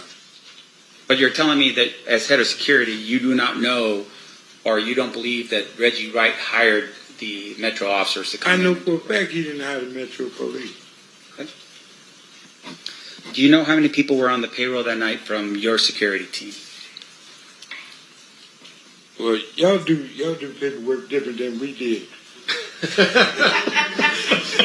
Our paperwork was getting cash money. Our paperwork was what they call under the table. We had at least 30, 40 of my homeboys there. Reggie Wright Jr. and his security, his company, the people work for him, didn't have nothing to do with what Suge paid us for working. So that was two different entities, Reggie and Suge. The homies was there for Suge Knight. Reggie Wright hired his company to watch over Suge Knight people. Right. So his security did like the right thing. My security did what they ain't gonna do. You get what I'm saying? I get it. The police gonna walk you out of there. Mm-hmm. We gonna drag you out of there. So it was a difference, but not on the same paper. Sure. And once again, the intent was to protect 662, right? To protect the club, protect the patrons that were going to go there, that kind of thing. Yeah. Okay. Now, in terms of your knowledge of what happened on that night, fair to say you weren't present when the shots had rung out. No, I wasn't there. Okay. And your testimony is that you had heard from other people initially that, hey, Tupac had been shot. Yes. And you had thought maybe other people were maybe relieved, thinking like, okay, it's not that big of a deal. He's gonna be okay. That's what came back to 662. People that went to the scene, and everybody said Tupac was talking. So everybody came back to the club saying he's gonna be all right. So people just went back to, me. Right. Now, in terms of the that night, you go back to Compton. You live in Compton. Yes. You still live in Compton? No. At the time you live in Compton, you go back to Compton, and you tell us that there was a lot of tension. Can you describe that for us when you went back in terms of what kind of tension we're talking about? You sure you want me to answer that? Is it going to be graphic? No, I ain't gonna. I got to raise the word in it, but you asked me a question. I don't. And what I explained to them, I don't want to send him to prison. Sure. Even though we don't like each other. Sure. I don't want to send you to prison. So that's why I'm here where I'm at and the way I am, because I've changed my life. I'm raising my grandkids, teaching them never to be like their papa. And here I am explaining to people what I used to be. And I'm not proud of that. I'm not proud of that at all. And you asking me questions that can hurt him. And like I told them, I'm trying to avoid to answer the questions that they might look at me and say, something is wrong. Well, let me put it this way. Let me help you out with this. Okay. So these people right here, what they want to know from you is, did you see who shot Tupac? I told you no. Correct. So outside of that question, right, the next question I'm asking you is, when you went back to Compton, was it like a Southside Crip that shoots a Pyru Blood, and then a Pyru Blood shoots a Southside Crip? Is that the tension that we're talking about? Do I answer this? That's a straightforward question. It's a yes or no answer. Okay. Did you see that? When I was a part of that life, I was a part of that. And I was, no, because you asking something that's going to hurt this dude. And okay, let me stop. And once again, I want to emphasize. When we got back to Compton, okay, it was a gang war. People were getting hurt. Okay. People was being sought. People were looking for certain individuals from his neighborhood, okay, as well they did mine. Okay. But Orlando, him, and certain other people were being sought because people wanted to kill them. Sure. Were they the only ones that they wanted to kill? Am I the only one up in here? No, they weren't the only one. Okay. It's his neighborhood in particular. Right. But they were the main subjects of a gang war. They was in the middle, such as me. So you're telling us that people back home somehow had some type of information that said that that guy, as a bunch of other people, were involved in what? In the murder of Tupac. Okay, but my question to you... Stop. Can you focus on me for a second, sir? Yeah, I will. And I apologize. I just want to make sure that we're clear, okay, for these people. In terms of that information, none of those people were there, right? What people you be speaking on? The people that was already in the neighborhood, or the people that left Las Vegas that same night Tupac was shot to go home, bear their arms, and go to somebody else's neighborhood to look for somebody? They had to pay it back. So once again, my question to you is that the information that I'm asking about is the people that back home, you're saying were eyewitnesses to this? How could people back home be eyewitnesses to something that happened in Vegas? No, that's not what I'm saying. The people that were here in listen to my question, sir. The people that were here in Las Vegas, you're telling me, were eyewitnesses to what happened and went back home. Is that what you're telling me? I'm telling you, the people that was at 662. Just answer my question, sir. Yes or no? I can't answer that without a what you call it. You trying to tell me to say something that you're not going to understand. If you let me explain to you. No, answer my question. I'm not answering nothing. I don't know what you're talking about. Okay. Okay, Mr. McDonald, focus for a second. No, I am focused. Very focused on this. My question to you is this. You didn't know what happened that night because you weren't there. Right? I was at 662. Right. Do you know who that was there? I know everybody that was there. Okay. Like who? Talk to your lawyer, man. This dude is tripping. I'm not going to explain that. I can't answer that. Okay, let me ask you this next question then. You are telling us that people back in Compton, for some reason, knew what happened here in Las Vegas. A phone conversation. People found out when people left Las Vegas the same night Tupac was shot, went straight back to Compton. It only takes 3.5 hours to get home. Sure. Yes, it wasn't a problem for people to find out what happened. No problem at all. They got on their phones, they texted people, they let them know what happened here on the night of the shooting? Yeah. They had walkie-talkies, they had all kinds of phones. They had ways to call people to say whatever. But when people left Las Vegas that same night, after they found out and got in their cars and went home because it was a situation, Pac was shot. Okay. Retaliation is a mug. Come on, man. It was for real, for real. All of this was for real. Now, the night of the shooting, did you have a walkie-talkie, a Nextel thing or something like that? No. Did Reggie Wright?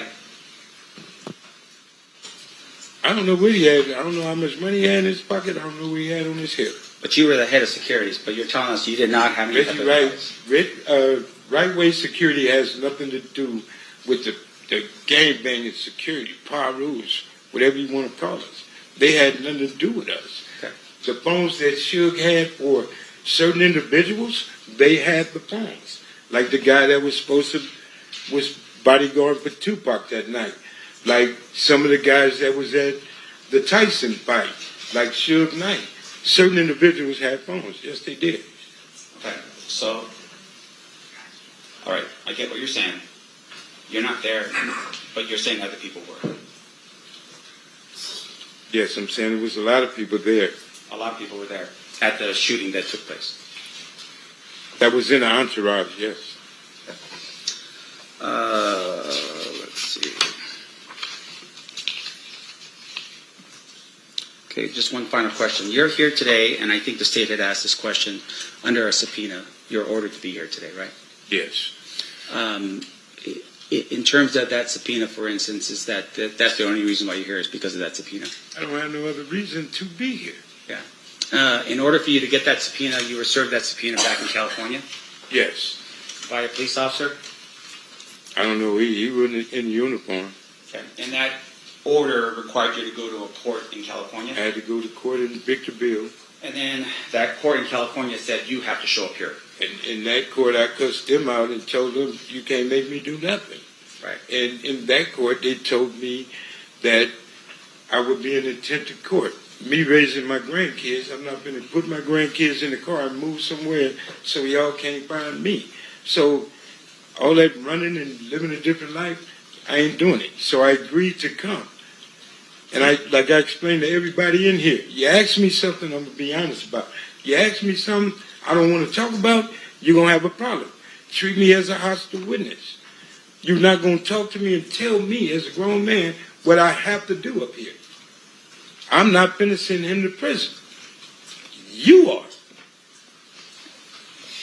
So the accusation now is because of the fact that we're trying to ask you questions, you're blaming it on me. You asking me questions. If I just answer your questions, we gonna have a problem in here, a misunderstanding. And you're asking me something that wouldn't be good for him. Right. And once again, I just want to look. We're just trying to figure out who shot Tupac. You're telling us that you weren't there to see it. That's all I want to know. At the end of the day, that's it. Right? Was I in the entourage when Tupac got shot? No. Okay. Nothing else, right? I was at 62. I mean, that ain't hard. That's easy math. No further questions, John. Anything further, State? Jesus. All right, we've got one more phase, and then we'll let you out of here. Okay. Ladies and gentlemen of the jury, any questions for this witness? Seeing no hands? Oh, we do have one. Okay, hang on one second.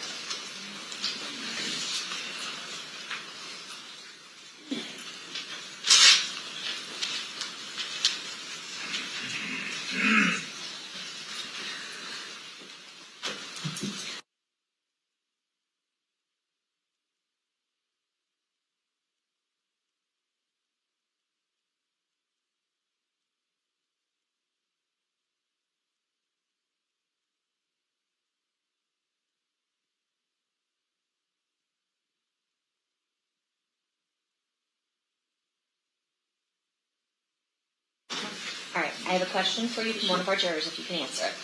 Did Reggie Wright Jr. instruct security to not have firearms the night of the fight? To be honest, I don't know if Reggie Wright told his people or the police officers not to have guns, and I don't know why. He sure didn't tell us because we had ours. And that's the honest truth. All right. Any follow-up based on that, State? No, Your Honor. Defense. I just want to clarify what the witnesses said. You're telling us that you had guns that night. Yeah. I just want to know. But you had guns that night, right? Yes, we did. All right, thank you. All right, I know you didn't want to be here, but thank you for coming down. Okay, can I say something? I want to apologize to everybody, but I find this kind of funny.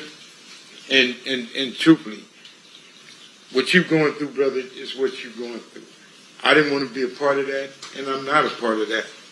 So I appreciate everything, and I apologize to all of you guys. Okay, thank you, Mr. McDonald. You are free to go.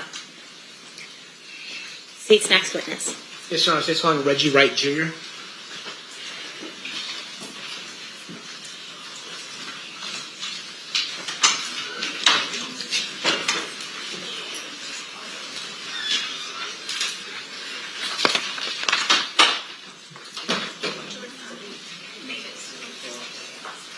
All right, Jordan's investigating the burning smell. Anyone like smelling that? The burning smell? Maybe.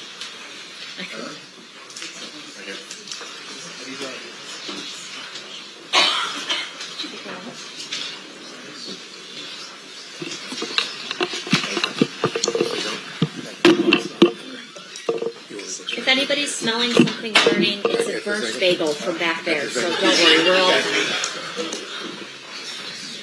Okay.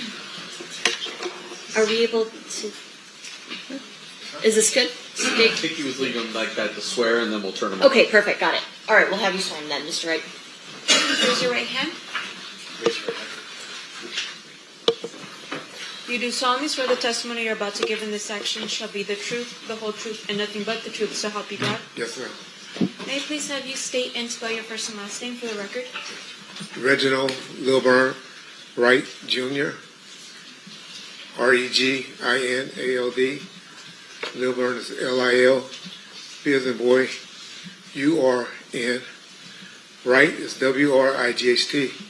And I'm a junior. Thank you, sir. Whenever you're ready, Mr. Paul, you may proceed.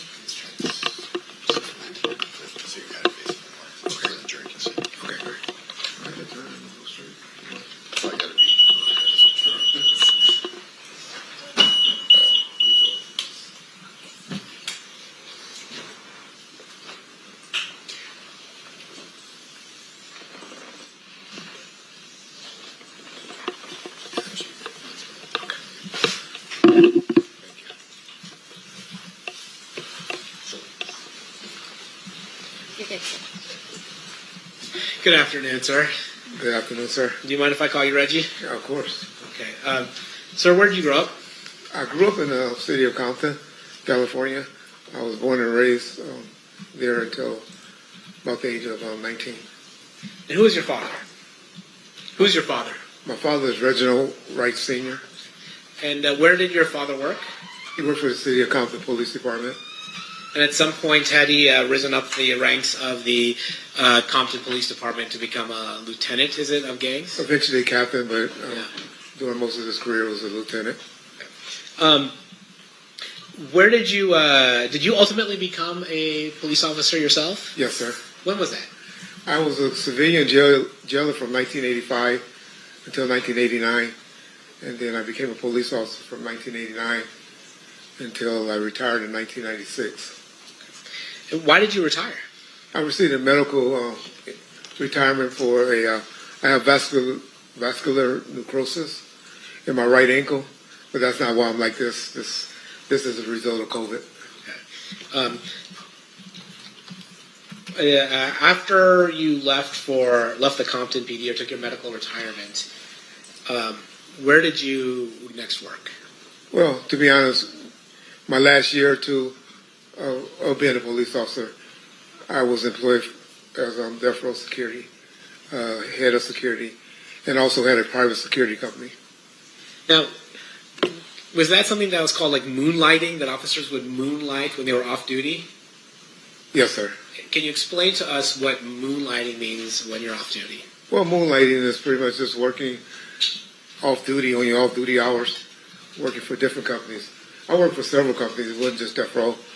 I worked for trucking companies, doing security. Worked at nightclub, the Raiders Club, that was inside of the Compton Hotel. Worked several video shoots. Just extra money on the side for off duty. Compton PD wasn't paying good? I guess I was really young and greedy. Yeah. And then at some point you said one of the jobs that you had was moonlighting for death row. Is that right? Yes, sir. And can you tell us what death row is? Death Row Records is a record company that was based out of Beverly Hills, California. And, And who ran Death Row Records at that time? a gentleman that I actually grew up with at elementary school, junior high, and high school by the name of Marion Suge Knight. And when you say Suge, is that what he would go by? I call him Suge.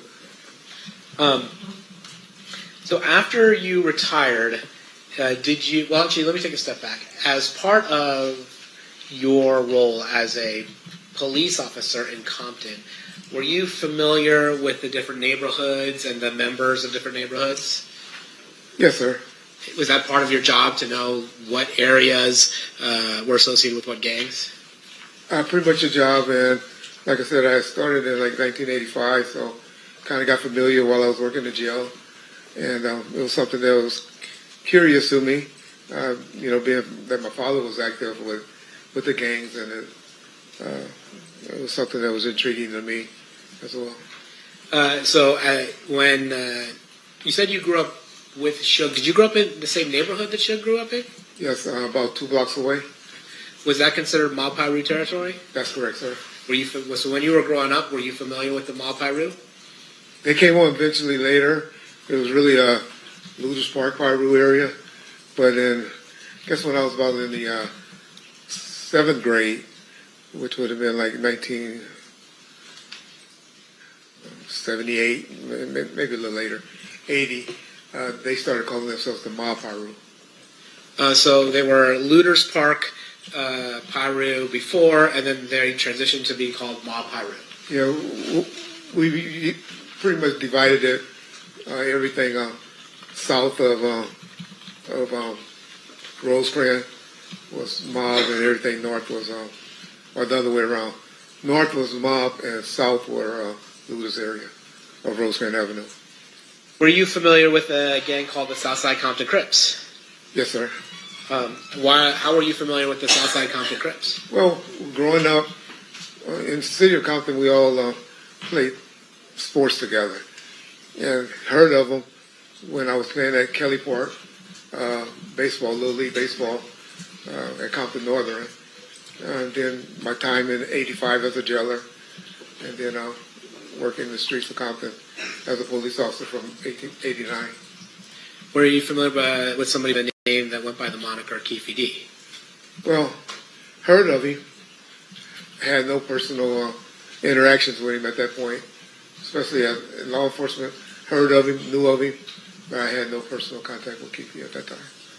So he was somebody that was on your radar, even though you had never met him and already had personal interaction with him. Heard of him. He was mainly known as at one point he was known as a crackhead, but then later on he was known as a drug dealer, and I mainly was a gang guy, and didn't really enforce on the level of narcotics he was working. All right, so then you had mentioned that after you had left the Compton PD, you formed a company. Can you tell us about that? Yes, sir. So, in '94, initially I was using a private security company because I was kind of in charge for security for Death Row called Code 4. But once I saw I was about to get retired, I opened up my own private company called Right Way Protective Services. And that didn't really get started until about 1995. But in '94, I was using another private company. And who were your clients? Was your client just Death Row, or did you do anything else? I had a couple of clients, like Honda of Pasadena, which was a automotive dealership, a dealership in Compton that they were repoing people's cars and they needed a car. But my biggest, 95% of my clientele was Death Row Records. Now, tell me about that. What were you doing when you're saying you're security, or you're a security company that's working for Death Row Records or getting contracted by Death Row Records? What does that mean, actually? It grew over a time period. In '94, it was just mainly just special events. And then I have a couple of off-duty or retired police officers hanging with the artists in '94. '95, '96, it got a little bigger. Had security at the office.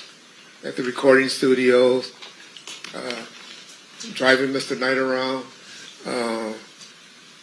2 with Mr. Shakur, 2 with Snoop Dogg, Mr. Rodis, and other artists when they went to promotional events like that. So I could pretty much have about 10 officers working a day. And when you say 10 officers, were the people that you would contract with or work for you in this world, were they largely off-duty police officers? Off-duty or reserves or retired.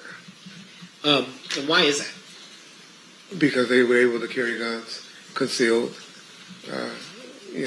where it's not exposed. We had exposed officers at the studio, but mainly the bodyguards were carried their weapons concealed. And we heard... And for the training as well. We heard from James McDonald just before you hit the stand. Was it fair to say that there were Mob Piru gang members also around Death Row Records? That's correct. Mob, looters, West Side, generally Pirus from the city of Compton. And are these gangs that are generally associated with the Bloods? Is that right? That's correct, sir. Okay. And the Crips are, let me ask you, Crips and Bloods, are they an alliance or are they typically in conflict? Typically in conflict. However, Death Row was a unique situation because one of their main artists, prior to Mr. Shakur coming to the label, was Snoop Dogg, who was a known Crip from Long Beach. And they all seemed to have a great working relationship prior to my arrival and even during my arrival. All right. I want to ask you about Bad Boy Records. Are you familiar with a company called Bad Boy Records? Yes, I am.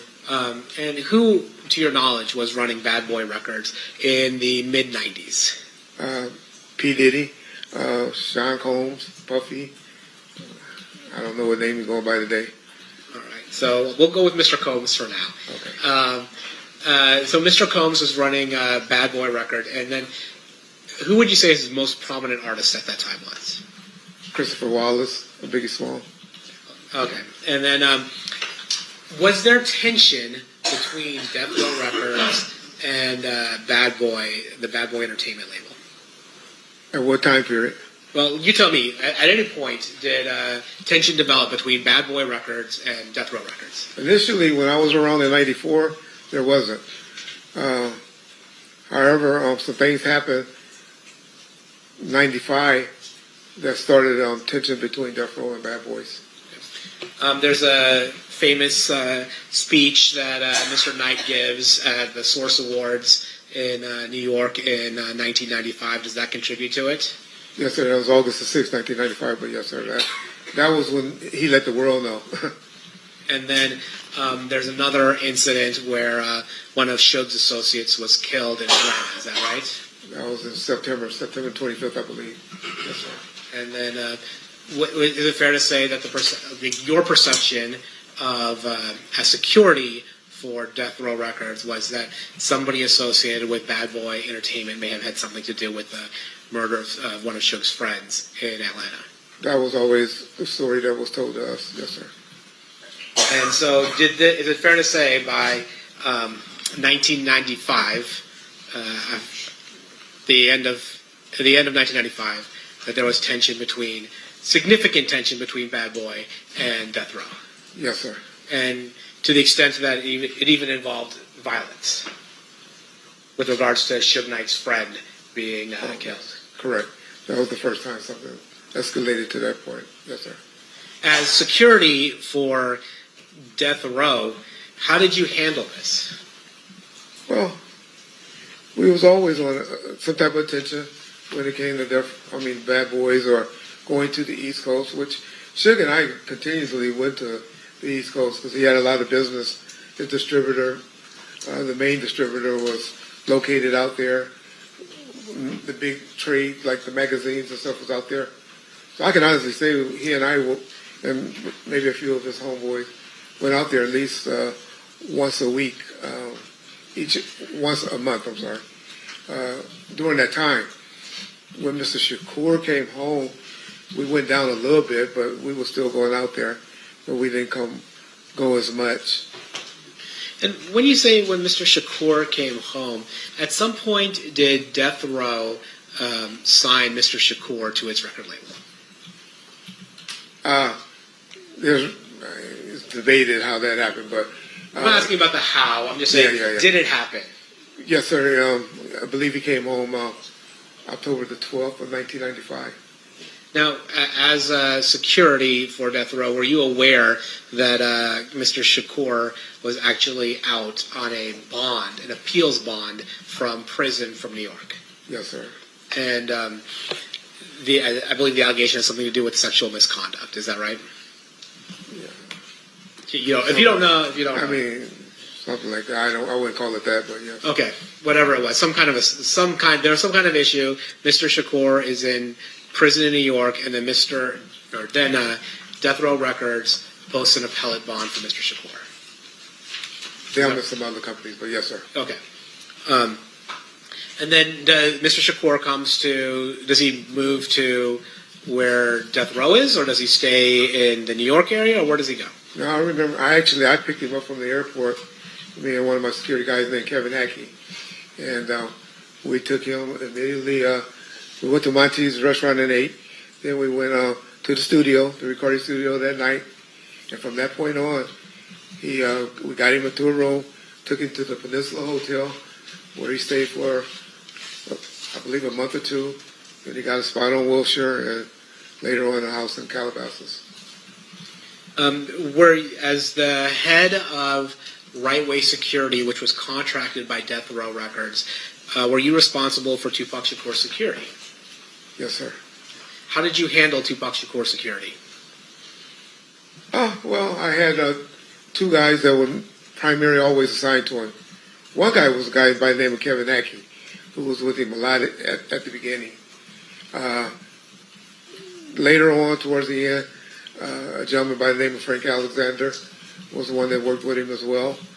And then I will always have additional guys, like Al Giddings is one of them, fill in for him when those guys wasn't available. But generally always had one security guard with him. After this particular song came out, in about May or June, we upped it to 2 security officers. Now, you mentioned a particular song came out that changed how you handled Tupac Shakur's security. What song are you talking about? It was a song called Hit 'Em Up. And is it fair to say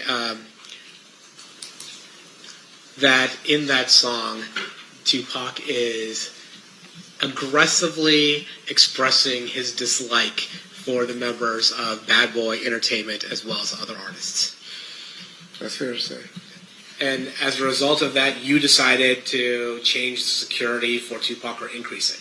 Well, I was a part of the discussion and ultimately had to prove it, but I'm sure Mr. Knight, possibly Mr. Shakur, and maybe the security officer that was primarily with them, we all agreed that he probably needed another guy with him. Were you aware during this time a gang from Compton being used by Bad Boy Entertainment when they came to the West Coast? We had heard those rumors and we were familiar. And what gang was that? Compton Southside Crips. Now, the Southside Crips, that was the same gang that you had told us earlier that Mr. Davis belonged to. Is that correct? Yes, sir. And by Mr. Davis, I mean Keefe D.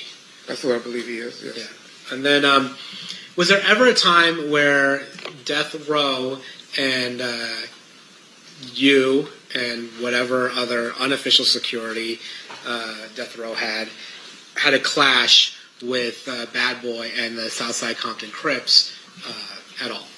Yes. We had it at a Soul Train Music Awards. I previously stated that Mr. Davis was with him, and I even think I might have even said that he was one of the ones close to the guy with the gun.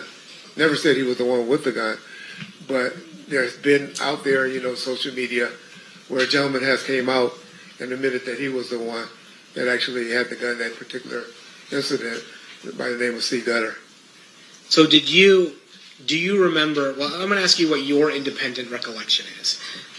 Tell us about that incident. So we're at the Soul Train. What is it? The Soul Train Music Awards. Soul Train Music Awards. Yes. And approximately what timeline are we looking at? April, May of '95. Of '95? Sorry, '96. Okay, of '96. I'm sorry. And you had mentioned before the song "Hit 'Em Up." Was this before or after the song "Hit 'Em Up"? That was before Hit 'Em Up. Okay, that was before "Hit 'Em Up." Yes, sir. Okay, tell us what happened at the Soul Train Music Awards. We pulled in. Originally, we had an entourage of about 50 people with us, but they only allowed two cars of us to get back in the back parking lot because that's where they had all the setup and the motorhomes and stuff like that. So we drove in the back. Mr. Knight, Mr. Shakur, and a few of the outlaws was inside of a Hummer, and myself as Frank, which was Tupac's security that night, Mr. Shakur's security that night. We drove in behind them. As we was getting out of the vehicle, or getting ready to park, Mr. Shakur saw Christopher Wallace and Puffy and a group of people, a few guys that I recognized from the South Side, in that entourage. As they were, Mr. Shakur immediately became enraged and started yelling, and confrontation between Mr. Small, Biggie, and Mr. Shakur took place to the point where one of their guys brandished a weapon. And then that's when I pulled my firearm towards him and begged with him, pleaded with him not to raise the gun. There was some security from the Nation of Islam there. They got in the middle of it, broke us up. The gentlemen took off and ran towards the street in the parking lot. I'm sorry, who ran towards the street? The gentleman with the gun and a couple of the people that was with him took off and ran. Now, you said that South Side was providing that type of backup? They were with them in entourage, yes, sir. Do you recall whether Dwayne Davis was one of those people? Believe he was. I know he was with them, but like I said, I don't believe he was the one with the gun. All right, let's fast forward to September 7th, 1996, or that weekend. When do you come to Las Vegas for that weekend? I came out that Friday. I believe that was the 6th. The Friday was the 6th. I think the 7th is the day. Yes. Oh, okay. So I came out that Friday. So we had a nightclub that was in the process of being open. And out here, I guess, there's some type of cars that everyone that work around people that's having alcohol, I think they were called town cars or something like that at the time. I had to get all my security guards to have those particular cars for that night because the attorney that was assisting us in getting the club open said, hey, y'all got to be really on y'all P's. We got to have everything on point because if everything goes smoothly tonight, there's a good chance we're going to be able to get the permits transferred from the previous owners to Mr. Knight's name. Okay, and so I want to stop you there. Okay. First, you're talking about you got advice from an attorney. Do you remember who that attorney was? Yes, sir. Who was that attorney? George Calise. Okay. And then when you got the advice from the attorney was generally telling you got to be on your P's and Q's, so to speak? Yes. When you're talking about being on your P's and Q's so that the club can be transferred to Suge Knight, was Club 662 at that time in Mr. Knight's name? No, it was perceived that it was. People believed it, even because of the name change. Excuse me. But it hasn't officially been, the paperwork hasn't officially, it never was completed. It was never done. Now, you talk about the name change. Explain to us a little bit about the name change. Well, we had a sign and all of that called Club 662. Explain to us what 662 means. 662 on the keyboard of your phone, it will spell out the word MOB, which means Members of the Bloods. Well, nobody has keyboards on their phones anymore. I forgot about that. And so the club itself, the name of the club itself rang out that it was a blood-affiliated club. That's correct. Now, what advice did Mr. Kalisis give you regarding being on your P's and Q's for that night in order for Suge Knight to be able to obtain approval for running that club? So he advised, and the main thing that came out of that meeting was he advised all of my security guards, even though that they were authorized to carry guns, being off-duty police officers and stuff, that we shouldn't have guns on our possession inside of the club on that night. So your understanding was, or at least the advice that you got was, inside Club 662, if you're working it for right-way security, Correct. you're not carrying a gun. Yes, sir. Did you communicate that to the people working for you? So we had a meeting in Mr. Khalif's office. He said it. Mr. Khalif said it. My guys probably wouldn't have did anything if I didn't echo it. Today I can't say I echoed it and agreed to it, but I'm sure I did. What you're saying is you don't have an independent recollection, but you think you probably did echo Mr. Khalif's advice. Yes, sir. And when was this meeting? That Friday after they had all came from the town cars meeting, because I took them all to Fridays, and we went and ate at Fridays after that meeting. So it was that Friday. Okay. And then so the process was with your folks, people working with you, was that they had to get their TAM cards or whatever temporary work cards required to do the work that you needed them to do in 662. Then have a meeting with the attorney. The attorney tells them, hey, we're trying to get this club transferred to Suge's name. Let's keep it clean and don't carry a firearm. That's correct. Did you do anything else that night, Friday at all relevant to the events that occurred on September 7th, 1996? The club actually opened on Fridays and Saturdays, but for some reason we didn't get a big attendance on Friday nights. But Saturday night, it was a different night. So you knew that that night, September 7th, 1996, was the night that Mike Tyson was fighting Bruce Thompson. Is that correct? Yes, sir. And was that part of the reason why you guys were going to have the club open because of that fight? That was the only times the club, under Mr. Knight, the Club 662 banner, we only did that about 3 times. And that would have been the 4th time. And so we only opened those 4 times, the Friday and the Saturday. And then we did it one more time where Mr. Shakur and Snoop Dogg did a St. Ives commercial, which was just a promotional private video shoot for a commercial. Now, who was in charge of the security for Club 662 that night? Well, ultimately I am, but I had a on-site supervisor by the name of Al Giddens. He was actually who I consider in charge of the club, but ultimately as the owner I was. And then we heard from James McDonald. He's suggested that he had a role in security as well, maybe different than your role in security. Were you aware of James McDonald being there at the club? Yeah, James was a headache for my security. They hated him. But he and I, we've been knowing each other over 52 years, So, that was like my brother. So, James used to do it as a hustle. What James would do is go outside, get guys that looked like they had a bunch of money, and bring them to the front of the line. And that drove my security crazy, but James was just out there working the door. Sugar have a bunch of his homeboys to come and be on the lookout, still, blood related, Paru related, to be around. But James was mainly doing a little side hustle. Now, in terms of as the person in charge, or the person contracted to be in charge of death row security, were you aware that Tupac Shakur was going to come to the fight on September 7th, 1996? Definitely the plan.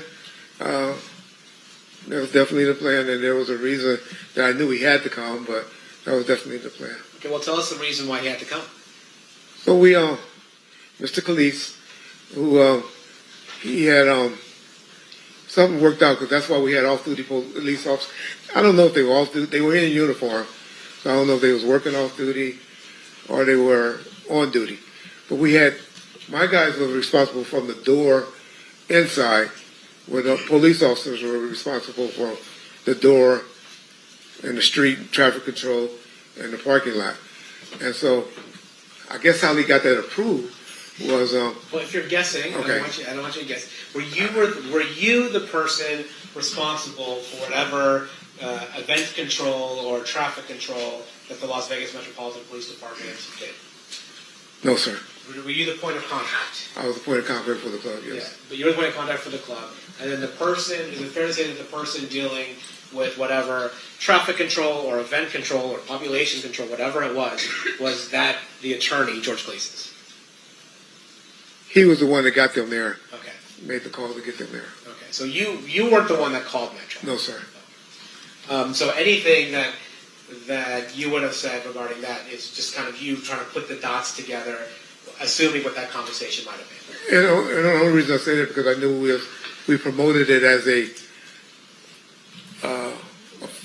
benefit for a retired boxer, for a police or retired. He was a retired police officer that were promoting or had something to do with boxing for youth or something like that.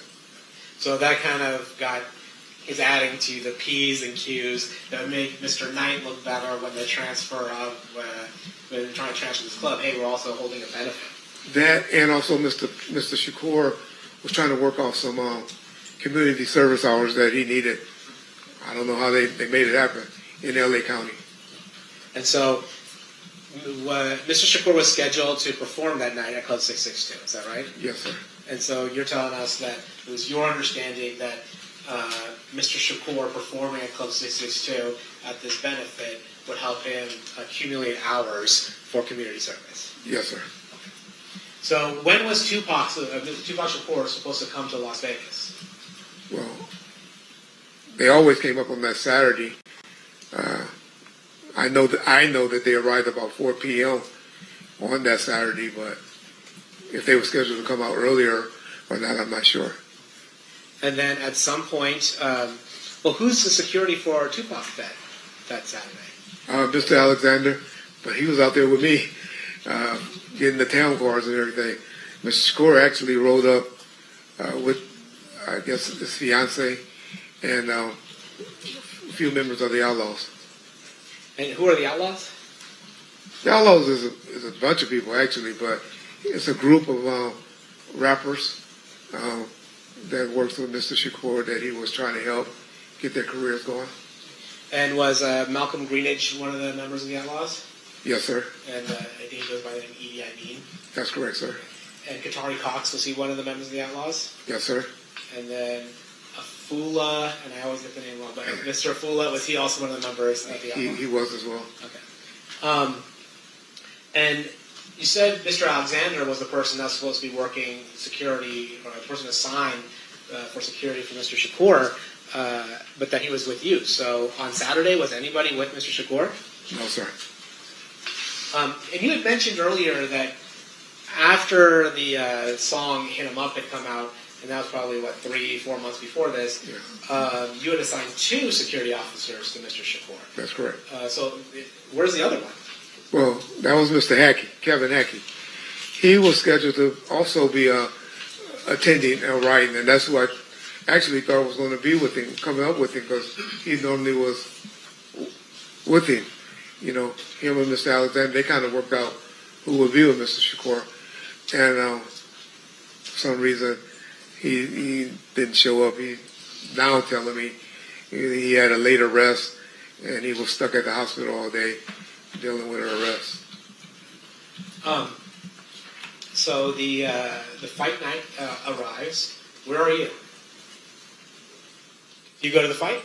I went to the parking lot of the fight, so it was kind of hectic to get inside, but also got a call from Mr. Giddings, Al Giddings, who was my supervisor at the club, and they was having some logistic problems, some problems there, and I elected to go and get things in order at the club.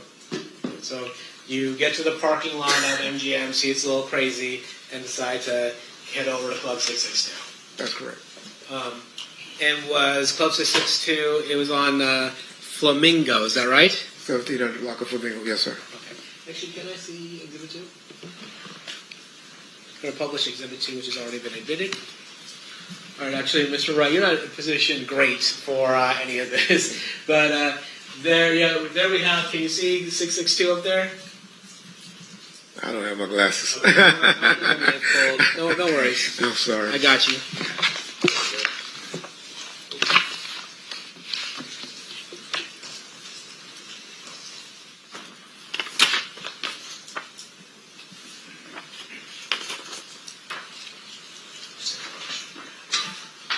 Permission to approach, Your Honor?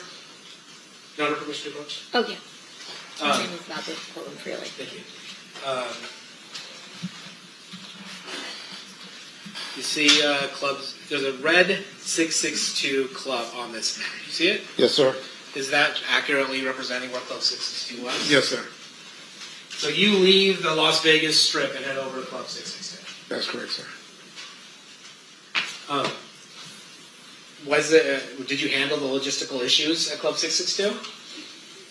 I guess.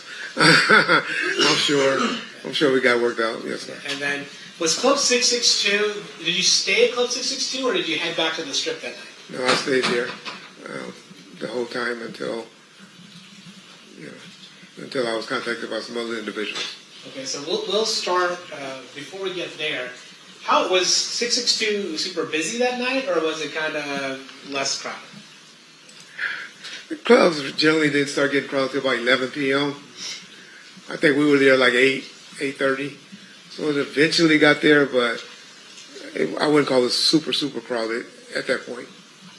And then you said you were there and then you something changed. Well, we all know that on September 7th, 1996, Tupac Shakur was shot and Mr. Knight was at least grazed in the head by a bullet.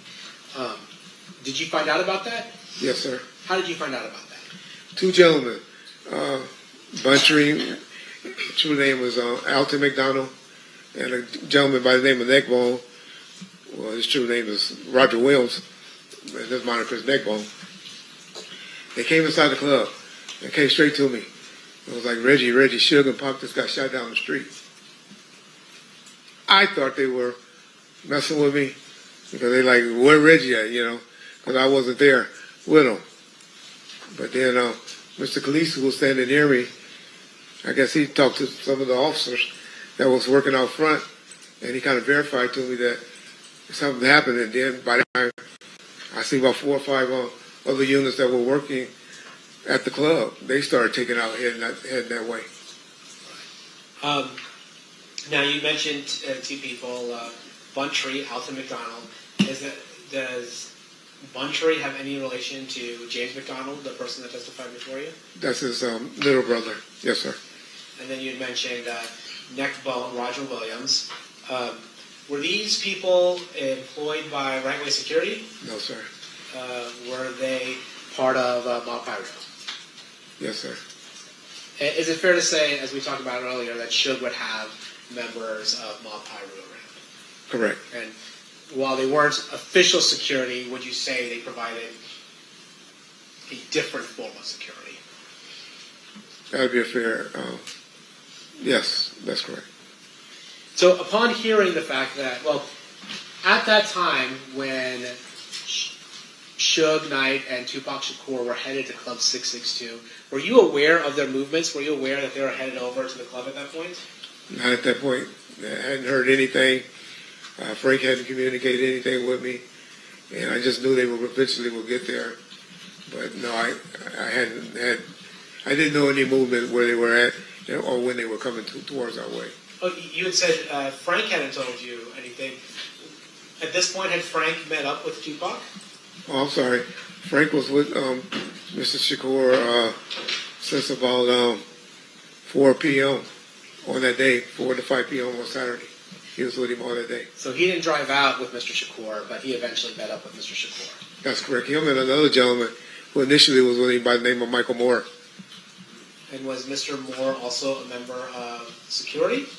He worked for Right Way as well. And so then you have Mr. Shakur, Mr. Knight headed to Club 662. To your knowledge, were there other people headed over? I guess we already heard about Neckbone and Buntree. Were there other people headed over to Club 662 with Mr. Knight and Mr. Shakur? On driving over, was there more than one car, or were there a number of cars driving over to Club 662? And I can only speak on what I know now. Yeah. Okay, well, no, back then, did you know? I just know who normally with them.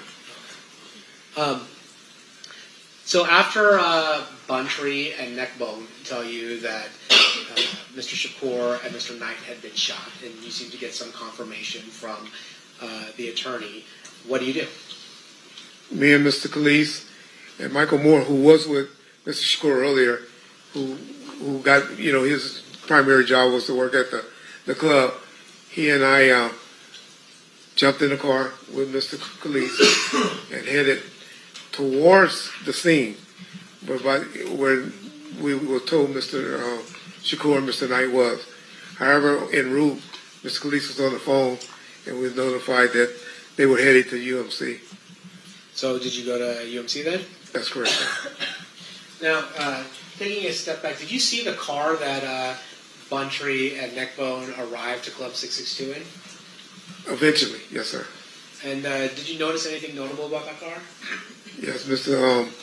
Buntree, he had a Toyota Supra that was black, and he had one bullet hole to the driver's side fender. Now, let's go back to, you're on your way back to, or you're on your way over to UMC. What happens at UMC? Get there. Of course, Mr. Knight and Mr. Shakur was in the emergency room. I didn't get to see Mr. Knight until about 3 hours later. I saw him, but there was a lot of people gathering. Yes, people heard what happened from the club. They started gathering there, and people were just starting to gather, and in the parking lot outside of the hospital. Was Mr. Knight held at UMC for a long time, or like for weeks, or what happened with Mr. Knight? No, Mr. Knight was released. I left prior. I don't know why I left. I left prior to him getting released about 4 or 5 that morning. But I know I was back at his house. So I went and got his home secured. And I know I was back at his house about 6 a.m. to 7 a.m. that morning. I was with him all that day. After all this, or sometime during this, do you make contact with your father? Yes, sir. How do you do that? By phone. I called him a couple of times throughout that night. Told him what had just happened to Shug and Mr. Shakur. It's kind of stressful for me. Called him a few times that night. How are you calling him? By cell phone. Oh, you had a cell phone at the time? Yes, sir. Okay. Was there anything that you felt you had to relate to him in order to let him know what might be happening the next day in Compton? Well, during that night, or that early morning, I was getting information from people in the parking lot and around that, hey, they got into it at the MGM with some guys from Southside Compton Clubs. And so I relayed that to him. They didn't know who the people were, just that they got into it with some guys from Southside. And I told them, hey, it's going to be trouble back in Compton. When did you go back to Compton? When did you go back to California? About 2 weeks later. So you were in town while Mr. Shakur was at the hospital? The whole time he was at the hospital, and that following week as well. What was your role while Mr. Shakur was in the hospital? I had 2 guys assigned outside his door the whole time he was fighting for his life. And they were there just we had problems with, I remember a candy striper tried to sneak up and take a picture of him while he was lying, fighting for his life. And we were just trying to keep people out. Of course, Ms. Shakur, his mother, was in charge, but just mainly trying to keep people out that she didn't want in or got her permission to come in to see Mr. Shakur while he was fighting for his life. And then you had said after Mr. Shakur had passed, you stayed in Vegas for another week. That's correct. Why is that? Well, I'm the one that actually received his ashes, and had one of my security guys by the name of James Green fly back with the ashes, and eventually delivered them to someone in the family. I believe it was the mother, but if it wasn't her, it was somebody that she authorized to receive the ashes. Okay, but you weren't the person that delivered the ashes. James Green was. You received the ashes and Yes. then gave it To James. Ray. Yeah. You know, I want to ask you this just straight. Did you have anything to do with the murder of Tupac Shakur? Absolutely not.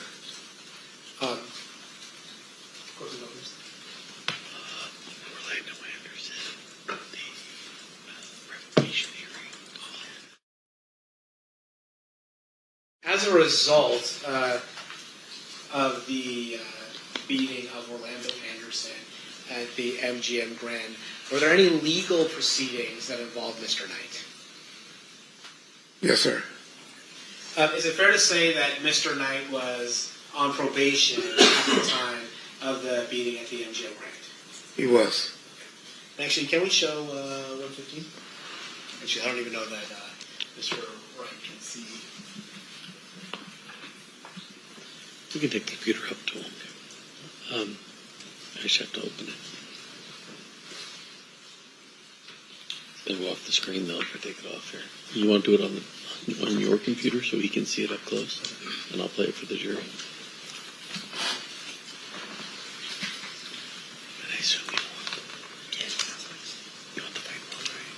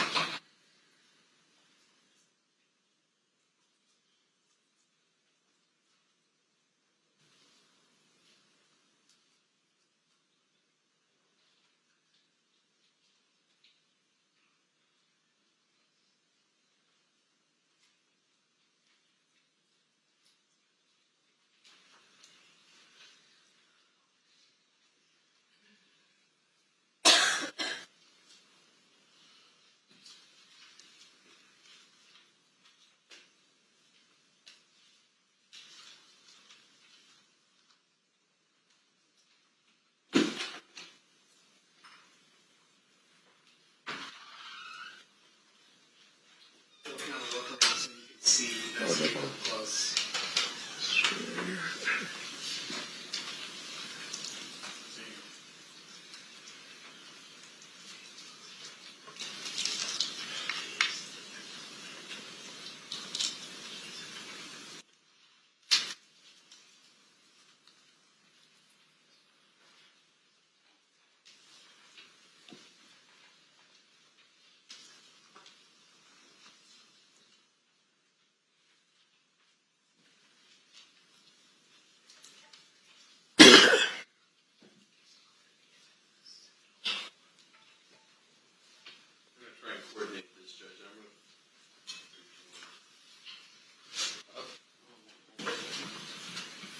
I'll show it to you up close, Mr. Wright, while Mr. DiGiacomo shows it to the members of the jury.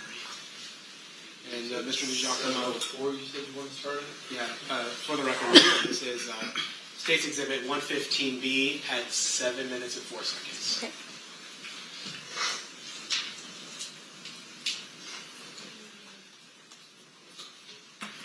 So here, just actually, before we start playing, Mr. Wright, have you seen the MGM video before? Yes, sir. It's fair to say you've seen it more than once. Yes, sir. And that partly because it was part of a revocation proceeding that involved Suge Knight. That's correct. Now I'm going to show you 115B, starting at 7:04. I'm clicking, one second, not just yet. I'm clicking right. Is this the video that you've seen before? That's correct, sir.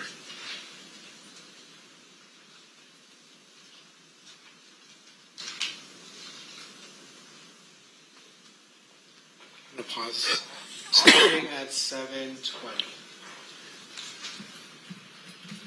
7:20. Did you recognize the folks that were hitting Mr. Anderson there? Hitting or kicking? Hitting or kicking, yeah. Yes, I do. Who were they? The gentleman in the white with the black hat on was We'll try and coordinate this again.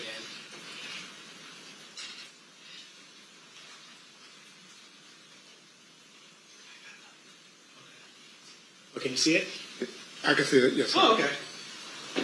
Well, then can you tell us the people who are involved in this? That gentleman right there in the white is Buntry, Alton McDonald.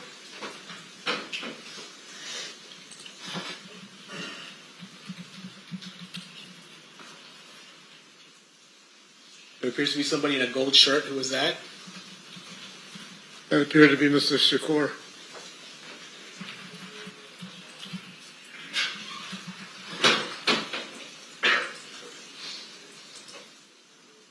There's a person in gray on gray, looks like outfit. Do you know who that is?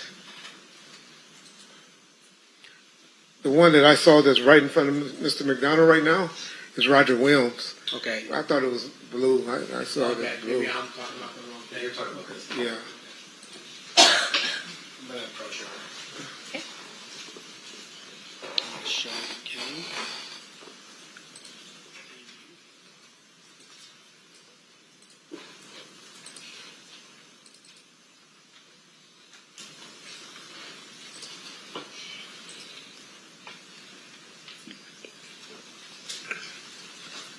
Well, that's Mr. Knight, and then that's Mr. Williams. Yeah. And then, so you see Mr. Williams, Mr. Knight, Mr. Shakur. Those are the people that are evident to you in this portion of the video. Is that That's right? correct, sir. And then we have another video of everybody leaving.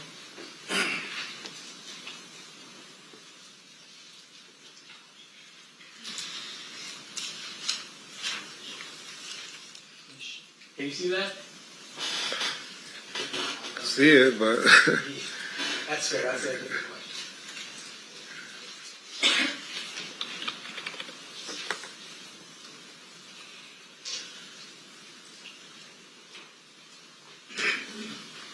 Okay, I'm going to show Mr.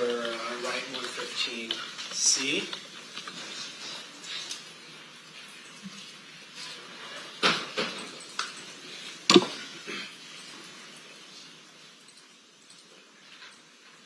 and Mr. Shakur, Mr. Knight, Buntry, Mr. Williams.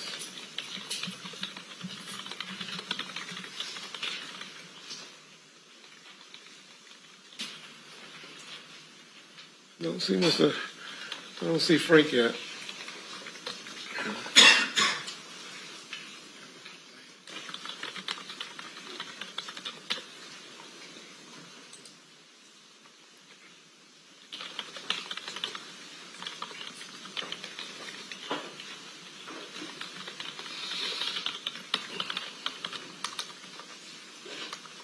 Okay, there you go. Mr. Alexander is the one with no sleeves on his shirt.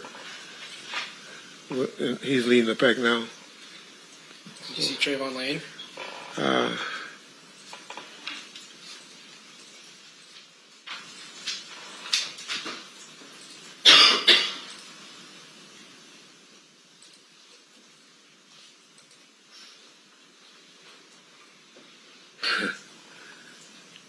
don't see Mr. Lane yet.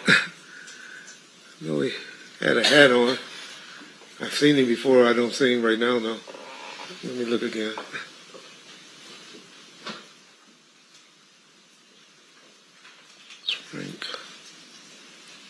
Shakur.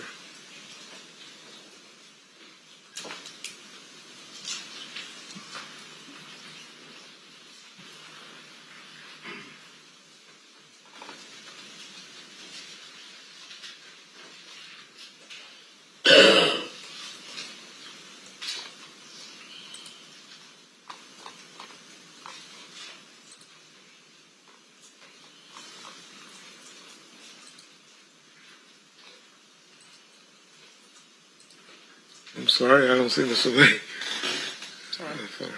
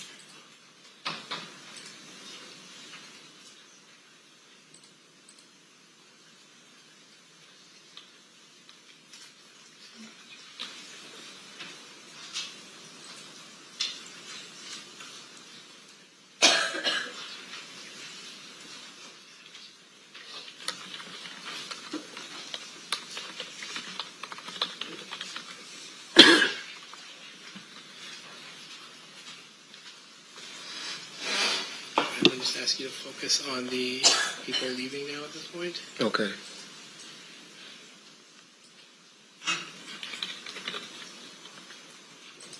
Right there, upper right. Yeah. So you see him Yeah, leaving. he has the hat on. Upper right corner is Mr. Lane. So you see him leaving the scene, but you don't actually see him during the The altercation. you don't see him actually hitting I didn't see him. No, Mr. Anderson. I didn't see him do that. But he's with the group that's fleeing the beating of Mr. Anderson. That's correct. I'm going to show you what's been marked as State Proposed Exhibit 16. Do you recognize who that person is? That's Mr. Lane. Do you recognize the person in State's Exhibit 7? Actually, no, I'm giving you the wrong one. State's Exhibit 2. Yes, I recognize him. That's Mr. Davis. Okay. I'm going to show you the person depicted in State's Exhibit number 3. Mr. Anderson. And lastly, I'm going to show you what's been marked as State's Exhibit 72. Do you recognize what's in that? That's a Defo J, yes.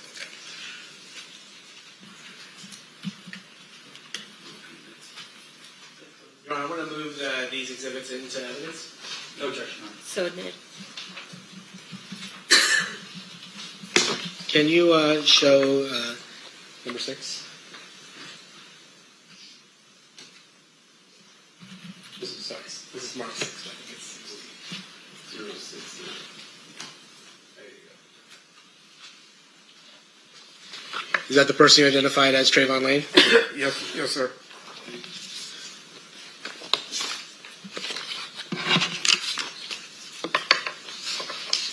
Mr. Pohl, is this a, could you take it, is this a natural stopping point? Yes, we can take a break. Okay.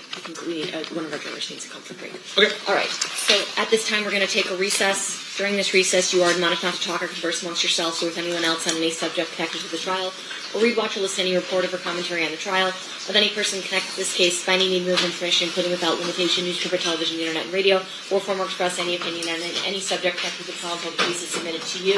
We'll have everyone back here at 3:40. Please rise for the jury.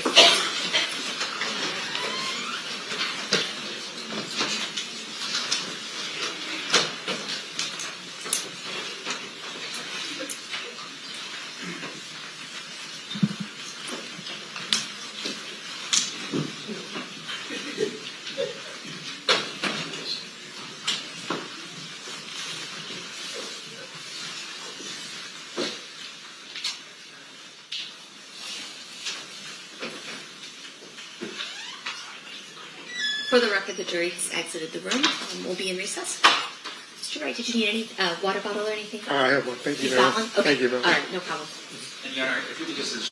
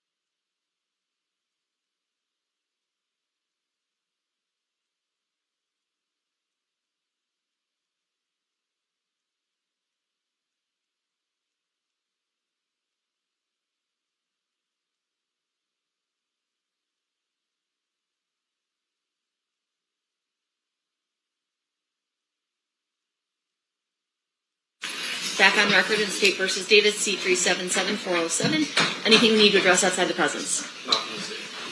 Mr. Santh, anything we need to talk about before we bring in the jury? No, you're not. Awesome. All right, let's bring him in. Staff for the jury.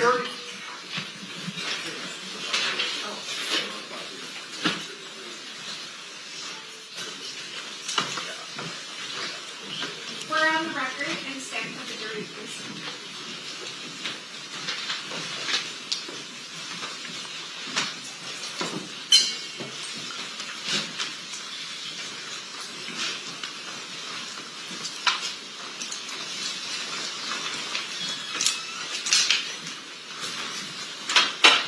The party stipulate to the presence of the jury. Yes, Your Honor. You may be seated. You may proceed. Thank you, Your Honor. Mr. Wright, would it be easier to look at the monitor on the witness stand, or are you able to see that better? Pictures this size, I can see both ways. Okay, all right. So you're now looking at State's Exhibit number 60. Who is that? That's Trayvon Lane. Right. And can Mr. DiGiacomo, do you mind putting up 62?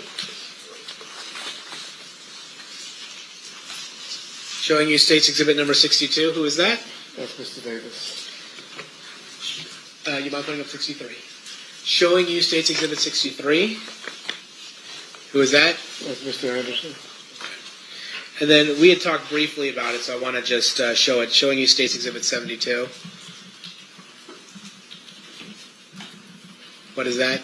That's the Devil chain medallion. And we'll touch on that in a minute. But we were talking about the beating of Orlando Anderson at the MGM. Mr. Knight was on probation at the time you had mentioned. Is that correct? That is correct, yes. And then after you guys got back from Las Vegas back to the Southern California area, did Mr. Knight have a legal problem as a result of his alleged participation in that beating? That's correct, sir. And can you explain that to us? They brought him in. Initially, they brought him in, they said, for a dirty test for that he did with his probation officer. But while he was still in custody, they then added the charge of he violated his probation for assaulting Mr. Anderson. So he's on probation. He's on video, at least what appears to be participating in the beating of Mr. Anderson. And so he is charged with violating his probation. That's correct, sir. And do you participate in any of the preparation for Mr. Knight's hearing on his probation violation? With his attorney, Mr. Kenner, I attended several meetings, yes. And then are you aware of a meeting with Mr. Anderson? That's correct. Can you tell us about that? So we met him at his attorney office, Mr. E.D. Fall. It was in Seal Beach, I believe, where his office was. And we met with him. The attorneys had an agreement where I guess they were going to make a settlement or something for and Mr. Anderson to come and testify on Mr. Knight's behalf, where I believe the settlement was for about $60,000 because some of the death row people had assaulted him, and some would say for him coming up and testifying on the behalf of Mr. Knight. Okay, so just to be clear, prior to Mr. Knight's revocation hearing, there was a meeting with Orlando Anderson, the person who was beaten in that video. Is that right? That's correct. And then there was an agreement that $60,000 would change hands between Suge Knight or Death Row or some aspect of that side to Mr. Anderson. Is that correct? That's correct, but that was made between the attorneys, Mr. Kenner, who was also present, and Mr. Fall. Okay. I'm not saying that you're the person that did that. I'm just saying you were that. I was at the meeting, myself and Norris Anderson, who was the general manager of the company at the time. Okay. And then at that probation hearing, is it fair to say that Mr. Anderson said that Mr. Knight was just trying to stop the fight and not participate in the fight at all? That was his testimony, yes. Okay. And that was after he received the $60,000. That part I don't know. That was after the agreement for the $60,000. It was an agreement in place, though. Okay. And then, is it fair to say that the judge disregarded Mr. Anderson's testimony and revoked Mr. Knight's parole? Objection is leading. Sustained. Well, did the judge believe Mr. Anderson's testimony? Well, Mr. Knight was subsequently violated for his probation and received 9 years sentence. And as a result, when Mr. Knight was imprisoned for those 9 years, who was running death row? After about 4 or 5 minutes of his incarceration, I became the general manager of the company. We show the death row. What do you call that? Pendant. Pendant. We show the death row pendant. Can you tell us about the distribution of death row pendants to various people that were associated with death row? Mainly the artists received them, and then people, close associates of Mr. Knight, they were given out to different people for Christmas presents of 1995. Were you aware of whether or not Trayvon Lane had received a death row pendant? He was one, yes, sir. And is it typically wore on a chain around one's neck? That's correct, sir.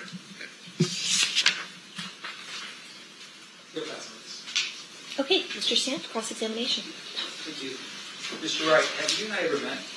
No, sir. You have a podcast, I believe, right? YouTube channel that I talk on. I'm sure you're probably anticipating the next question. In your YouTube channel, you have spoken a little bit about me, for instance, right? That's correct. And you have spoke about me as well. Yeah. So in terms of your podcast or YouTube channel, and once again, I don't think it was anything derogatory. It's more like you've never tried a criminal case or I think Hollywood-ass attorney. I think you had said something like that, right? Well, you did about 10 interviews in the last 2 months, so I may have said something like that. Now, in terms of your podcast stuff, it's fair at this particular point. At some point, you had actually instructed Keith that, hey, he can actually make money doing the YouTube stuff. Remember that?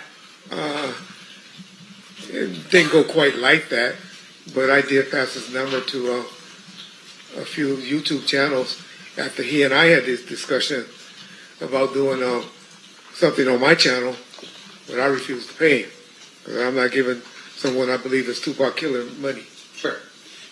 You had a interview with a Mr. Monk. Do you remember that? Detective Monk, yes, sir. Was he a detective at the time? He was. Okay, so he's a detective at the time, and he sat down with you, and you had a conversation with him, and you basically told him that you had advised KPD about the, I don't know, how much you can get paid doing YouTube stuff. You remember that? I don't remember that, no. Now, you don't remember that, or you don't believe that? I remember Kevin Compton, but to say you can make $5,000 or $10,000, I didn't have any conversation like that with Detective Malls. Okay, so you don't know or you don't remember. I just want to make sure we're different here. I remember meeting with Detective Malls. I know I am the one that started passing Mr. Davis' number around to do more interviews to get him to talk. Yes. Okay, so when you volunteered to Detective Mogg, KPD's number, you said, I set him up with a couple of interviews. Correct. And because I promised you, if y'all ever listen, I promised him I would. You know, we talk bad about each other, but you know, I'll hook you up. I'm kind of know all these YouTubers out here, and so I kind of hook people up with them. Quote, you want to make some money, N-word, unquote. And then question was asked by Detective Mogg, so what do you get paid for your interviews? And you respond, oh, I get about $2,500, $3,000 a show. You remember that? That's accurate, so okay. I might have said that. Now, you also said $5,000. I got my F. He was crying about his taxes. You were referring to Keefe in that, right? He was crying about his taxes, Keefe? Not sure. I got him about to go blast him next week. He's getting $3,500. So they pay you because they get views. they get paid, man. YouTube, every million views you get about 6,000 to 10,000. And then That's the channel, okay. not the person. And then once again, I'm talking about the YouTuber. And so if you do a bunch of them and you get 100,000 and they break them up into like 5 or 10 minute segments and you can get a 15-second segments from me and you get 200,000 people to view it, you can make $8,000 to $10,000 off of me. And you just gave me $2,500, $3,000. You remember saying that to Detective Mock? I'm sure. Those sound like accurate statements, so It's I'm an sure I did. And once again, it's clear to show that there's a business with YouTube, right? That's correct, sir. And so when you post something online, you're posting it online with the hopes that you're going to get paid for that. Yeah, and that didn't start until about 2021. Sure. Or 2020, yeah, after COVID. Yes. Now, with regards to your role here, you were the head of security for Suge Knight. Correct. And I want to make sure I'm clear. Where did you grow up in Compton? I mean, my address is 1628 East Pine Street, Compton, California. Where's that at in terms of, because we're assuming, and you could tell this jury otherwise, that wherever you grew up or whatever your street was, you, by default, was part of a certain gang or club. I never gangbanged. Always wanted to be a police officer growing up. However, guys that I grew up with, was in the sandbox with, played sports with, yeah, they were Mob Pyro's affiliate. Okay. Some police officers, some football players, Right. several type of people grew up in our community. And at some point, you get yourself out of it. You become a police officer. I never was in it. Okay. All right. Thank you for correcting me. You become a police officer for about 5 years. 90 to 96, 6 years. Yeah. 6 years, and you have to retire medically. Correct. And you had shared with us earlier that you created this security company. You were moonlighting, sort of doing your job during the day and then doing this other side hustle at night. That's accurate. And that side hustle became your full-time gig when you were no longer a police officer. That's correct, sir. And so in terms of who you were, the main service you provided services for would have been Death Row Records. 95%. That's correct, sir. And in essence, I mean, this was your number one client, right? I agree with you. Okay. And you spent a lot of time with Suge. Eventually that grew, but yes. 94, not as much. 95, 96, yes, sir. Okay. And you're providing services for Suge in terms of security, right? For Suge or his company? For the Death Row label. That's correct, sir. And you actually had created a company specifically for the security aspect of it, right? That's fair. And that's the Right Way Protective Services. Protective Services, okay.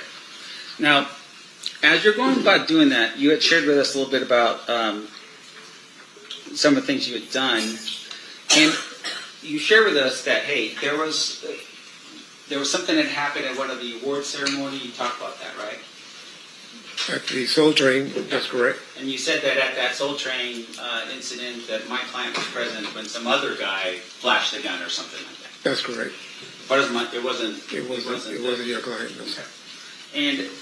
And once again, your security, you're a former police officer. Did you ever report that incident to police? They ran. Actually, police detained the subjects outside the gate or towards the gate. What happened to them, I don't know, because I was more interested in getting my clients inside the war show. And your father, just to correct my memory, is a lieutenant at the time with Compton? Or was he captain? At that time, a lieutenant, sir. Yes, sir. And his role and what he was responsible for was the gangs in Compton. That's correct, sir. So it would have been information he would have maybe picked up or you would have told him? That's what people get confused about law enforcement.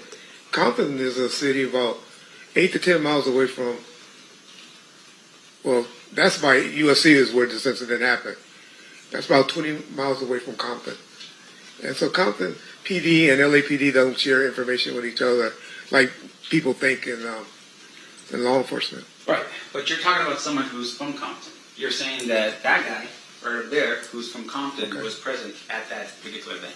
It wasn't a big thing. It was just a guy that was some guys that brandished a weapon.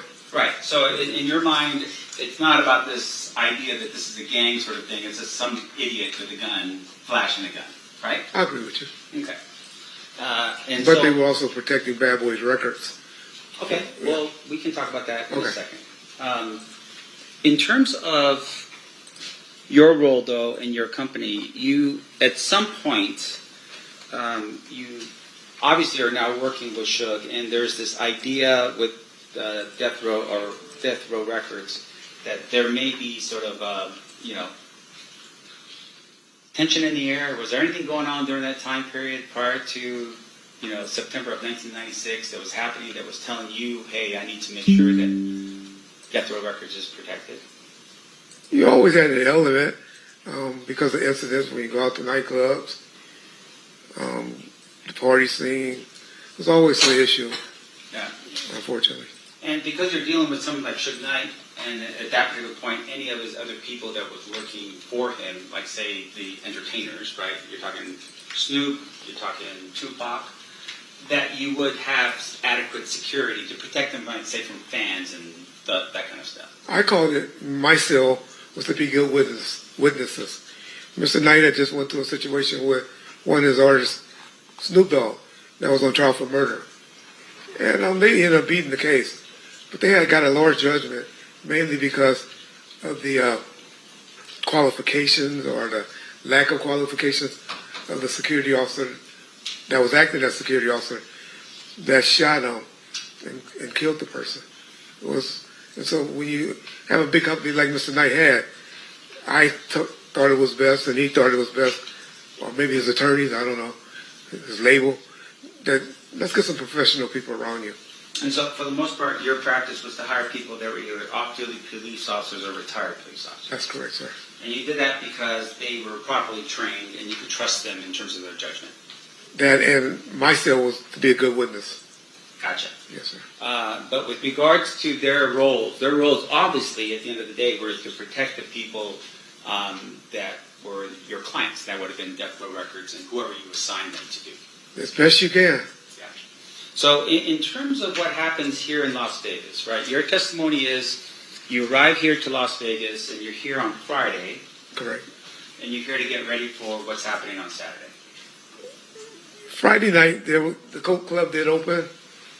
Like I said, it wasn't majorly attended, but definitely for Saturday night, yes, sir. Yeah. And in fact, Tupac and Suge didn't arrive until Saturday anyways. They didn't come up until Saturday, that's correct, sir. And they drove up.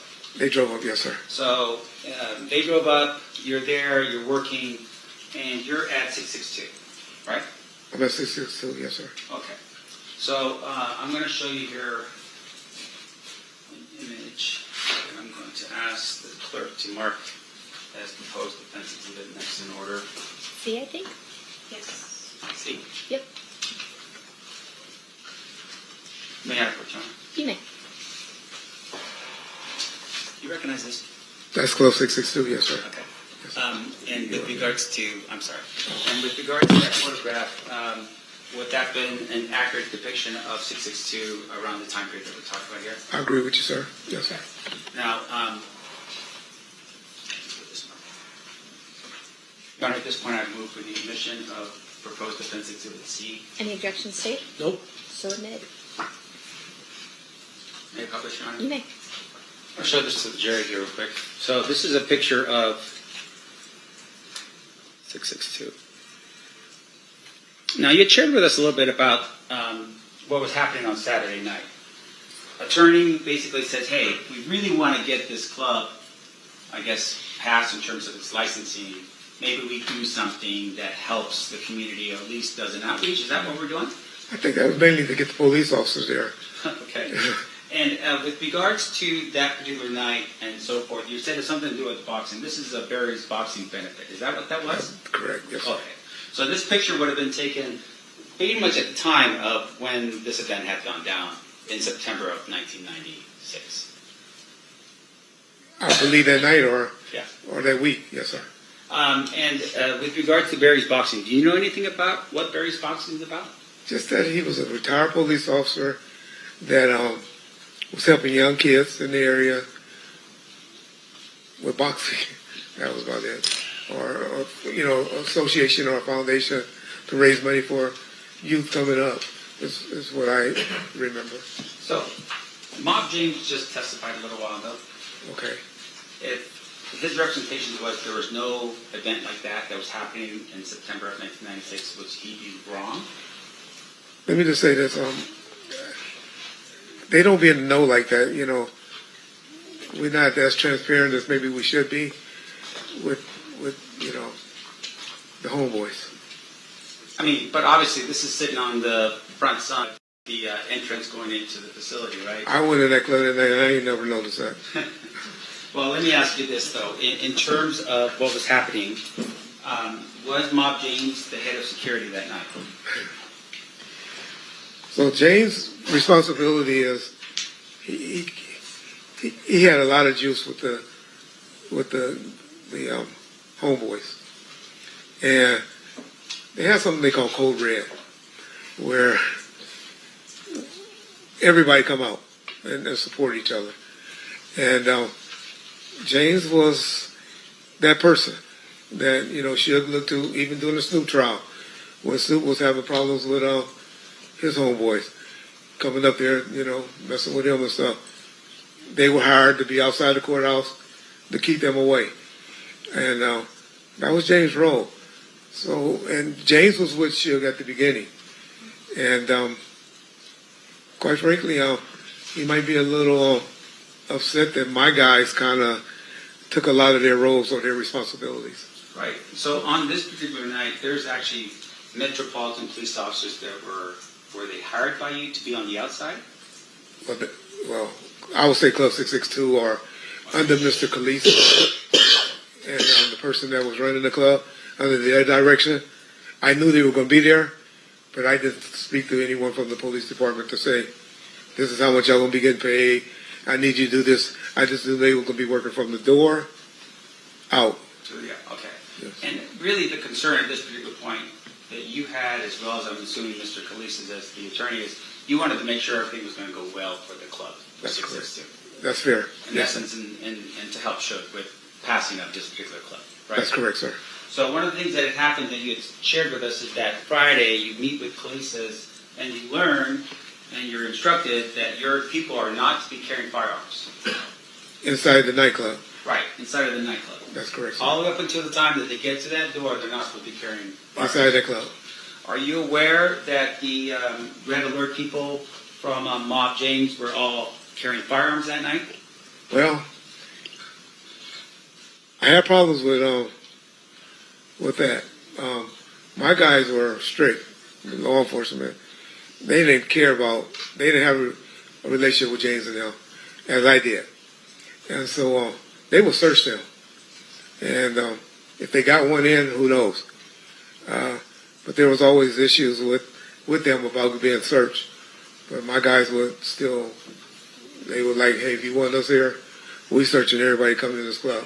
Right, so that was important for you, but Mob James says otherwise. He says everyone was Okay. fine. If they snuck them in, it happens. And with regards to your meeting with Mr. Khalees, once again, you're there, and do you have at that particular point any ownership interest at all in Death Row Records? None. So you are a separate entity. You are just the security company hired to provide security for Death Row Records. My company, right where it was making money, but I also received a salary from Death Row. Okay. So, and you're in this meeting, and once again, the meeting is to help Suge get this club approved so he can make it happen. That's correct, sir. And your job is, really honestly, is just somebody who's providing the security to the club. On that particular night, but I'm more, some would say at one point, Suge right-hand guy. But my main focus was Suge Knight entities.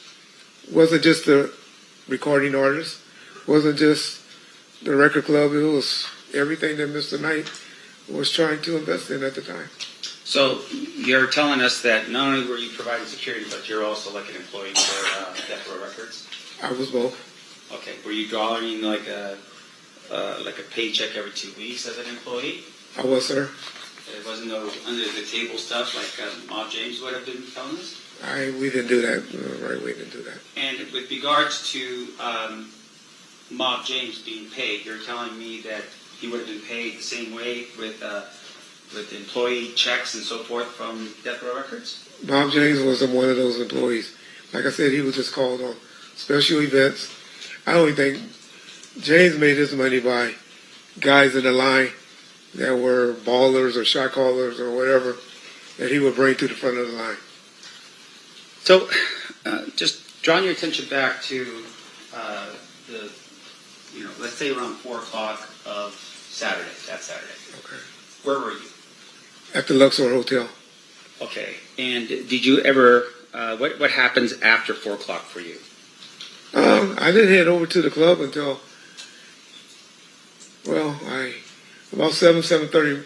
Got a call from Mr. Alexander and Mr. Shakur. Mr. Shakur was very upset that night because Mr. Knight, always late. And he actually took a taxi cab, I don't know if most people know, over to the fight because he was like, tired of always coming to the fight late, waiting on Suge, calling me because most people call me because they know I usually can get hold of Suge. And they used to have phones in the hotel lobbies back then. And I remember him and Mr. Alexander calling me, and he told me, he got on the phone because he was so upset. We taking the cab over there. We going over there right now. We'll meet him over there. You know, he had the song was the interest for for Mike Tyson to enter the ring on, and he wanted to be there. And he got impatient with Mr. Light being late. Now, up until this point, you had developed into the person that if you wanted to get a hold of Suge, they would call you, right? In the streets, meaning when we out and about. He had an office staff, assistants, Mr. Anderson and Mr. Tesfaye Roy, that were in the office. But generally, if I call Suge, he'll pick up. But with regards to you, usually you would have been with Suge in order for the call to be made, right? They're calling you and they're like, hey, where's Suge now? He's right here. That's correct. So on this particular night, Tupac is upset because Suge is obviously late and calls you. His bodyguard Frank called, but he got on the phone. Yeah. You know anything about Mr. Shakur, he's a hands-on guy. Yeah. And he eventually just said, hey, you can't get a hold to him, we gone. And they took a taxi over to the fight. And so you have Frank Alexander, you have Tupac, and no other bodyguards protecting Tupac that night. Yeah, Mr. Kevin Heckey was supposed to attend, but he didn't. He wasn't there, and I didn't know that he hadn't shown up yet. But you are aware at that particular point, Tupac was the most famous rapper almost in the entire world, if not the entire world, and you only assign one person and another person calls him sick? He didn't call him sick, he just didn't show up. But, yeah, I mean, it wasn't unusual for Mr. Shakur to roll around with one guy and his outlaw guys. But once again, you're telling us it's only Frank Alexander that's coming from your outfit, right? That is correct. And you also share with us that there's other people inside of 662 who are patting down the Mob James crew, but you can't send any more people over to be there for Tupac? If I knew there was going to be an issue that eventually happened, of course I would have. I would have asked them to stay in the hotel. Now, if I knew what was going to happen. You are aware that this was fight night, this was Mike Tyson, and that everyone in the world would show up to Las Vegas to be there for the fight, right? Yeah. There are so many people. Yeah. And in your opinion, only if you believe that Tupac was somehow going to get into a fight or something along those lines, would you have provided more than just the one person? I'm just asking for your clarification. I would have had an army around him if I knew something like that was going to happen, or suspect something like that was going to happen. But the gentlemen that were with them, and the ones that you seen kicking on Mr. Anderson, those were security as well. That was whose security? Death Row staff. But once again, let me make sure I'm clear. You, at this particular point, only have one security guard with all these other people from, from Death Row Records who are not security guards. They're all gangsters, mob Pyru.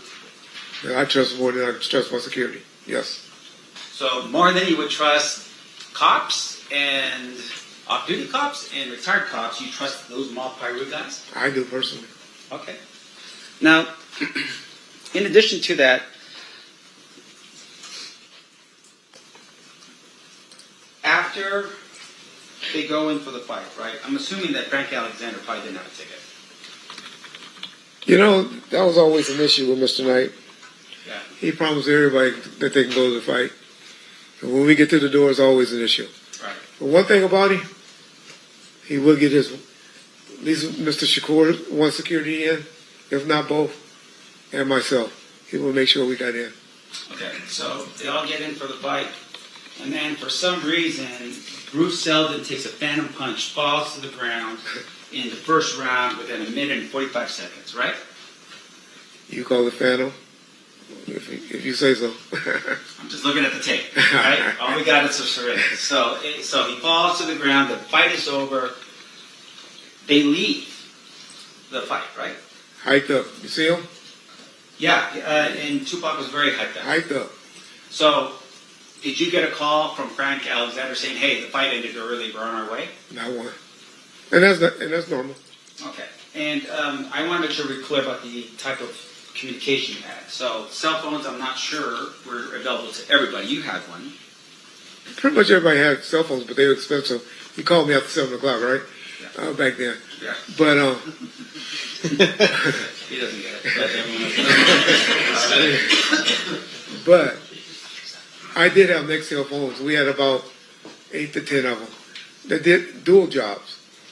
My guys knew it better be emergency to pick up that cell phone. Yeah. But the two-way walkie-talkies on the Nextels, you could use them to call. That's how we communicated. On that picture with Buntry, you'll see one hanging out of his pocket. That's what the type of Nextel phones we had. And so, going back again to what Frank has, Frank does have one of those radios. He had one, but later learned, after we do Monday back quarterbacking and stuff, that it was dead. So, he is there, he doesn't call when you leave the fight. Now, does he call you after the situation happens with Orlando Anderson? No, sir. They all rush out, right? They all go back to, I think, to Luxor. That's correct. But you don't know that because no one calls you. Haven't heard anything. Didn't know it was an issue. So you're still sitting over at 662. You're worried about making sure the club passes inspections, and you're there and you're waiting. In the meantime, people get picked up at the Luxor, and then they're transported all the way to Suge Knight's house. I mean, Once again, if you don't know, you can just tell me. yeah. I just assume You're not listening. Yeah. I don't know. Okay. Now, at some point, they're traveling down Flamingo, and the shots occur at that particular point, right? But you don't know. Correct. And so you're sitting at the club, and you don't know. I wasn't sitting, but yeah. Oh, well, whatever. I mean, I'm sure you're working, right? So you're working, and your concern is making sure the club passes, and that the club passes for Suge Knight. Even though his attorney's present, all these cops are on the outside, and you have the security proficiency of Mob James on the inside, right? And about 25 to 30 of my guys. And so, once again, yes, 20 to 30 of your guys. Correct, yeah. Retired police officers or off-duty police officers. Correct. And they're all there. Correct. And at some point, you get notice that Tupac had been shot. Right? I got notified. Correct. Was it through the Nextel walkie-talkie stuff? No, sir. How did that happen? Mr. Williams and Mr. McDonald ran up to me and told me. Okay. None of your people, but two of the people that were associated with the death row people? With the entourage. Okay. And they're the ones who told you that, hey, something went down with Tupac. Correct. And so at that particular point, what did you do? Like I said, I didn't believe him at first initially, but we talking seconds now. Mr. Khalees somehow, verified that, yeah, something's going on. And then me observing a few of the police cars that were assigned at the working the parking lot or the taking off license sirens going towards that way made me believe that something's going on. Now, that Suge Knight ever appear at the club and continue partying that night? I don't know, but I have heard James say that before, but What about just from your Monday night sitting down with your people and going over what should have been done better? Was there any conversation or any way that you learned that Suge Knight actually showed up to party the night of the shooting? the party was over. The party was over. They probably were still there at the club, but it wasn't like no partying going on, especially after people heard what